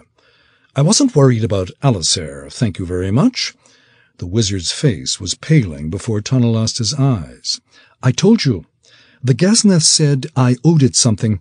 If I don't pay, Cormyr will." "You talked to this thing?" Tonalasta found herself looking at the wizard's wrinkled face instead of keeping watch. "It's not as though we had tea," Vangertahast growled. "The thing was bound in a magic web." "And you let it out?" "I didn't let it do anything. It dissolved my web, or absorbed it, or something. I really don't know." The wizard went over to Cadmus and removed a spell-book from the stallion's saddlebags. "When we get back to Arabelle, maybe the sage most learned can tell me what exactly a Ghazneth is. I can't teleport us back until tomorrow, but if we can last the night—" "Back?" Tonalasta echoed. "To Arabelle?" Vangertahast opened his spell-book and absently began to flip through the pages. "Of course. You can't think I intend to keep you out here." "And you can't think I would return until we've found Alisair." Vangertahast slammed his spell-book shut. "Enough, princess. Your games have already cost the lives of too many good men." "My games?" Vangertahast. "Your games," the wizard insisted. "Were you not the one who insisted that we destroy the Orc tribe like Alisair would?" "Yes, but that doesn't mean—" "And now we have lost Ryban's entire company." "How can you call that my fault?" Tonalasta was genuinely hurt. "They were supposed to loose a few arrows and flee." "That does not change what happened," Vangertahast insisted. "You have been playing with men's lives, and I will have no more of it." Tonalasta narrowed her eyes. "I'm sorry for the loss of Ryban and his men, Vangertahast, but I am not playing at anything. If you and the king are, tell me now." "The king is quite serious, I assure you. He will not have an order of spell-beggars placed in such a position of influence." "He won't, Vangertahast?" Tonalasta demanded. "Or you won't?" "Our thoughts are the same on this matter," insisted Vangertahast. "But that has nothing to do with your imminent return to Arabelle. It's treason for you to blackmail the crown by placing yourself and others in this kind of danger." "It's only blackmail if the king is bluffing," Tonalasta said. "And if he is, the treason lies on your head, not mine. I have done nothing but take him at his word." "The king does not bluff his own daughter." "Then our duty is clear," said Tonalasta. "The king sent us to find the crown princess, and this Ghazneth creature only makes it that much more urgent for us to do so." Vangertahast exhaled loudly, clearly frustrated by the dilemma in which he found himself. Tonalasta turned back to her duties as a watchman, scanning the stonework for the first dark hint of wings on the horizon. "Princess, be reasonable," said Vangertahast. While everything you say is true, even you must admit your father hardly had something like this in mind when he sent you." "I can't know what the king had in mind," Tanalasta said. "What I do know is that I am here, and that the king himself charged me with finding Alisair." Silently, the princess added that she needed to complete her mission precisely because the king had not expected the mission to be dangerous. Allowing the phantom to force her back to Arabelle would only confirm his belief that she needed to be protected. But if she actually located Alisair and discovered what was happening in the Stonelands, perhaps he would begin to have confidence in the decisions she would one day make as queen. After a moment, Vangertehast sighed. "Very well. If you must pretend not to understand what this trip is really about, I shall explain it to you." Tanalasta held up her hand. "That won't be necessary, Vangertehast. What you don't seem to understand is that I do know what this is about. The war wizards are afraid the royal priests will take their place. You're afraid you'll soon have a high harvest master competing for the monarch's ear, and the king is afraid of making you both angry." "Our reservations are hardly of such a petty nature," Vangertehast replied. "I am concerned about the jealousy of the other religions, while the question of divided loyalties is entirely insurmountable." Yes, I know the arguments, and I know you're only thinking of the realm. You think of nothing else." Tanalasta paused, then added in an acid voice, "I would never question your loyalty, only your belief that no one else can possibly know what is good for Cormyr." Vangertehast actually flinched. "Milady, that is unfair." "It is also true. Maybe you are the only one who knows what is good for Cormyr. Even I must admit that you're usually right about everything else." Tanalasta paused to gather her courage, then continued. "What you don't seem to understand is me. If I can't be queen in my own way, then I will not be queen at all." Vangertehast regarded the princess as though meeting her for the first time. "By the weave! You would refuse the throne on account of a handful of priests?" "I would refuse it on many accounts," said Tanalasta, "which is why it falls to me to find Alisair. I seem to be the only one who takes this situation seriously." Vangertehast turned and gazed into the stone murk. Tanalasta left him to his thoughts, content to believe she had won the argument. They remained that way, each plotting the next maneuver in their battle of wills, until a blurry black V appeared to the east. The thing was so tiny that had the princess not been looking for it in that very section of sky, she would not have seen it at all. The distant shape grew larger at an alarming pace, and soon Tanalasta could see the thing's leathery wings rising and falling as it streaked through the stone murk. It came parallel to their hiding place on the mountain and continued past without turning, and the princess hoped for their sake the caravan drivers and any survivors from Ryban's company were long gone. Once it had disappeared around the shoulder of the mountain, Vangertehast turned in the approximate direction of the outcropping and stacked 3 stones on the rim of the little gully. "It will be coming from there." "Coming?" Tanalasta asked. "If you're right about it hearing our ring talk," the wizard explained. He plucked a wand from inside his weather cloak, then added, "Strictly speaking, I will be using a sending, though I doubt it makes any difference. If the thing can hear one form of telepathy, I suspect it will hear another." Tanalasta frowned. "What are you talking about?" "Finding Alisair, of course," said the wizard. "You did say that was what you wanted to do." "I meant by looking for her, not inviting the Ghazneth to come after us." "And where exactly do you intend to look?" Vangertehast asked. "You don't know?" Tanalasta asked, disbelieving.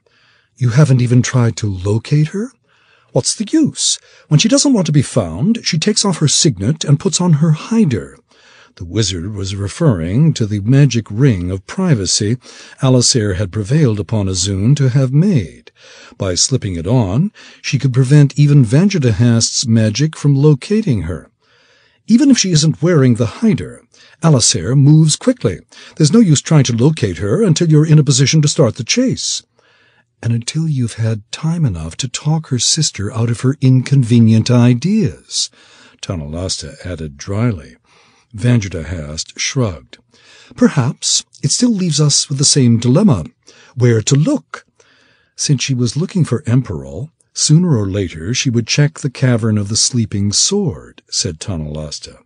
The cavern was the secret resting place of the lords who sleep. "I thought we could start there." "And lead the Ghazneth there?" Vanjardahast countered. "That doesn't strike me as very wise. We are trying to keep the company's location secret from our enemies, you know." Tanalasta narrowed her eyes at his condescension. "So, where would you start?" "Why not by asking Alisair herself?" Vanji replied. "Because Alisair isn't wearing her signet," Tanalasta said, exasperated. "And because we have grounds to believe she has a good reason not to be." "True, but that reason is over there looking for us." Vanjardahast pointed toward the unseen outcropping. "This is probably the only chance we'll have to contact Alisair without putting her life in danger. Besides, we can test your theory about the Ghazneth eavesdropping on our mind talk." The wizard did not point out that if Tanalasta was right, they would have to move quickly to avoid a fight with the Ghazneth. Judging by Vanjardahast's preparations, though, he did not really intend to avoid the fight. "Before I agree, tell me what you're planning." Tanalasta gestured at the hodgepodge of knickknacks arrayed on the boulder. There was a clove of garlic, a sprig of rosemary, a vial of holy water, and several other strange items. "What's all that for?" "Just a small experiment." Vanjardahast gave her one of those innocent smiles that had been making Tanalasta nervous since she grew old enough to speak. Then he picked up a dove's feather. "Without knowing exactly what a Ghazneth is, it's hard to guess what it despises, but I bet this will work. I haven't met a demon yet who likes Feather of the Dove." "You're going to banish it?" "If you're right about this mind-speak business, yes." Vanjardahast picked up a rock, then began to trace a pentagram on top of the boulder. "I'll send it straight back to the hell it came from, wherever that is." "And if you don't?" Vanjardahast waved a gnarled finger toward Ridge, gesturing at the spire-like stone he had pointed out earlier. "That's what escape plans are for. Are you going to help me or not?"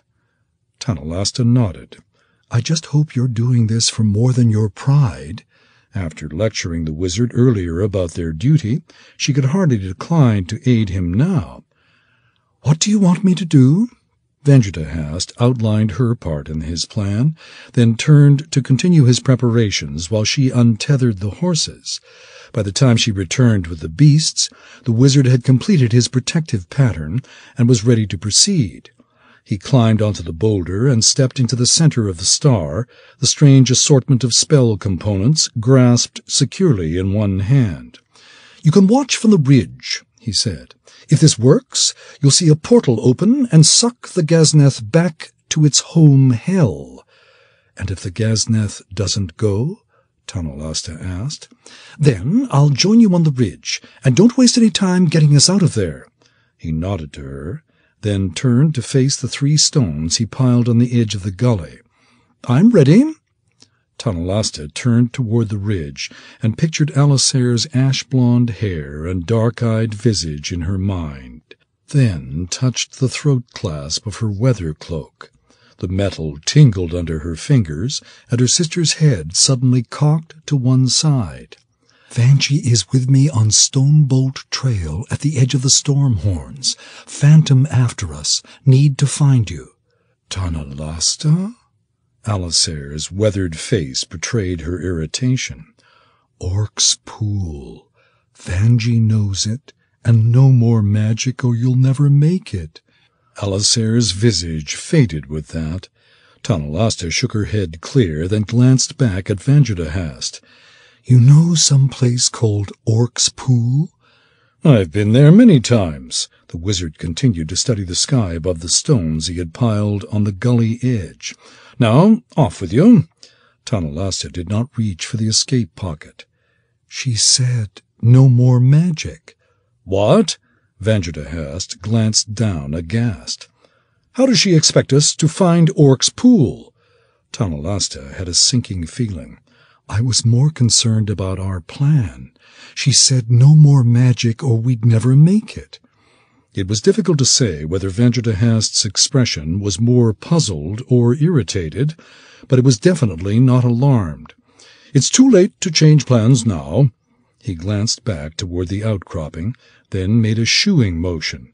"Off with you. Here it comes already." Tanalasta's gaze rose involuntarily, and she glimpsed a dark figure streaking over the mountain's shoulder. She spun in her saddle, looking toward the spire on the next ridge, and thrusting her hand into the weathercloak's escape pocket. Her arm went numb. Then there was a sharp crack, and a door-sized rectangle of blackness hissed into existence in front of her. Cadamus whinnied in alarm and tried to shy back, threatening to pull his reins free of the princess's grasp. "Not now, you coward!" Tanalasta jerked the stallion forward and urged her own mount through the doorway. The world went black, and the princess experienced a strange, timeless sense of falling she thought would last forever. She grew queasy and weak, and a sudden chill bit at her fingers and nose. Her ears filled with a hushed roaring, at once overpowering as a waterfall and as soft as a whisper, and her stomach reverberated as though to the roll of 1,000 drums.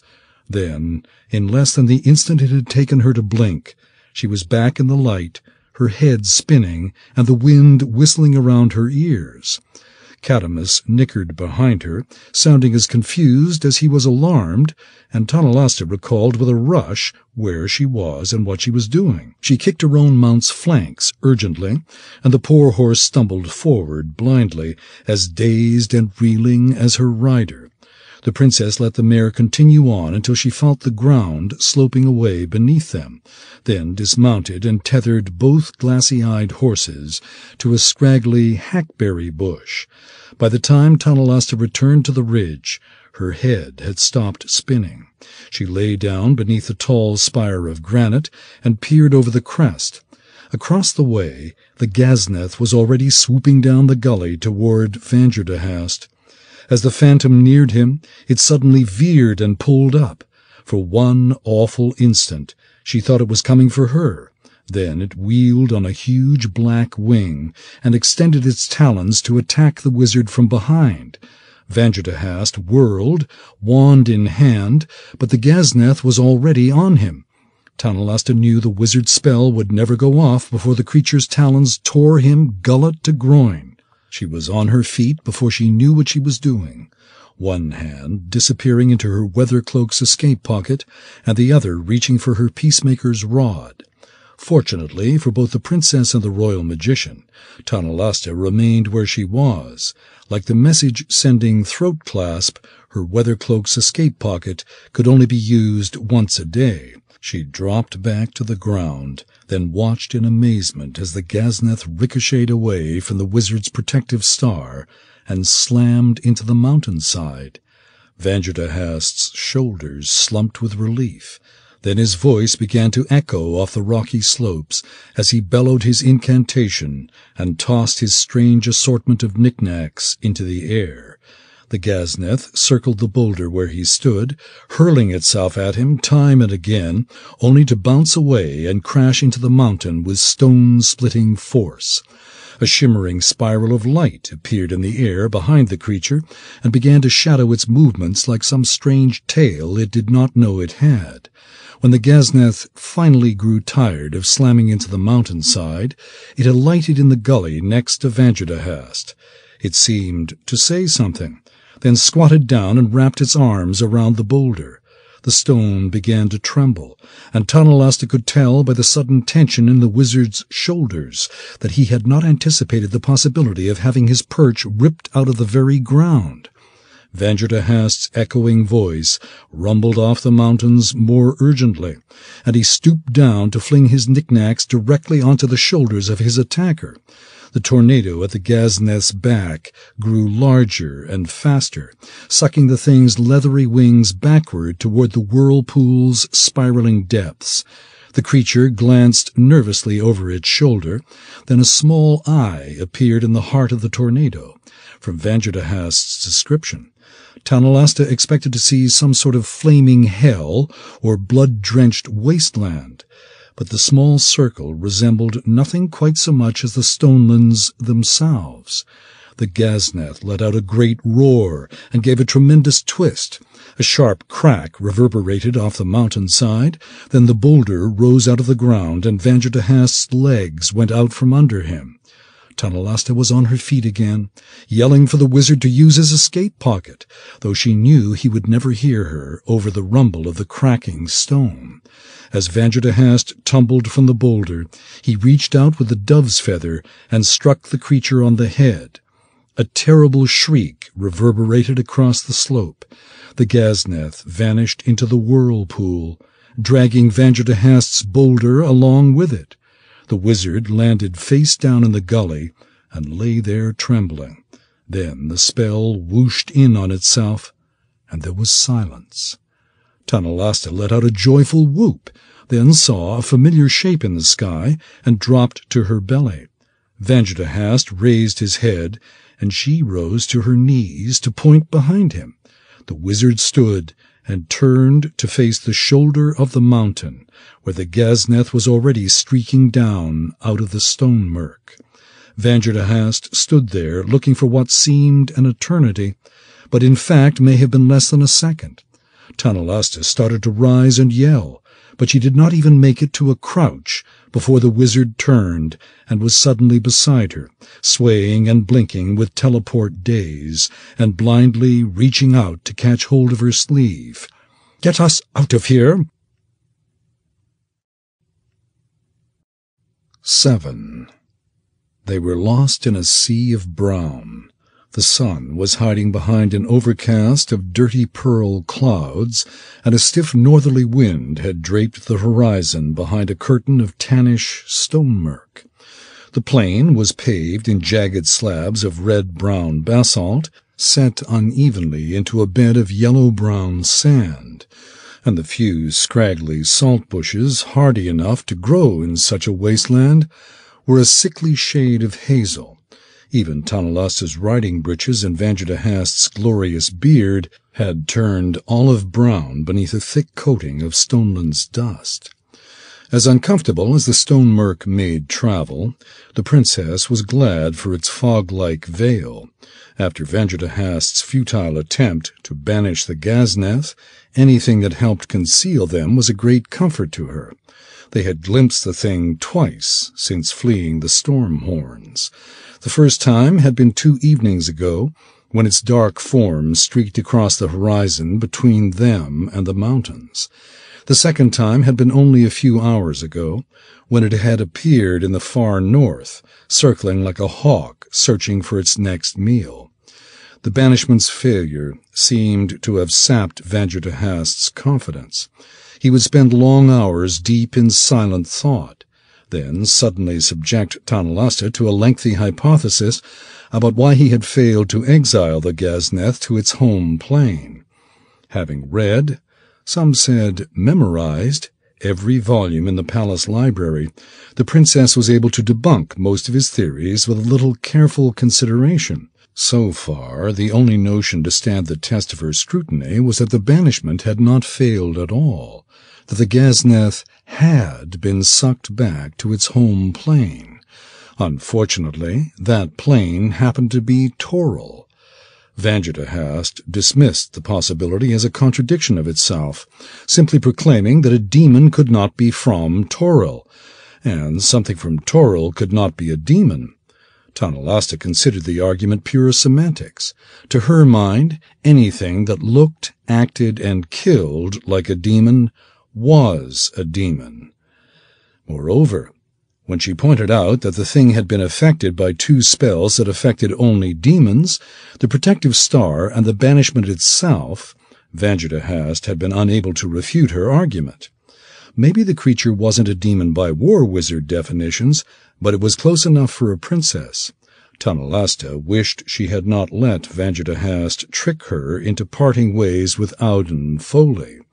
She had read in the Imaskari Book of War, Alafandar's translation, of course, that priests were better suited to dealing with demons than wizards.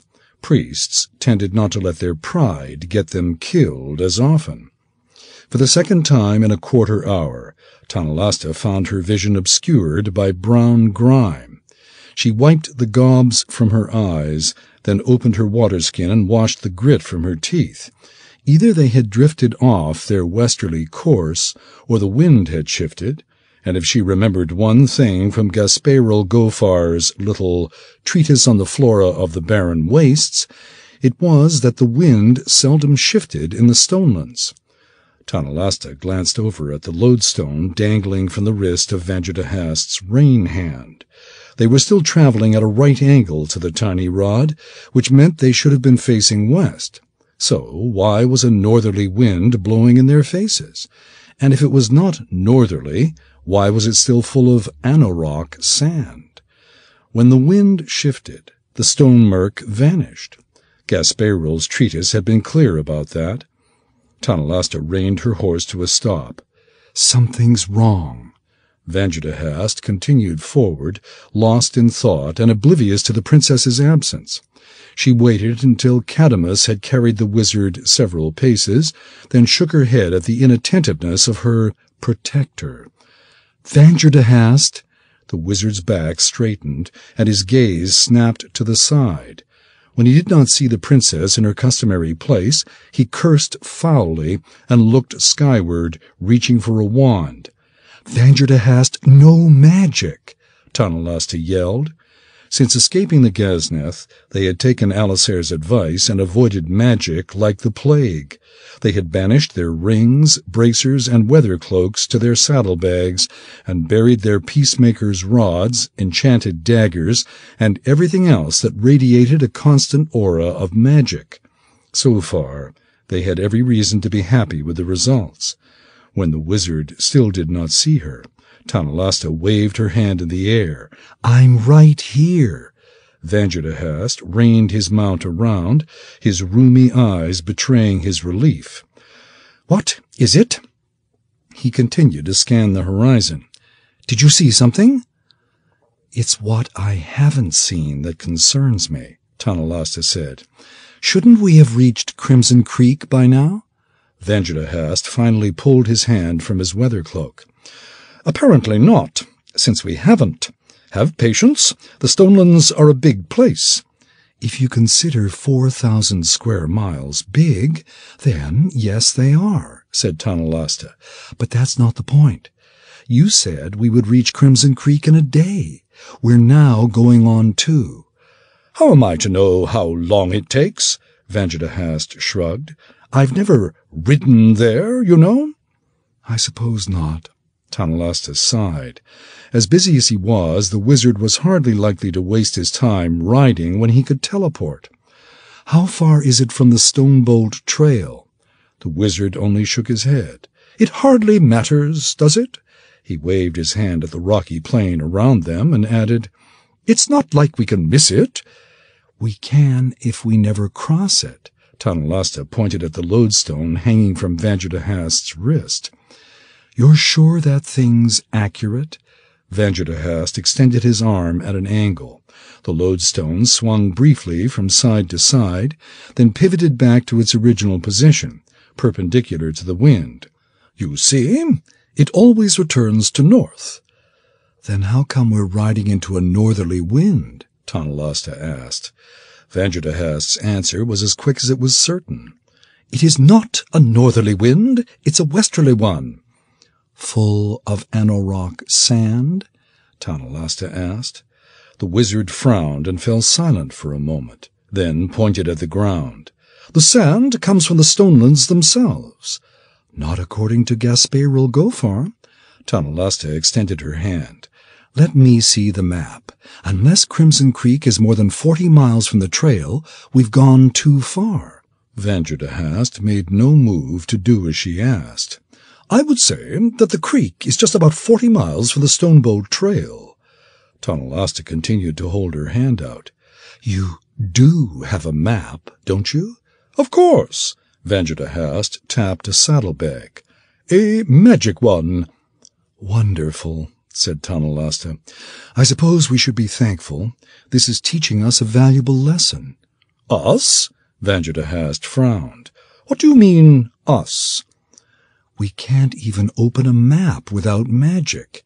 You don't think that's a little over-reliant? Tonalasta asked. What if we needed that map to win a battle? If this were a battle, we would not be here, said Vanderhast stiffly.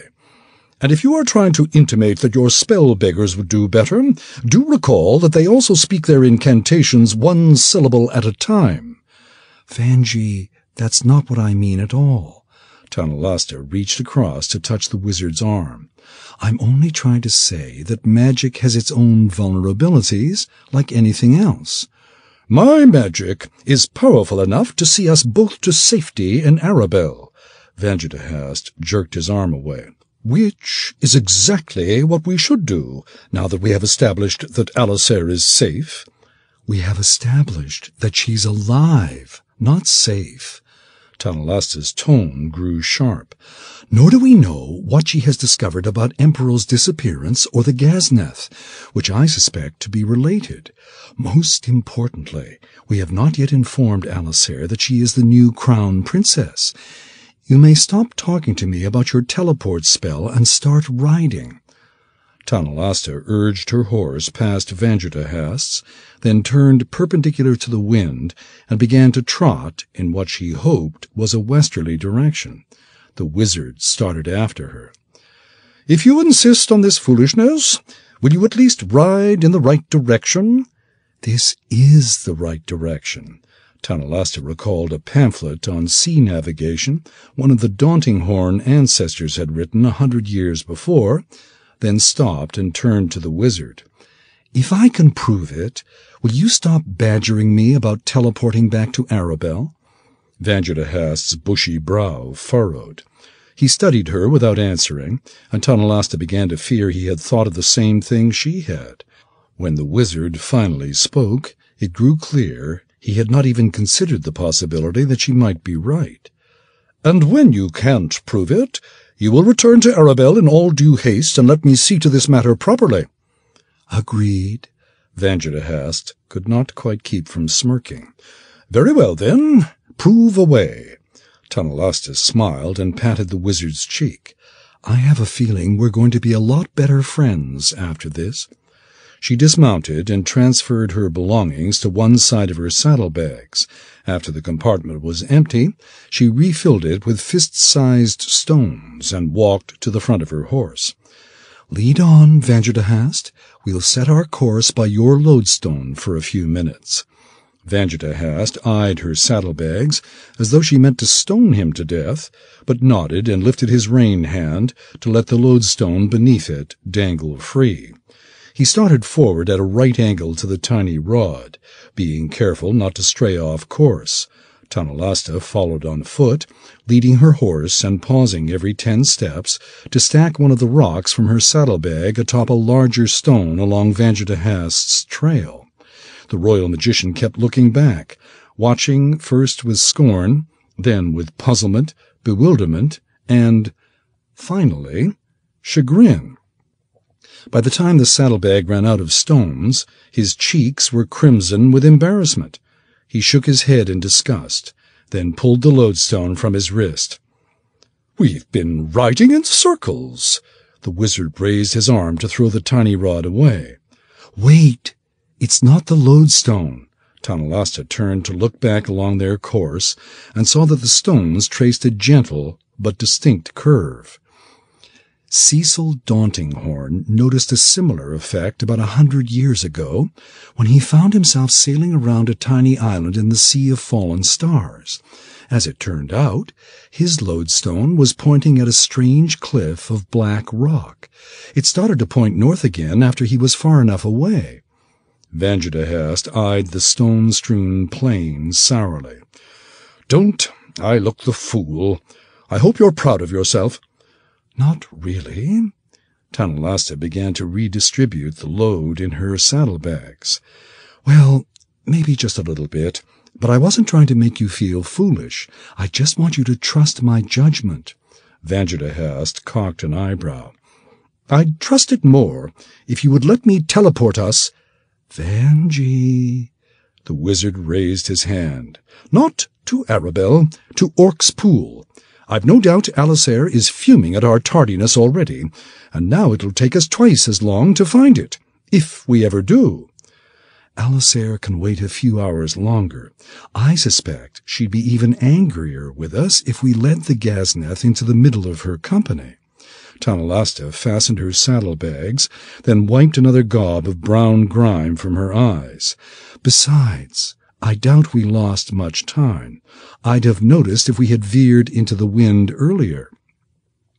The princess mounted and turned perpendicular to the wind, now confident that she was heading westward. They rode for another 3 hours, and twice they noticed small bands of stoop-shouldered silhouettes skulking through the stone murk. Both times they swerved away and rode briefly in the opposite direction, then resumed their westward travels. At last the yellowish sky began to grow brown and dim, and Tanalasta was about to suggest that they make camp for the night, when the wind suddenly filled with the overpowering scent of old death. The princess pulled up short, and the odor vanished as quickly as it had come. "Did you smell that?" Vanjardahast. She felt certain that her face had gone pale. "Something like rancid blood?" He pointed into the wind. "From somewhere up there?" Tanalasta nodded. "No, I didn't smell anything." The wizard turned Cadamus into the wind and urged him forward, leaving Tanalasta to puzzle over his rash behavior. She followed a few paces behind, wishing she had some way other than magic to defend herself. The odor returned again, this time stronger, then began to vanish and return at increasingly frequent intervals. Vanjardahast kept altering his course until the stench grew more or less constant. The princess began to notice mats of green moss and rich grass growing between the stones. Finally, a curtain of white steam appeared ahead, silhouetting a column of scraggly smoke trees arrayed along a chain of low, rocky hummocks.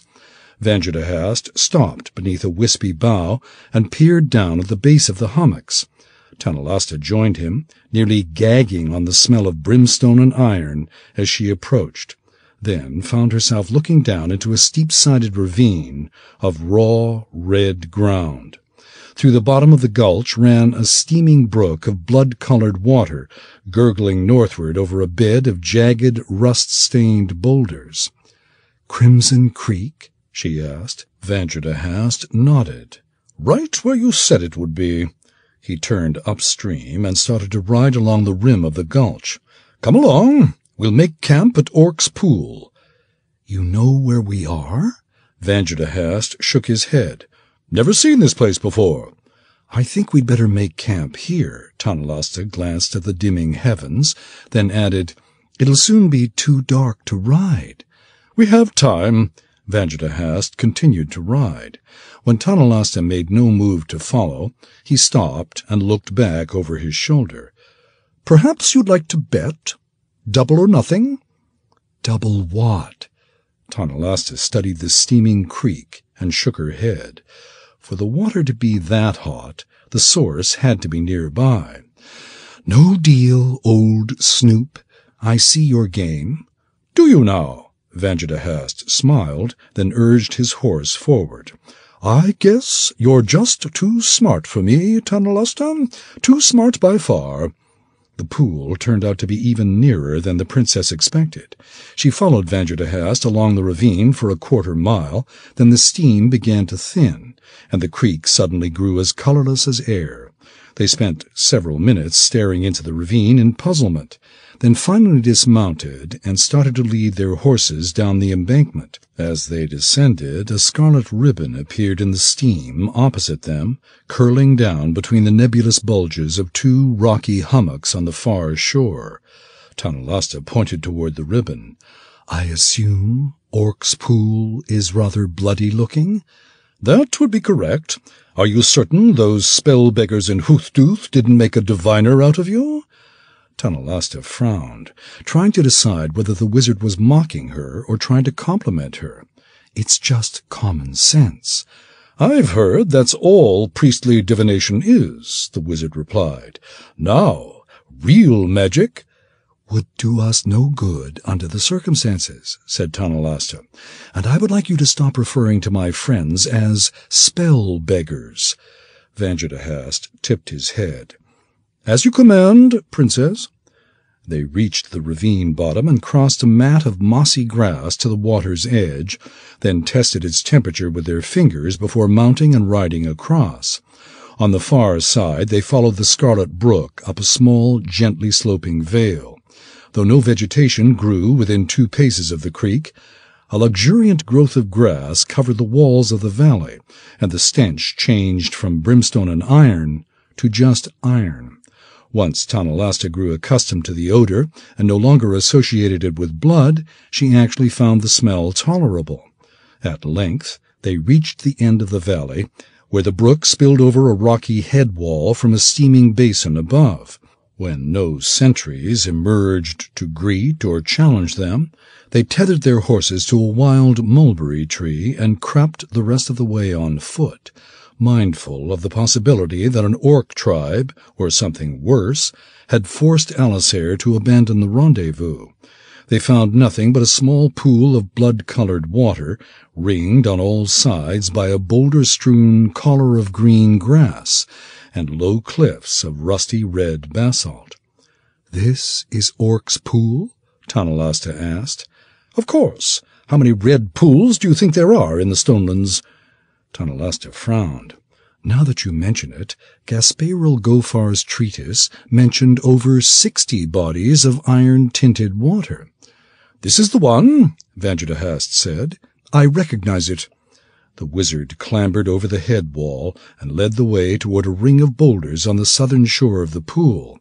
As they crossed the meadow, Tanalasta noticed a single square yard of freshly turned ground.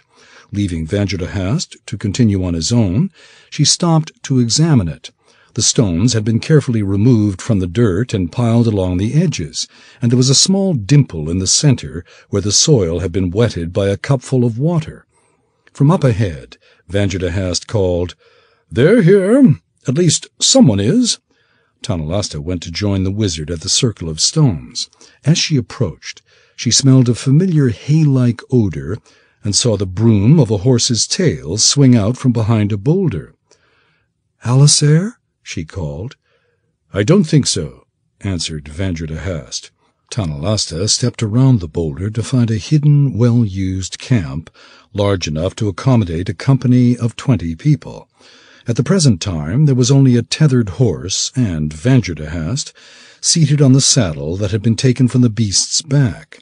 A pair of dusty boots sat on the ground next to him, and he was going through the pockets of a tunic and breeches that had been left beside a neatly folded traveling cape. "Vanjidahast, what do you think you're doing?" Tanalasta demanded. "Trying to find out who this belongs to," the wizard replied, "and whether or not he's one of Alisair's boys." "He is." The voice came from behind Tanalasta, so close that it made her scream and leap into the air. She came down, facing the speaker, clutching a sharp stone she had been carrying in lieu of her magic dagger. The man was naked and wet, with shoulder-length hair and skin still flushed from the heat of the pool, and he didn't look half bad. In fact, he looked more than half good, with dark hair and darker eyes, chiseled features, and a proud chin with just a hint of a cleft. He had shoulders as broad as a door, arms the size of Tanalasta's thighs, not even a hint of a belly, and she blushed, for it was not every day that a princess saw such sights. "Your Highness, forgive me." The man sounded mortified. Still holding his sword and scabbard, he lowered his hands and covered himself. "I wasn't expecting you with the stone murk today. I was availing myself of the water when I heard someone approaching. When Tonalasta did not reply, the man tried to slip past. "I do beg your forgiveness, Princess, but we've lost a few men on this journey, and I had to be cautious." It finally dawned on Tonalasta that she was staring. "On my honor!"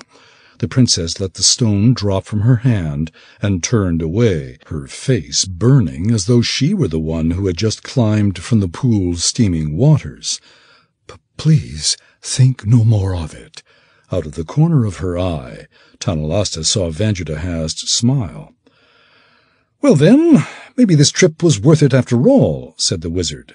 He passed the man his clothes. "And who might you be, son?" "My name is Rowan," the man said. Tonalasta heard the snap of pant legs being flapped open. "Rowan Cormyr." Tonalasta felt the blood rush from her cheeks even more quickly than it had rushed into them. She turned slowly to find the man now standing in tunic and breeches. Of relation to Gaspar Cormyr?" she asked. Rowan nodded. "Gaspar was my cousin, and as great a traitor to our family as he was to the realm." Tonalasta's heart fell.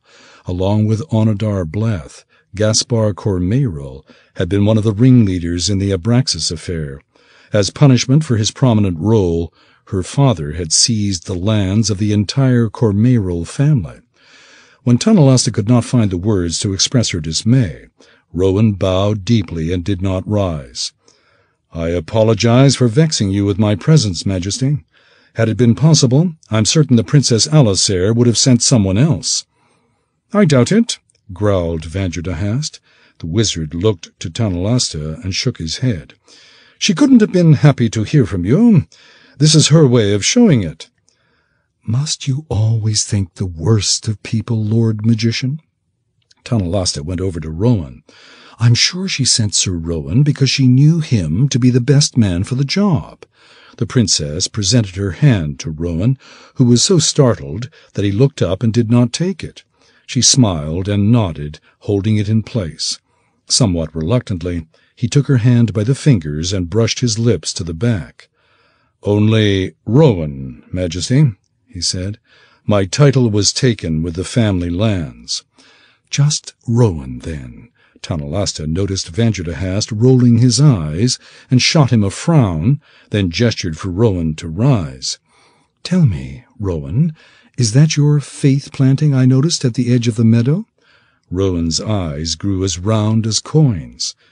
"Yes, Majesty, it is. But I'm surprised you know that. I didn't think anyone but children of Chontia would recognize it." Tonalasta smiled. "They wouldn't. And please, don't call me Majesty. Tonalasta will do." Vanjudahast hoisted himself to his feet. "By the blue dragon," he cursed, "Alisair sends us a ground-splitter." 8. The cabbage had already started to go, the big leaves curling and turning brown along the edges, the immature heads wilting open. A tall beggar in a ragged cape was striding across the field diagonally, paying no heed to the angry free farmer hurling insults and dirt clods in his direction. In the dusky light, the intruder was a mere silhouette, half again as tall as a man, with a lurching gait and beady red eyes just bright enough to be seen beneath his billowing hood. "That's the signal," Azun whispered. "He has them." "Well done, sire," said Donath Marlair. "It will be good to be done with these rabble." "They're hardly rabble, Lord Warden." Azun eased his horse into the shadows beneath a young ash. "They're trying to help." "Yes, but help whom?" Donath followed him into the shadows. "I am sure it has occurred to His Majesty that they might be spreading this alarm purposely, to win support for their royal temple, and I must say it's working. As matters stand now, the blight could spoil half the fields in the realm, and the peasants would still hold these seed-flingers as heroes." A dozen riders burst from the woods on the other side of the field and started across at a full gallop, yelling promises of restitution as they passed. The beggar, now only a few paces from the ambush site, paid his pursuers no attention, and continued forward at the same even stride. "If the blight takes half the fields in the realm, perhaps they would be heroes," said Azun. "It would certainly mean we have not been seeing to our duties, Lord Warden. Besides, Auden and his priests are not the only ones who have seen the blight spreader." "Indeed, the peasants see the fellow everywhere," said Donath. "In Bosbeer they burned another tinker at the stake this morning, and he wasn't even tall. This one just happened to be wearing a black cloak when a free farmer saw him doing his business by the side of the road." Azun winced. That was the 7th lynching he had heard of in the last 3 days, and the rate seemed to be increasing.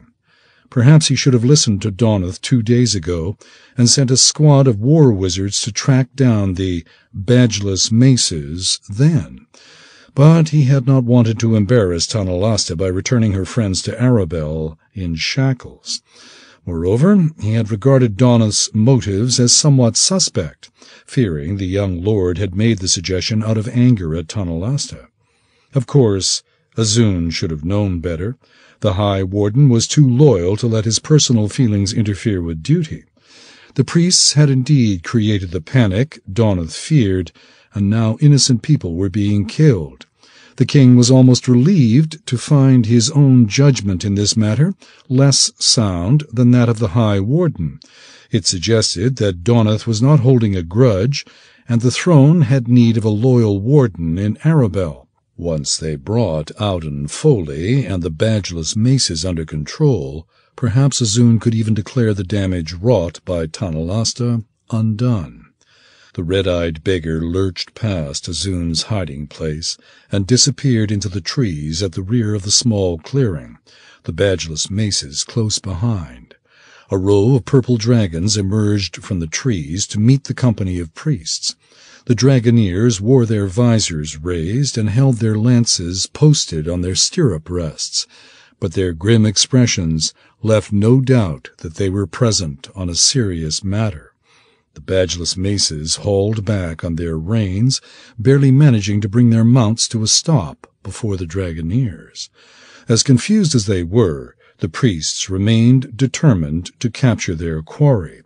A handful tried to ease through the purple dragons, only to find their way blocked by a lowered lance. Several more wheeled around to circle the line, only to find another row of dragoneers emerging from the trees to block their way. Even then, it did not seem to occur to the priests that this was anything more than a chance meeting. "What are you doing?" Auden gestured into the woods where the tall beggar had disappeared. "After that man. He's a danger to the land." "Hardly." Merrill the Marvelous stepped out of the wood, his eyes still glowing red and the hood of his black cloak now pulled down on his collar. "I am not the one riding about the north, scaring witless peasants half to death with tales of dark phantoms and impending famine." Auden's shoulders slumped. Then he lowered his mace and fixed his gaze on the portly wizard. "Merrill the Massive, explain yourself. You're interfering with a royal commission charged with a matter of the highest urgency." "Really?" Azun urged his horse out of his hiding place behind the priests, bringing with him Donath Marlaeir and the final rank of purple dragons. "Strange. I do not recall commissioning a company of badgeless maces into the purple dragons." The entire band of priests wheeled at once, their faces paling at the sight of Azun's battle-crowned helm. "Majesty!" Auden swung out of his saddle, then knelt on the ground and bowed his head. His priests followed half a step behind, moving so quickly that several overcautious dragoneers lowered their lances. Azun motioned the lances up again, then continued to look at Auden and his priests. "In fact, I don't recall commissioning any company of priests at all, nor charging them with—" He looked to Donath. "What was the phrase, Lord Warden?" "I believe it was a matter of the highest urgency, sire." "Ah, yes." Azun repeated the phrase as though trying to refresh his memory, then shook his head. "No, I'm quite certain I never said such a thing." Auden dared to raise his head. "Forgive my presumption, Majesty, but we, assumed the title." "Assumed?" "Harvest-Master Auden?"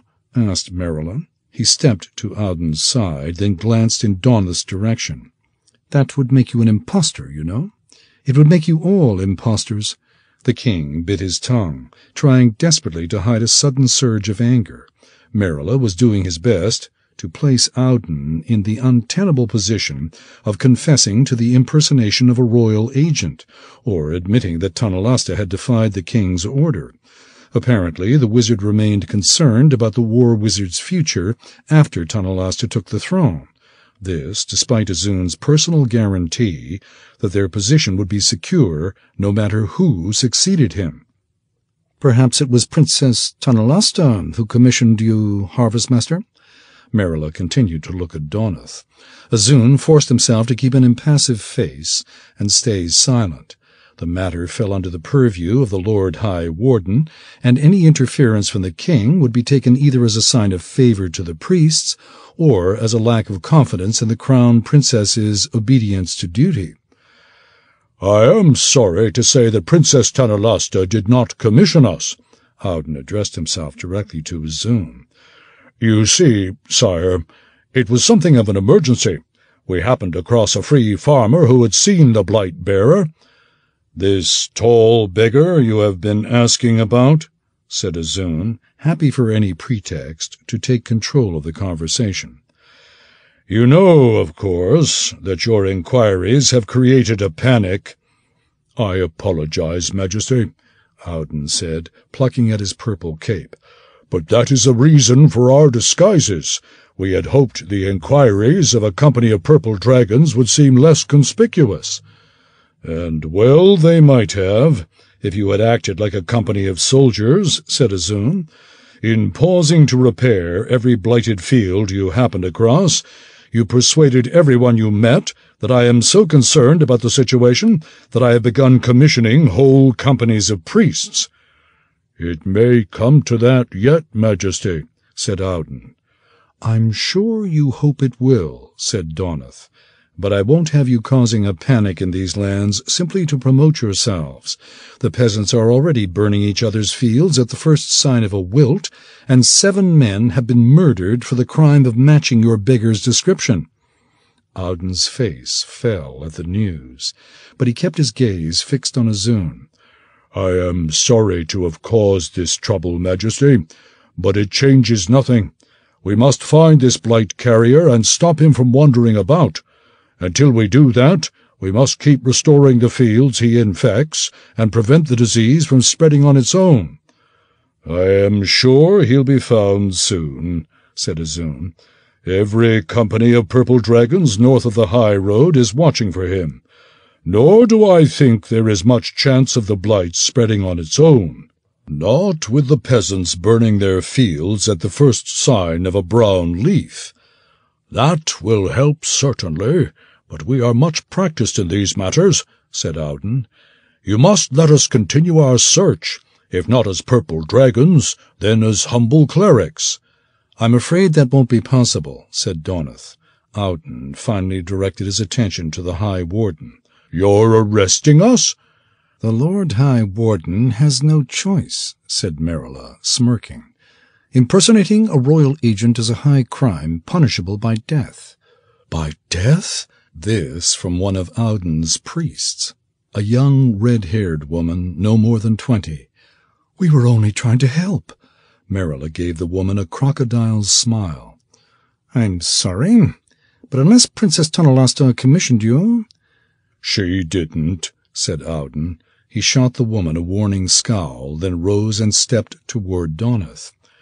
"Do with us what you must, Lord Warden, but I pray you, do not let this dark beggar wander these lands long. The blight may seem a little enough thing now, but that is only because we have contained it.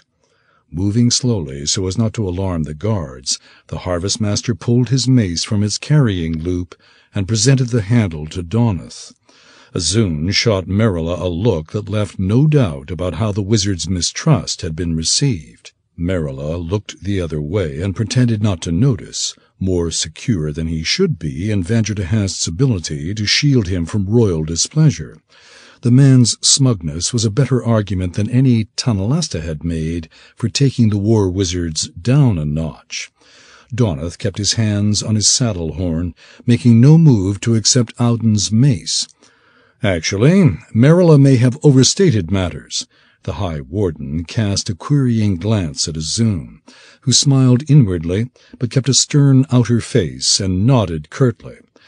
As I recall, those robes were issued to you on command of the royal magician for the purpose of escorting Princess Tanalasta into the Stonelands. And while that may fall short of a royal commission, it does excuse you for wearing them, said Azun, though he approved of Donath's quick thinking. He could not let the badgeless maces off the hook entirely. He had worked too hard to bring the tumult of the past few days under control. What you must answer for is disobeying my wishes and returning to chase this beggar instead of going with her into the Stonelands. Audun returned his mace to its carrying ring, relief flooding his face.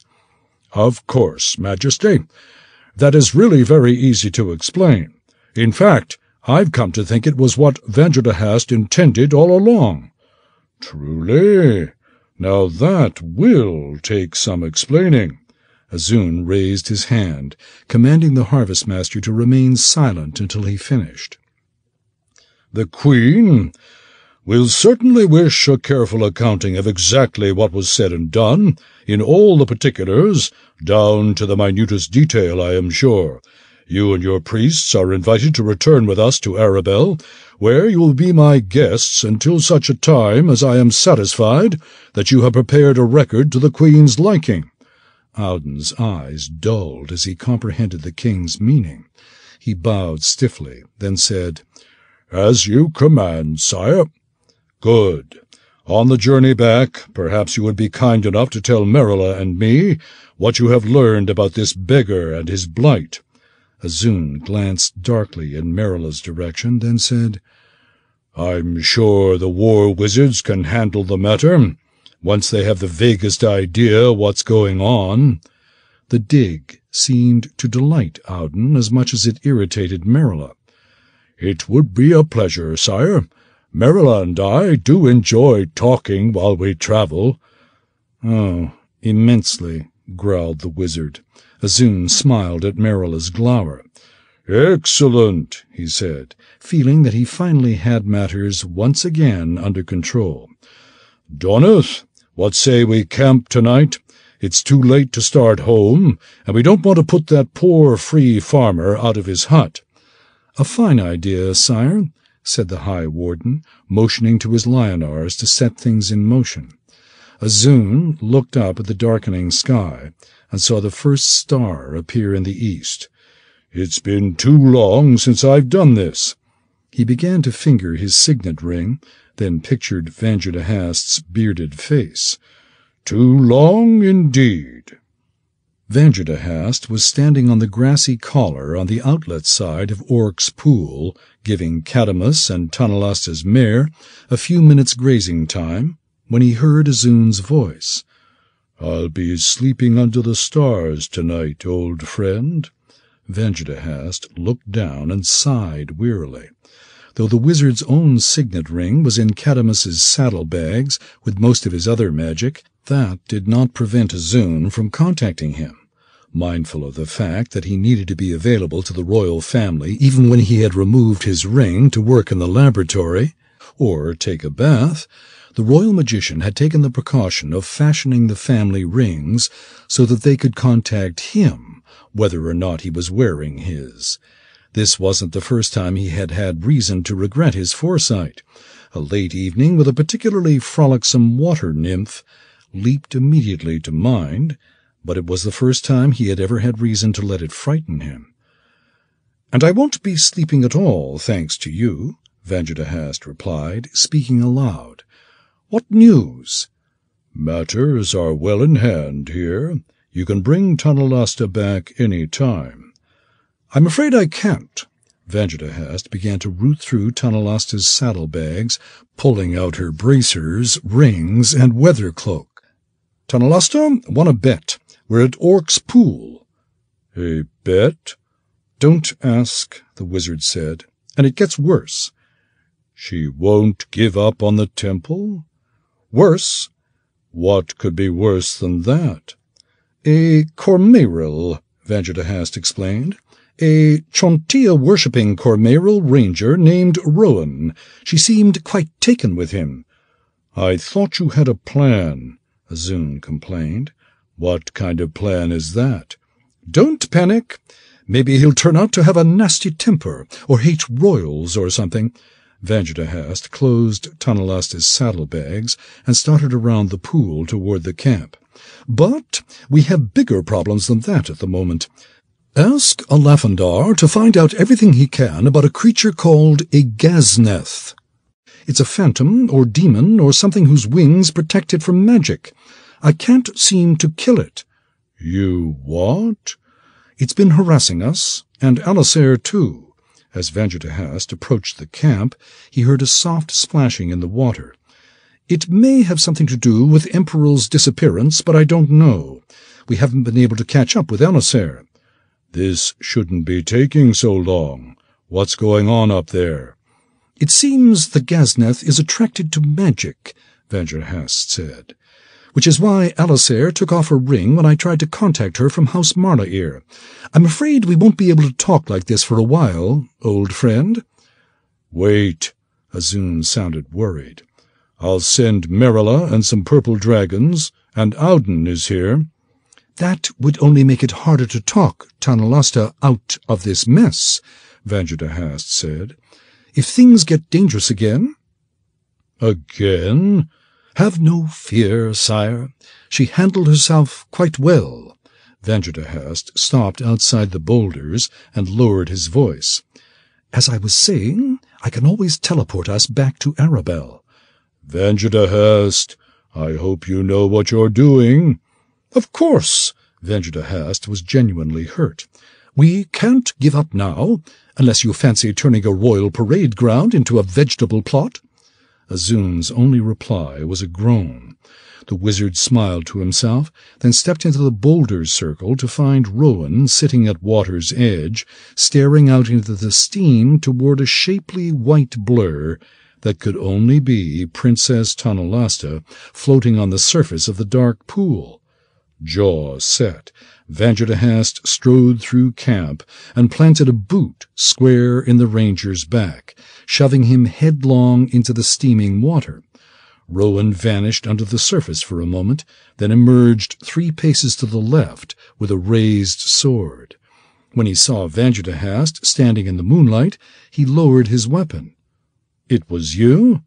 "It was," Vanjadahast growled. "And you may consider yourself lucky to escape with a dunking. Spying on a royal princess's bath could be deemed a crime against the crown." Rowan's jaw fell. "I wasn't spying." "No, just peeping." "Vanjadahast!" Tanalasta swam over and stood, crossing her arms in front of her breasts. "You owe Rowan an apology. I asked him to keep watch while I bathed." "I doubt you asked him to watch you," growled Vanjadahast, though he suspected the possibility had at least occurred to Tanalasta. The wizard glowered in Rowan's direction. "Had you been guarding the princess instead of leering at her, you would have heard me coming." "I was watching the horizon," Rowan protested. Though Tanalasta was still covering herself with her arms, he took care to avert his eyes as he spoke. "Milady, you must believe me. Why I didn't hear him—" "Pay him no heed, Rowan," said Tanalasta, still covering herself with her arms. "Old Snoop is famous for skulking about the palace halls. One does not dare hold a personal conversation without first examining every guard-robe and alcove within 20 paces. Though 20 paces was actually something of an underestimate, Vanjadahast feigned hurt. "Even were that true, Princess, I was not skulking this time." He stepped to the edge of the water and opened Tanalasta's weather cloak. "I was speaking with your father." Rowan's face grew as pale as the moonlight. Then he glanced across the circle of boulders. "The king is with you?" "Hardly." Vanjadahast motioned the ranger out of the water, then averted his own eyes so Tanalasta could slip into the cloak. "Will you hurry? We may not have much time." "Time?" Rowan climbed out of the pool, being very careful not to look back. "Why not?" "The king is in Arabelle," Tanalasta explained, slipping into the weather cloak. "They were far-speaking." Rowan spun on Vanjadahast. "Magic? Alisair warned you." "It was the king she didn't warn, young man," Vanjadahast bristled. "Now be a good lad and fetch the horses." "Of course." Rowan's expression changed from anger to chagrin. "You're right. We don't have much time." The ranger sheathed his sword, then snatched up his saddle and rushed off in the direction of the horses. Tanalasta started to follow, but Vanjadahast caught her by the arm. "Aren't you forgetting something, Princess?" He pointed toward her neatly folded tunic and trousers. "You really shouldn't tempt poor Rowan. It's unfair to vaunt a prize he has no chance of winning." "Who says he doesn't?" The princess snatched up her clothes and stepped behind a boulder. Vanjadahast groaned inwardly. He pulled a gold coin from his pocket and tossed it into the air, then spoke an incantation as it started to fall. The coin stopped at about eye level. "Vanjadahast, have you lost your mind?" Tanalasta peered out from behind her rock. "That's what attracts it." "So I've been told." Vanjadahast plucked the coin out of the air and began to rub it between his palms. A faint green aura appeared around the coin, barely brighter than the moonlight illuminating it against his palm. "Now watch and learn, my dear. Watch and learn." Vanjadahast waited until Rowan returned with the horses, then asked, "Which way will we be traveling, young man?" When Rowan pointed into the hills, Vanjadahast turned and flicked the coin in the opposite direction. It whistled down the gulch and sailed out over the flatlands, vanishing from sight like a shooting star. "A false trail?" Rowan asked. Vanjadahast nodded. "It should buy us an hour or two." "You may be underestimating the Ghazneth's speed." Rowan crouched behind a boulder, then pointed toward the mouth of the gully, where the distant silhouette of a moonlit Ghazneth was wheeling out over the plain. "How long will your coin stay in the air?" Tanalasta asked. "About as long as it takes the Ghazneth to catch it." Vanjadahast continued to stare out over the empty plain, astonished at how quickly the dark creature had faded from sight. "How long that will be, who can say?" "But sooner than we'd like," concluded Tanalasta. The princess stepped from behind her boulder, now fully clothed, both bracers clasped on one arm, and the weather cloak thrown unclasped over her shoulders. The bracers would not radiate magic until she transferred one to her bare wrist, but closing the cloak's clasp would automatically activate several magics sure to draw the Ghazneth's attention. Vanjadahast pulled his own weather cloak over his shoulders, leaving it unclasped. Then they mounted and quietly left Orc's Pool behind. 9. The slope lay blanketed in shadow as thick as ink. Vanjadahast rode in silence, keeping a careful watch on the dark sky behind them, cringing inwardly at the constant clatter of horse hooves on shifting stone. He expected to see the Ghazneth come streaking out of the mists above Orc's Pool at any moment, but his greatest fear was that he would not see it at all, that it would swoop in from some unwatched corner of the sky and disembowel them all before he could cast a single spell. His fingers kept tracing patterns of protection. Only the knowledge that the magic would draw the phantom like a signal fire kept him from uttering the incantations to activate the enchantments. Finally, The companions crested the top of the hummock and began to traverse a barren, moonlit clearing, lacking so much as a boulder to hide behind. They did not even have the stone murk to conceal them, for the rolling hill-lands made the wind too erratic and scattered to sustain its load of sand and loess. The trio urged their mounts across the clearing at a trot. Vanderhast finally began to relax when they reached the other side of the hillock and descended into the sheltering shadows of the adjacent gulch. But not so Rowan. The ranger continued to push hard, leading them up a sandy creek at a near gallop for several long minutes, then abruptly dismounting to double back along a dangerous slope of blond bedrock.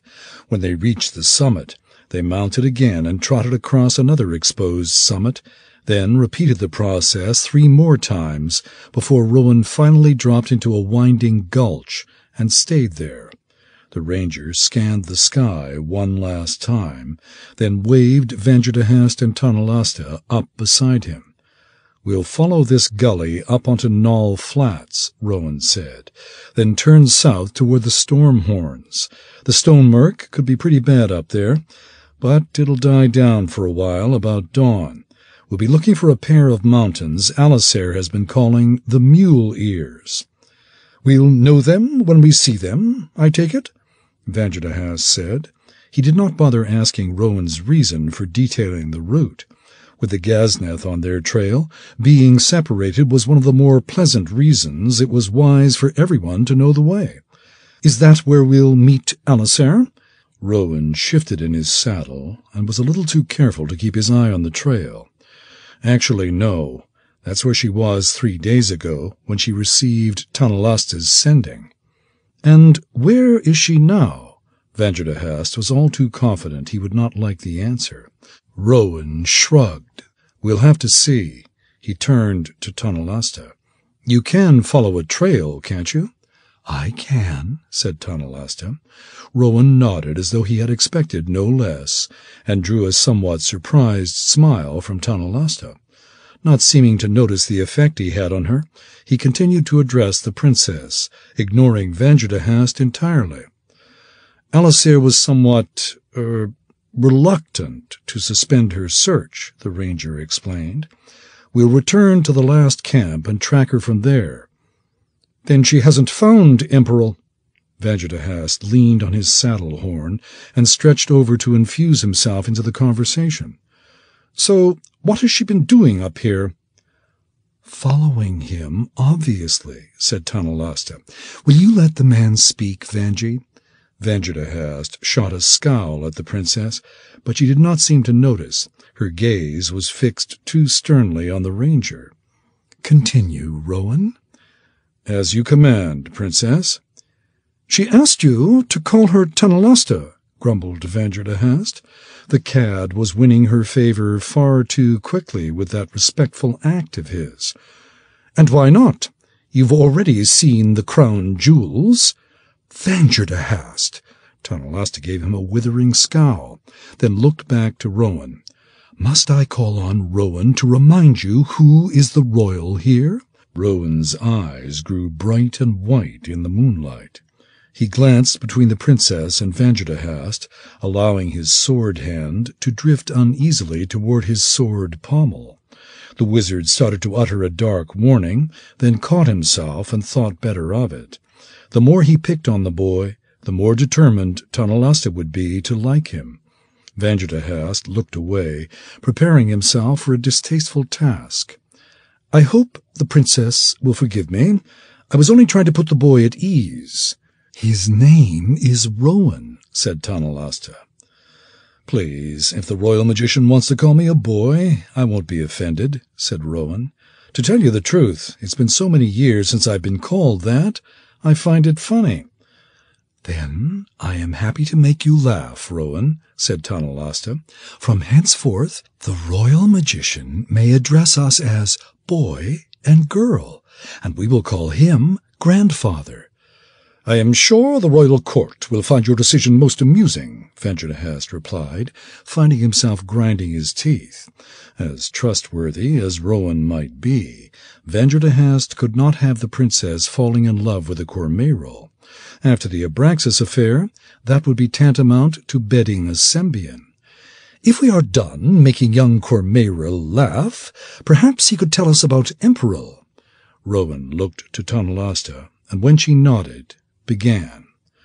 There really isn't much to tell. We picked up his trail a few miles east of Half-Hap and followed him across the Stonebolt Trail toward Shook's ambush.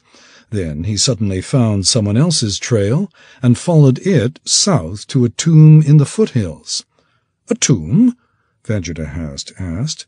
How old? Tonalasta asked. What type? It was very old, milady, said Rowan. As for the type, I'm no expert on such things. It was set beneath the roots of a great twisted oak, black of bark and so filled with rot that it's a wonder the thing was still standing. There were old glyphs carved into the trunk such as I have never seen. Glyphs? Tonalasta asked, growing excited. Were they elvish? Rowan shrugged. I wouldn't know. They were very sinuous and graceful. Tonalasta said, They sound elvish. As does the tomb, Vanderhast agreed. You're thinking Tree of the Body. But twisted and black? Rowan's head pivoted back and forth between his escorts, not quite keeping pace with the exchange. Twisted and black, said Tonalasta. Yes, that is interesting. No elf would sprout such a thing. And if it's rotting... There are evil elves. True, but drow grow mushrooms, not trees, Vanderhast said, and they live underground. I'm talking about wood elves, not drow. Don't you recall the year of distant thunder? Rowan turned to Tonalasta and said, If I may... The Bleth family, of course, said Vanderhast, cutting the cad off. But Mondar was in the wrong there. They could have told him that before they killed his whole family, Tonalasta said. It was a massacre, an elven massacre. Excuse me, Rowan said, raising his voice loud enough to be heard. But I am sorry to disappoint you. The elves have nothing to do with this tomb. Vanderhast and Tonalasta both frowned, then asked together, You're sure? We found some garish old rings, a silver hair comb, said Rowan, and a lady's stiletto hidden in the handle of a brass fan. Tonalasta raised her brow. That's certainly not elven. Nor were the vambraces in the next tomb, said Rowan. The next tomb? Vanderhast gasped. There were 2? Rowan shook his head. 3. So far, all opened. Emperor followed whoever he was tracking to each of them. We think that's where he ran into the Gazneth. Vanderhast and Tonalasta fell silent, trying in their own ways to make sense of what the ranger was telling them. The tombs Rowan described did not belong to the Sleeping Sword. Vanderhast visited that cavern periodically to inspect its condition and renew the stasis spell that kept the young lords in suspended animation, and he knew for a fact there was not a tree within 2 miles of it. These tombs, Tonalasta said, were they all similar? Some seemed older than others, said Rowan, or at least the trees were larger, and they had the same glyphs carved into the trunks. The things we found in each one were different. In the last one it was a war wizard's throat clasp. The ranger gestured to the unfastened clasps at the throats of his 2 companions. Vanderhast raised his brow. I don't suppose you have that clasp with you? Sorry. Princess Alisair said. I can imagine what she said, Vanderhast replied. Quiet, Tonalasta hissed. The princess guided her horse over in front of her companions, forcing them to a stop.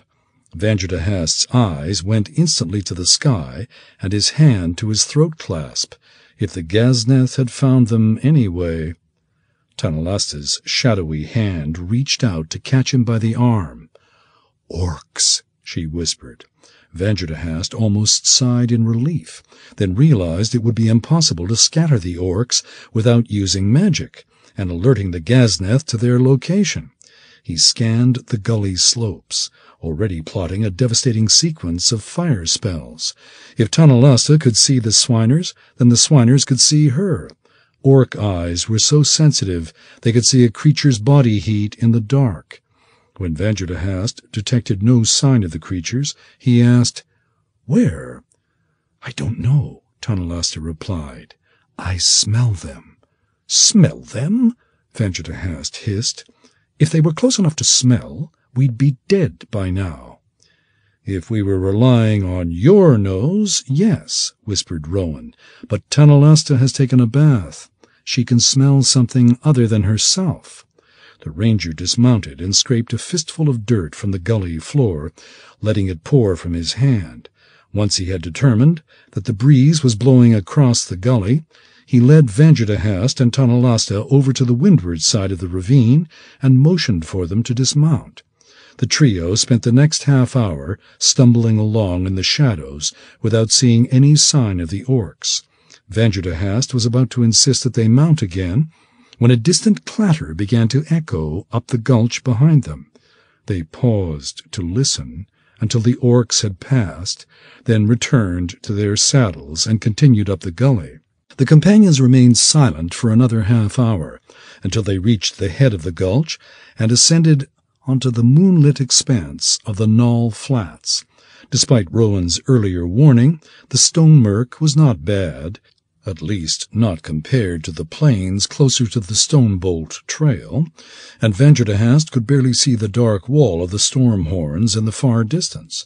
Try as he might, he could find no peaks that reminded him of mule ears. They stayed close to the edge of the flats, ready to duck down the nearest ravine at the first sign of orcs or the Gazneth. After the sheltering confines of the gully, the empty expanses made Vangertehast feel exposed and cranky, and only the thought of crossing the barrens in full daylight prevented him from suggesting they make camp in the shelter of one of the many ravines they were passing. If the lack of cover made Tanalasta or Rowan nervous, they did not show it. The pair rode side by side for the rest of the night, their legs almost touching. Despite his weariness and petulant mood, Vangertehast found he did not have the heart to intrude on the moment, not even for the good of the realm. Clearly, the ranger respected the princess for her knowledge and talent, and she seemed to return that respect with genuine fondness. Outside of Elafandar and her own family, Tanalasta had experienced little enough of either in the palace. If she had found it in the Stonelands with Rowan Cormyr, then the royal magician could put Cormyr's interests aside for a few hours. Despite the trouble she was causing him, Vangertehast loved the princess like a daughter, and he wanted to see her as happy as it was possible for a queen to be. Vangertehast could never let them marry, of course. Allowing the child of a Cormyr to ascend to the throne would insult the families who had stayed loyal during the Abraxas affair and invite mischief from those who had wavered. But marriage was not the only trail to carnal happiness. If their fondness continued to grow, perhaps he could talk to Tanalasta about working out a discreet arrangement. He had certainly done the same thing often enough for Izun, and it might provide just the leverage he needed to disabuse her of this royal temple nonsense. The eastern horizon was beginning to brighten with pre-dawn light when Vangertehast heard the pair murmuring quietly. He slumped forward and allowed his chin to drop onto his chest, then urged his horse slowly forward until he was close enough to hear their conversation. His eavesdropping spells were far more effective and convenient, but with the Gazneth flying about, he had no choice except to resort to conventional methods. "Led you to worship the mother?" Tanalasta was asking. "Chauntea is hardly a popular goddess among the nobility." "Until Gaspar dishonored us, we Cormyrs were less a family of politics than of land," Rowan explained. Chontia saw fit to bless our farms with her bounty, and we venerated her in return." "I see," said Tonalasta. "You still worship her, though you have lost your lands?" "I do." Rowan looked away, then added, "After I have redeemed my name in Princess Alisair's service, it is my hope that the king will some day grant me a small holding." Tonalasta reached across to grasp the ranger's hand. "Have faith, Rowan. Chontia rewards those who serve her." "Aye, those who serve the mother flourish in her bounty." The exchange sent a shudder down Vanderhast's spine. He urged his horse forward between theirs, forcing the princess to withdraw her hand. "What is it?" the wizard asked, feigning a yawn. He saw now that Rowan would be more dangerous as a lover than as a husband. "Is something wrong?" Tonalasta scowled. "Nothing a little consideration couldn't cure." Vanderhast blinked groggily. "Am I interrupting something?" There was just enough of an edge in his voice to hint that it had better not be so, and he looked from the princess to Rowan. "Have you been sizing up the crown jewels again?" "Vanderhast!" Tonalasta raised her hand as though she might slap the wizard, then shook her head in frustration. "You are the only one here who has been behaving poorly, and I'm quite sure you know it." Vanderhast continued to glare at Rowan. "Well?" The ranger's face darkened. "It would be a crime for me to respond as you deserve, Lord Magician, but you must know you are assailing my honor. I have only pure thoughts for the princess." "Good." Vanderhast glanced at Tonalasta just long enough to wince at the fury in her eyes, then looked back to Rowan. "Because you know how unfortunate it would be if she were to become, attached to you." Rowan looked confused. "Attached? To me?" "Pay him no mind," said Tonalasta. "Vanderhast has a notoriously tawdry mind." Rowan's posture grew tense. "I see.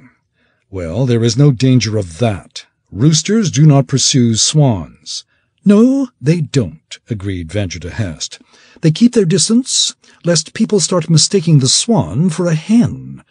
"I am not a poultry bird." Tonalasta raised her chin and slapped the reins against her weary horse's neck, goading it into a trot. "I will thank you both to—" Her sentence was cut short by the pained shriek of a horse. Fearing Tonalasta's mount had a broken leg, Vanderhast sank his heels into Cadamus's flanks and shot after the princess. As he approached, she wheeled around and sprang past in the opposite direction, leaning out of her saddle to grab for something on the ground. A cacophony of snarling and snorting arose from the rim of the plain, and it finally dawned on the wizard that the horse's cry had been caused by something more serious than a broken leg. Vanderhast spun Cadamus toward the sound and saw a wall of orc silhouettes clambering over the rim of the plain. The swiners were no more than 100 paces distant, with thick snouts and pointy ears outlined in black against the purple horizon. Closer by, a dozen hunch-shouldered shapes were rising from a line of shallow camouflage pits not far behind Rowan, who lay struggling to drag himself free of his thrashing horse.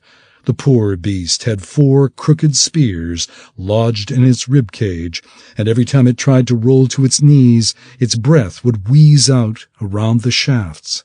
Tonalasta brought her mount to a stop beside the fallen horse and stretched down toward Rowan. He reached up to grasp her hand, then his horse screeched again as its abdomen was pierced by a rough-hewn spear. Another shaft hissed through the air above the princess's back, and 2 more clattered into the stones around the hooves of her horse. The ranger looked back toward the camouflage pits, then quickly pulled his arm away. The first 12 orcs were only 10 paces away. "There's no time, princess. Go!" "And leave you here? What kind of a lady would that make me?" Tonalasta swung out of the saddle and glanced back at Vanderhast. "Do something." The command was hardly necessary. Vanjadahast was already holding one of his favorite wands. As soon as Tanalasta stooped down to shove Rowan's fallen horse off him, he shouted his command word and whipped the tip at the closest orc. The brute cried out in shock and went tumbling across the ground backward, his limbs flailing and head cracking against the rocky ground. The wizard repeated the gesture 3 more times before the princess rocked the horse high enough for Rowan to pull out of his stirrup. The ranger dragged himself free and stood, blocking Vanjadahast's angle to the remaining orcs. "By the purple dragon!" Vanjadahast moved forward to get a better angle, then sent another orc flying. The rest of the horde was fast coming in from the side, and they would soon be within spear-throwing range. "Tanalasta, get that fool out of the way!" "Watch your manners, Vanjadahast." Tanalasta swung back into her saddle, then reached for her throat clasp. "See to your horse, Rowan. Then it's time for us to leave." Vanjadahast stopped on the other side of Rowan's horse and cleared the area with 3 quick shakes of his wand, then jammed it back into its sleeve and reached into his cloak. It seemed to take forever to find the component he needed, perhaps because his eyes were already scanning the brightening sky for the Gazneth's dark wings. Rowan brought his sword down across the back of his horse's neck, then grabbed the princess's outstretched hand and swung into the saddle behind her. He slashed at something on the other side of Tanalasta's horse, and an orc squealed in pain. Tanalasta slapped her bracer and blasted another with 4 golden bolts of magic. Then, finally, she wheeled her mount around and shoved her hand into the weather cloak's escape pocket. There was a nearly inaudible pop, and Vanjadahast found himself staring across Rowan's dead horse at 3 stunned orcs. The wizard dropped his reins and gestured with his free hand, blasting 2 of them apart with magic bolts, then finally found a small bar of iron. He pointed this at the 3rd trembling orc and rattled off a quick spell, then commanded, "Move nothing."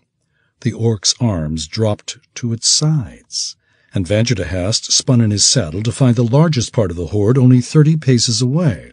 He fished a small vial from his cloak pocket and quickly unstoppered it, then pointed his hand at a spot about 15 paces away. The wizard started a long incantation and began to pour a stream of white grains from the small flask. As the granules fell, they flashed into smoke, and a tiny flame flickered to life where he was pointing. By the time he was finished, the orcs had begun to hurl their spears in his direction. The range was still too great for the crooked weapons to have any accuracy, but Vanjadahast did not feel like taking chances. He circled around Rowan's dead horse and waited for the leading swiners to reach the line of tiny flames he had created on the ground. He circled around Rowan's dead horse and waited for the leading swiners to reach the line of tiny flames he had created on the ground, then spoke his command word.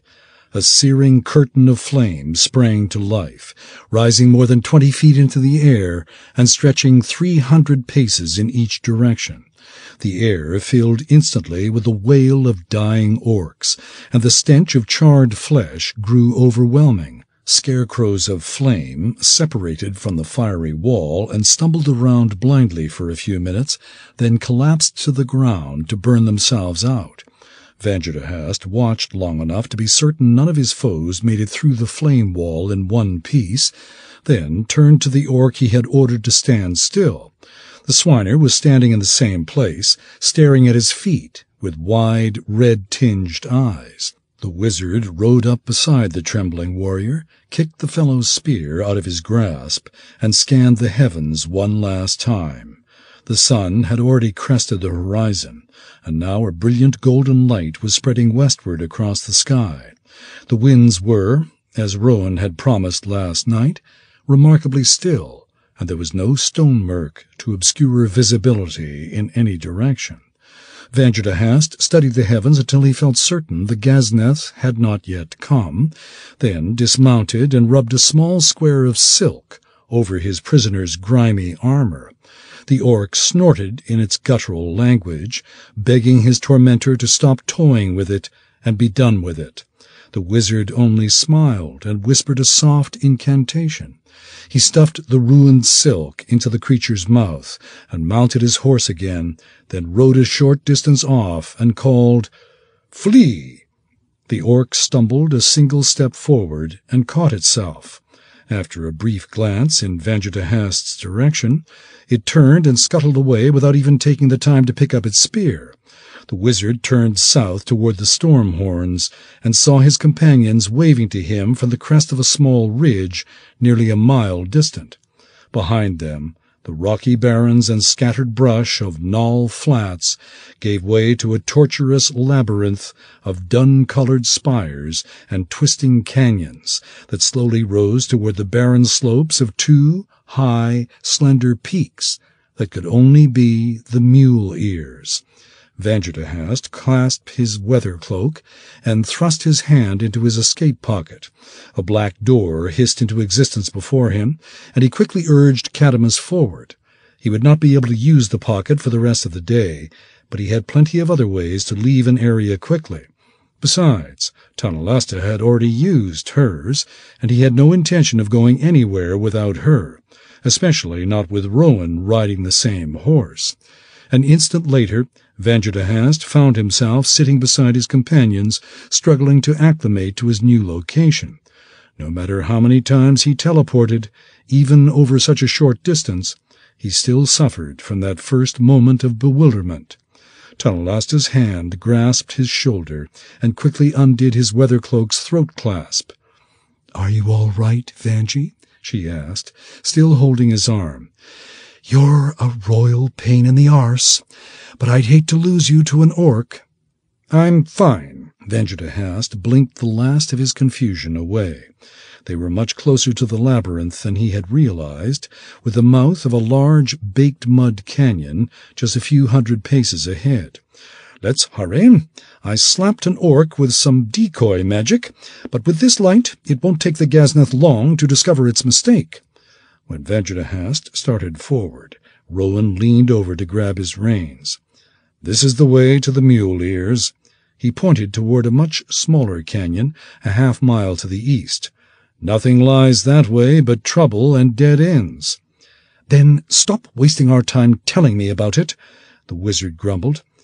"And why don't you ride with me? Cadamus is—" Vanjutahast did not bother to finish, for Tonalasta had already turned and started toward the distant canyon at a stiff canter.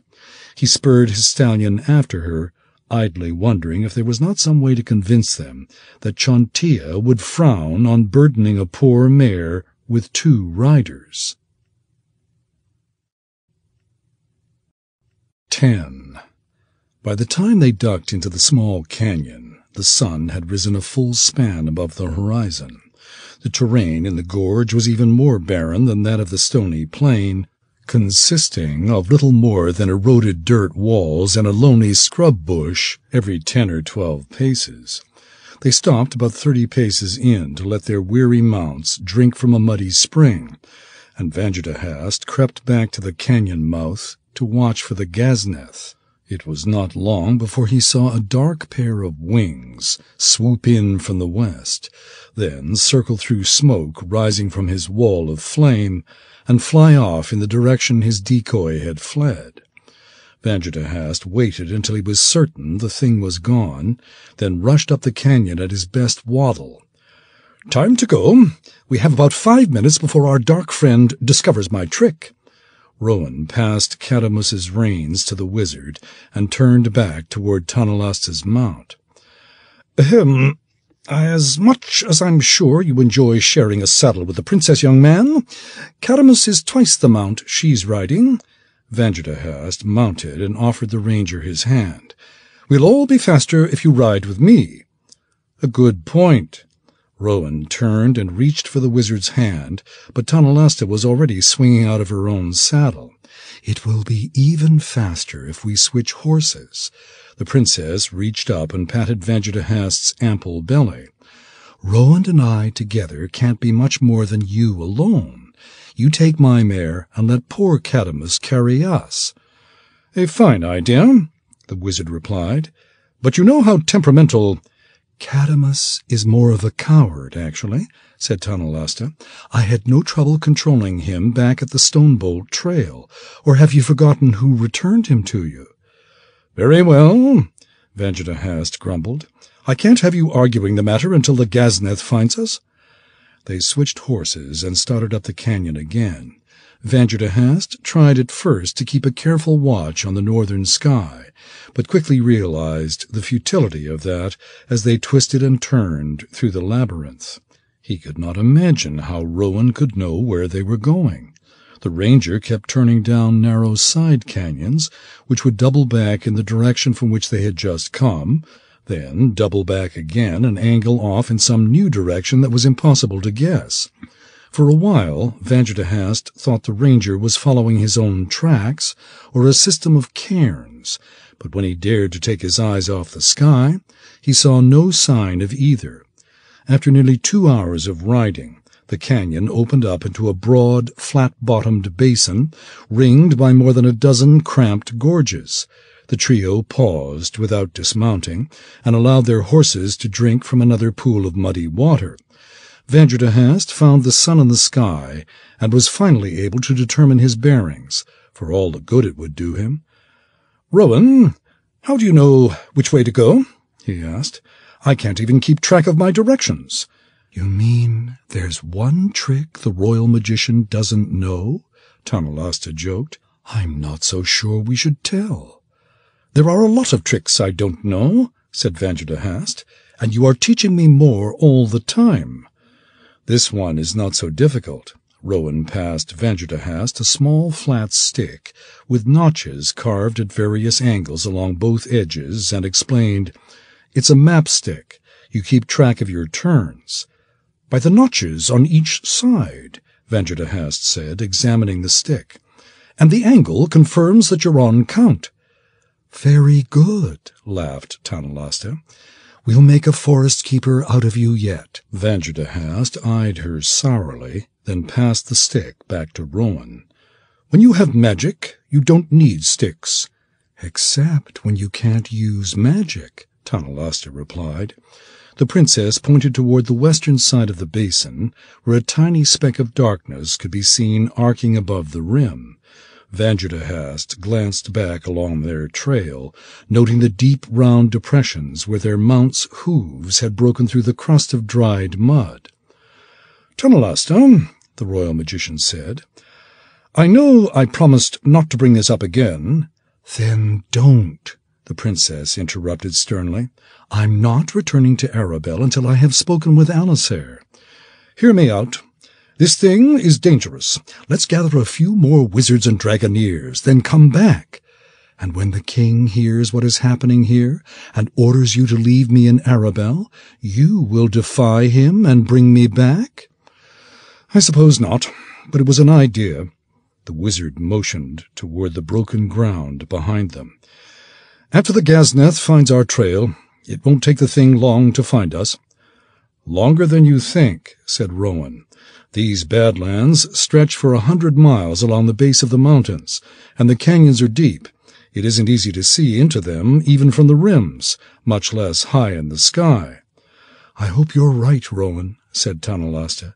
But Edwin Narlock theorizes in his treatise Falcon Fun that the eyesight of birds of prey is far more acute than our own. Rowan looked slightly embarrassed. I haven't read that book, but the idea makes sense. Otherwise it would be pretty difficult to hunt from on high. Of course, the Ghazneth is not a bird of prey. But it's wiser not to take chances. Vanjitahast took a linen glove from his pocket and folded it into his palm, where he could reach it instantly. Remind me not to wager with you any more, princess. Tanalasta narrowed her eyes. If you even think of... A bet is a bet, said Vanjitahast. This is for the Ghazneth. When it finds us, blast the thing with everything you have. You need to buy me a little time. Tanalasta continued to eye the glove, but nodded. As you wish. She consulted Rowan's mapstick, then led the way around the basin into a cool, shadow-filled canyon, suffused with the smell of damp earth. The gorge was as deep as a well, and so narrow that Vanderhast sometimes found his knees brushing both sides at once. Even at its broadest, 2 horses could not have stood side by side, and it twisted and turned like a snake. The wizard could not recall a worse place to be ambushed, and he kept a constant watch on the crooked slot of sky above. He saw the Gaznath twice over the next 4 hours. The first was when he glimpsed a tiny V streaking across the narrow strip of sky ahead of them. It was no larger than his fingernail, and visible for such a short time it could have been a large vulture instead. The second time the wizard had no such doubts. It appeared over the canyon behind them, large enough now that its wings and body formed a distinct cross, slowly circling and peering down into the labyrinth. Convinced the phantom had finally found their trail, Vanderhast suggested again that it might be wise to teleport back to Arabelle. Tanalasta's only reply was to ask him to leave the extra horse, and so they pressed on in silence for the rest of the afternoon. With the sun hidden most of the time behind one canyon rim or the other, it was difficult to mark the passing time, but Vanderhast was convinced it had to be near evening when the gorge suddenly felt less murky. The walls did not seem to rise quite so high above their heads, and the musty air grew warmer and more arid. "We'll leave the Badlands soon," said Rowan. "It's only a short ride, then, to where I last saw Alisair." "One of the opened tombs?" Tanalasta did not wait for the ranger to answer. "That will be interesting." Vanderhast was about to quote the old aphorism about cats and curiosity when a soft thud sounded next to him. He looked down and saw a 2-inch crater in the dried mud, a gleam of gold barely visible in the bottom. The wizard frowned, trying to imagine how a golden coin had come to fall into the canyon, then looked skyward and shouted the alarm. "Watch your—" A squarish shape came tumbling down into the canyon and struck him in the chest. The breath huffed out of Vanderhast's lungs, and his feet flew out of the stirrups. He found himself flat on his back, gasping for air and groaning in agony. The canyon was filled with screaming voices and flashing magic and dancing hooves, and it finally came to him that he was lying on the ground with the battle already raging. Vanderhast pushed himself to a sitting position and found a legless, headless torso sprawled across his legs. He shoved the thing away in horror, then recognized the filthy armor as that of the orc he had used as a decoy. In his grogginess, he failed to see any humor in having it returned to him. A horse hoof came down on Vanderhast's ankle. A sobering bolt of pain shot up his leg, and he grabbed a hawk and shoved the beast off his throbbing foot. Tanalasta's voice rang out, trolling the incantation of her one spell, and a flash of golden magic brightened the canyon. Vanderhast shook his head clear and saw Rowan's boots dart past on the other side of the horse, and it occurred to the wizard he had better do something before the Gaznath killed them all. He opened his hand to discover that the glove he had been holding was gone. "Vanderhast," cried Tanalasta, "I can't stall any longer." Vanderhast glanced over and saw Cadamus turned sideways in the canyon, the princess sitting astride his back, pointing up the canyon wall and slapping ineffectually at her wrists. She had already used the bracers to discharge one set of magic bolts, and the single combat spell she knew to fire another, and it would be some time before she could attack again. The bracers needed only a few moments to recharge their magic, but in the middle of a battle, a few moments could be a lifetime. The wizard followed the angle of Tanalasta's arm and finally saw the Gaznath. Too large by far to fly into the narrow gorge, the thing was climbing down the canyon wall, descending head first, with its huge wings gathered up alongside its body. It was already halfway down, its white eyes glaring at the canyon floor, where Rowan stood ready to meet it with nothing more than a sword and rust-coated dagger. This was going to be easier than Vanderhast thought. He fetched a wad of sticky spiderweb from his cloak pocket and flicked it in the phantom's direction, at the same time uttering his incantation. The Gazneth's head swiveled toward the sound of his voice. Then the thing pushed off the canyon wall and dropped, its long-taloned hands already drawing back to rip Rowan open from shoulder to hip. A circle of web blossomed on the wall behind it, burbling out to engulf the phantom up to one knee and bring its dive to an unexpected halt. Vanderhast sighed in relief, then rolled to his feet and found his glove lying beneath his mount. He plucked it from under the beast's dancing hooves and shook the dust off, then blew into the collar and whispered his incantation. The fingers wiggled once, then it drifted from his hand and began to float in the air before him. The wizard pulled a vial full of dried fireflies from his pocket and placed one of the tiny insects in the palm of the floating glove. As Vanderhast worked, the Gazneth spewed a string of unspeakable curses and beat its wings against the cliffside, trying to knock itself free of the entangling web. When that did not work, it twisted around and curled up toward its feet, drawing its arm back to slash at the web. The filament parted with a low pop, and the phantom came plummeting down the cliff backward. Rowan was on it as soon as it landed, beating aside its arms with two powerful sword strokes, then hurling himself forward to plant his orange dagger deep into its collar. An unearthly shriek filled the canyon. The Gazneth rolled, slamming its wing into the ranger and launching him up the canyon to crash into Cadamus. Tonalasta and Rowan fell with the beast in a tangled, screeching heap, and the phantom rolled to its feet. Though the hole Vanderhast had blasted in its chest a few days earlier was completely healed, the rusty dagger remained planted firmly in its collar, with gouts of dark blood pumping out around the blade. Tonalasta's voice rang through the gorge. "King's bolts!" 4 golden streaks shot past in front of Vanderhast, but the Gazneth was ducking behind its wing even as the bolts struck. The leathery appendage grew white and translucent, revealing the fan-like network of delicate bones within. Vanderhast made a fist and gestured toward the creature, and his floating glove closed around the firefly in its palm and shot in the direction indicated. Still hiding behind its wing, the Gazneth gathered itself to spring. The wizard guided his glove over its wing, then turned his hand palm down and made a slapping motion. The glove flipped over and slapped the firefly against the phantom's head. "Light!" Vanderhast commanded. A brilliant globe of magic light engulfed the Gazneth's head. The creature cried out and jumped back, shaking its head madly. The light moved with it. Vanderhast lowered his hand and closed his fingers as though grasping a knife handle. The glove disappeared behind the phantom's wing, and a snarl of surprise rolled up the canyon. The wizard moved his hand up and down. The glove rose and fell with the motion, grasping Rowan's rusty knife and spattering the canyon walls with streams of dark blood. The Gazneth shrieked and lowered its wing, fully revealing the brilliant aura that engulfed its head. Its arms and wings flailed about wildly, but its efforts to catch the floating glove were all in vain. It could see nothing inside the golden ball but blinding yellow light.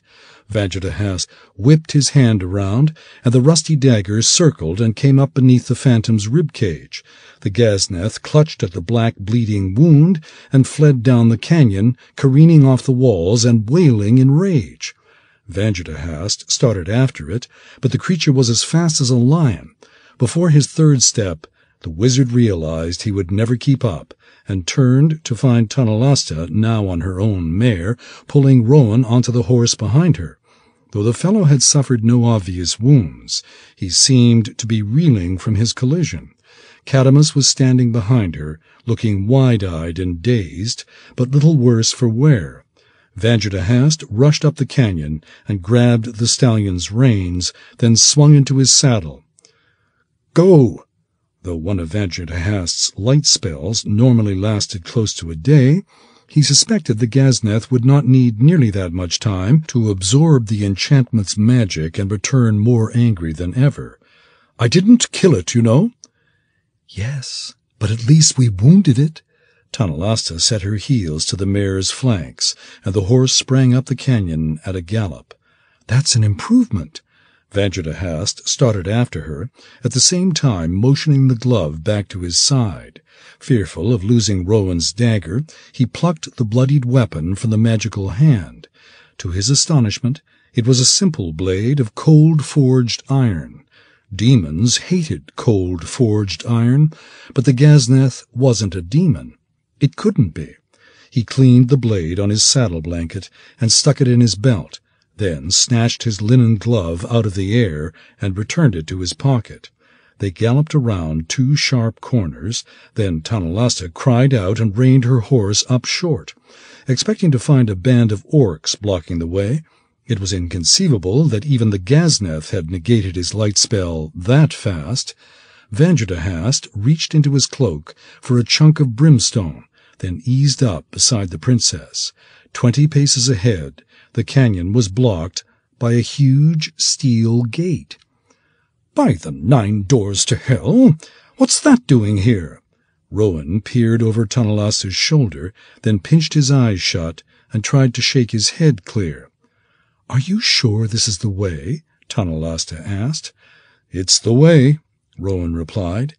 "It must be an illusion.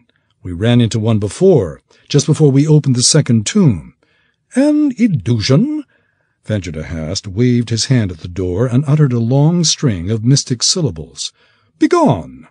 The door vanished at once, revealing a dark, squat figure with large crimson eyes and a huge nose veined from too much drink. A tarnished crown sat tangled into his wild halo of long, spiky hair, and the gaping hollow in his unkempt beard could be identified as a mouth only because of its 4 yellow fangs and wagging red tongue. "What? No knock?" the stranger croaked. He flung his arms to the sky in some strange gesture Vanderhast did not understand. "You just vanish my door?" The strange little man was as naked as the day he was born, with glistening skin the color of obsidian and a pot belly the size of a soup kettle. There were broken yellow talons at the ends of his fingers, a pair of tall wings folded behind his shoulders, and an unspeakable collection of parasites crawling through his sparse body hair. "Another?" Vanderhast was so astonished he could hardly gasp the question. "Another Ghazneth?" "Of course." Tanalasta sounded more excited than frightened. "They've opened 3 tombs." "3? That we know of," Vanderhast said.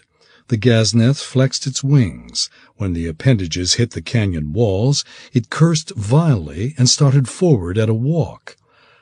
"Enough is enough." Vanderhast dropped his reins and reached over to grab his companions by the wrists. "Hold on!" Rowan's eyes grew large. "Not me."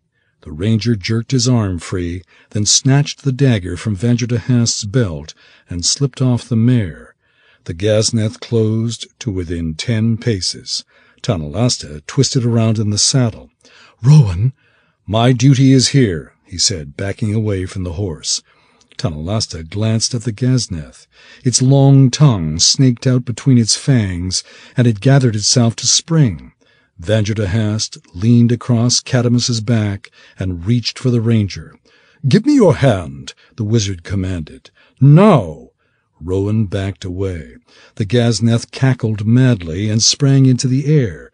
Vanderhast pulled his hand back and pictured the stables of the palace in Arabelle.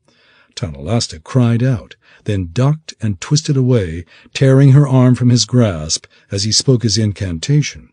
The world went black, and something heavy and hard slammed into Vanderhast from above. Then, suddenly, he was falling. It seemed to take forever to reach the ground. The weight vanished from his back. He grew disoriented and queasy and lost all sense of time. This fall seemed to be taking forever, and he thought maybe this was what a quick death felt like. No pain, no fear, just a sudden, endless darkness, save that he could still feel something foul and hot touching his neck, and something bristly rubbing against his cheek. The light returned the same instant it had vanished.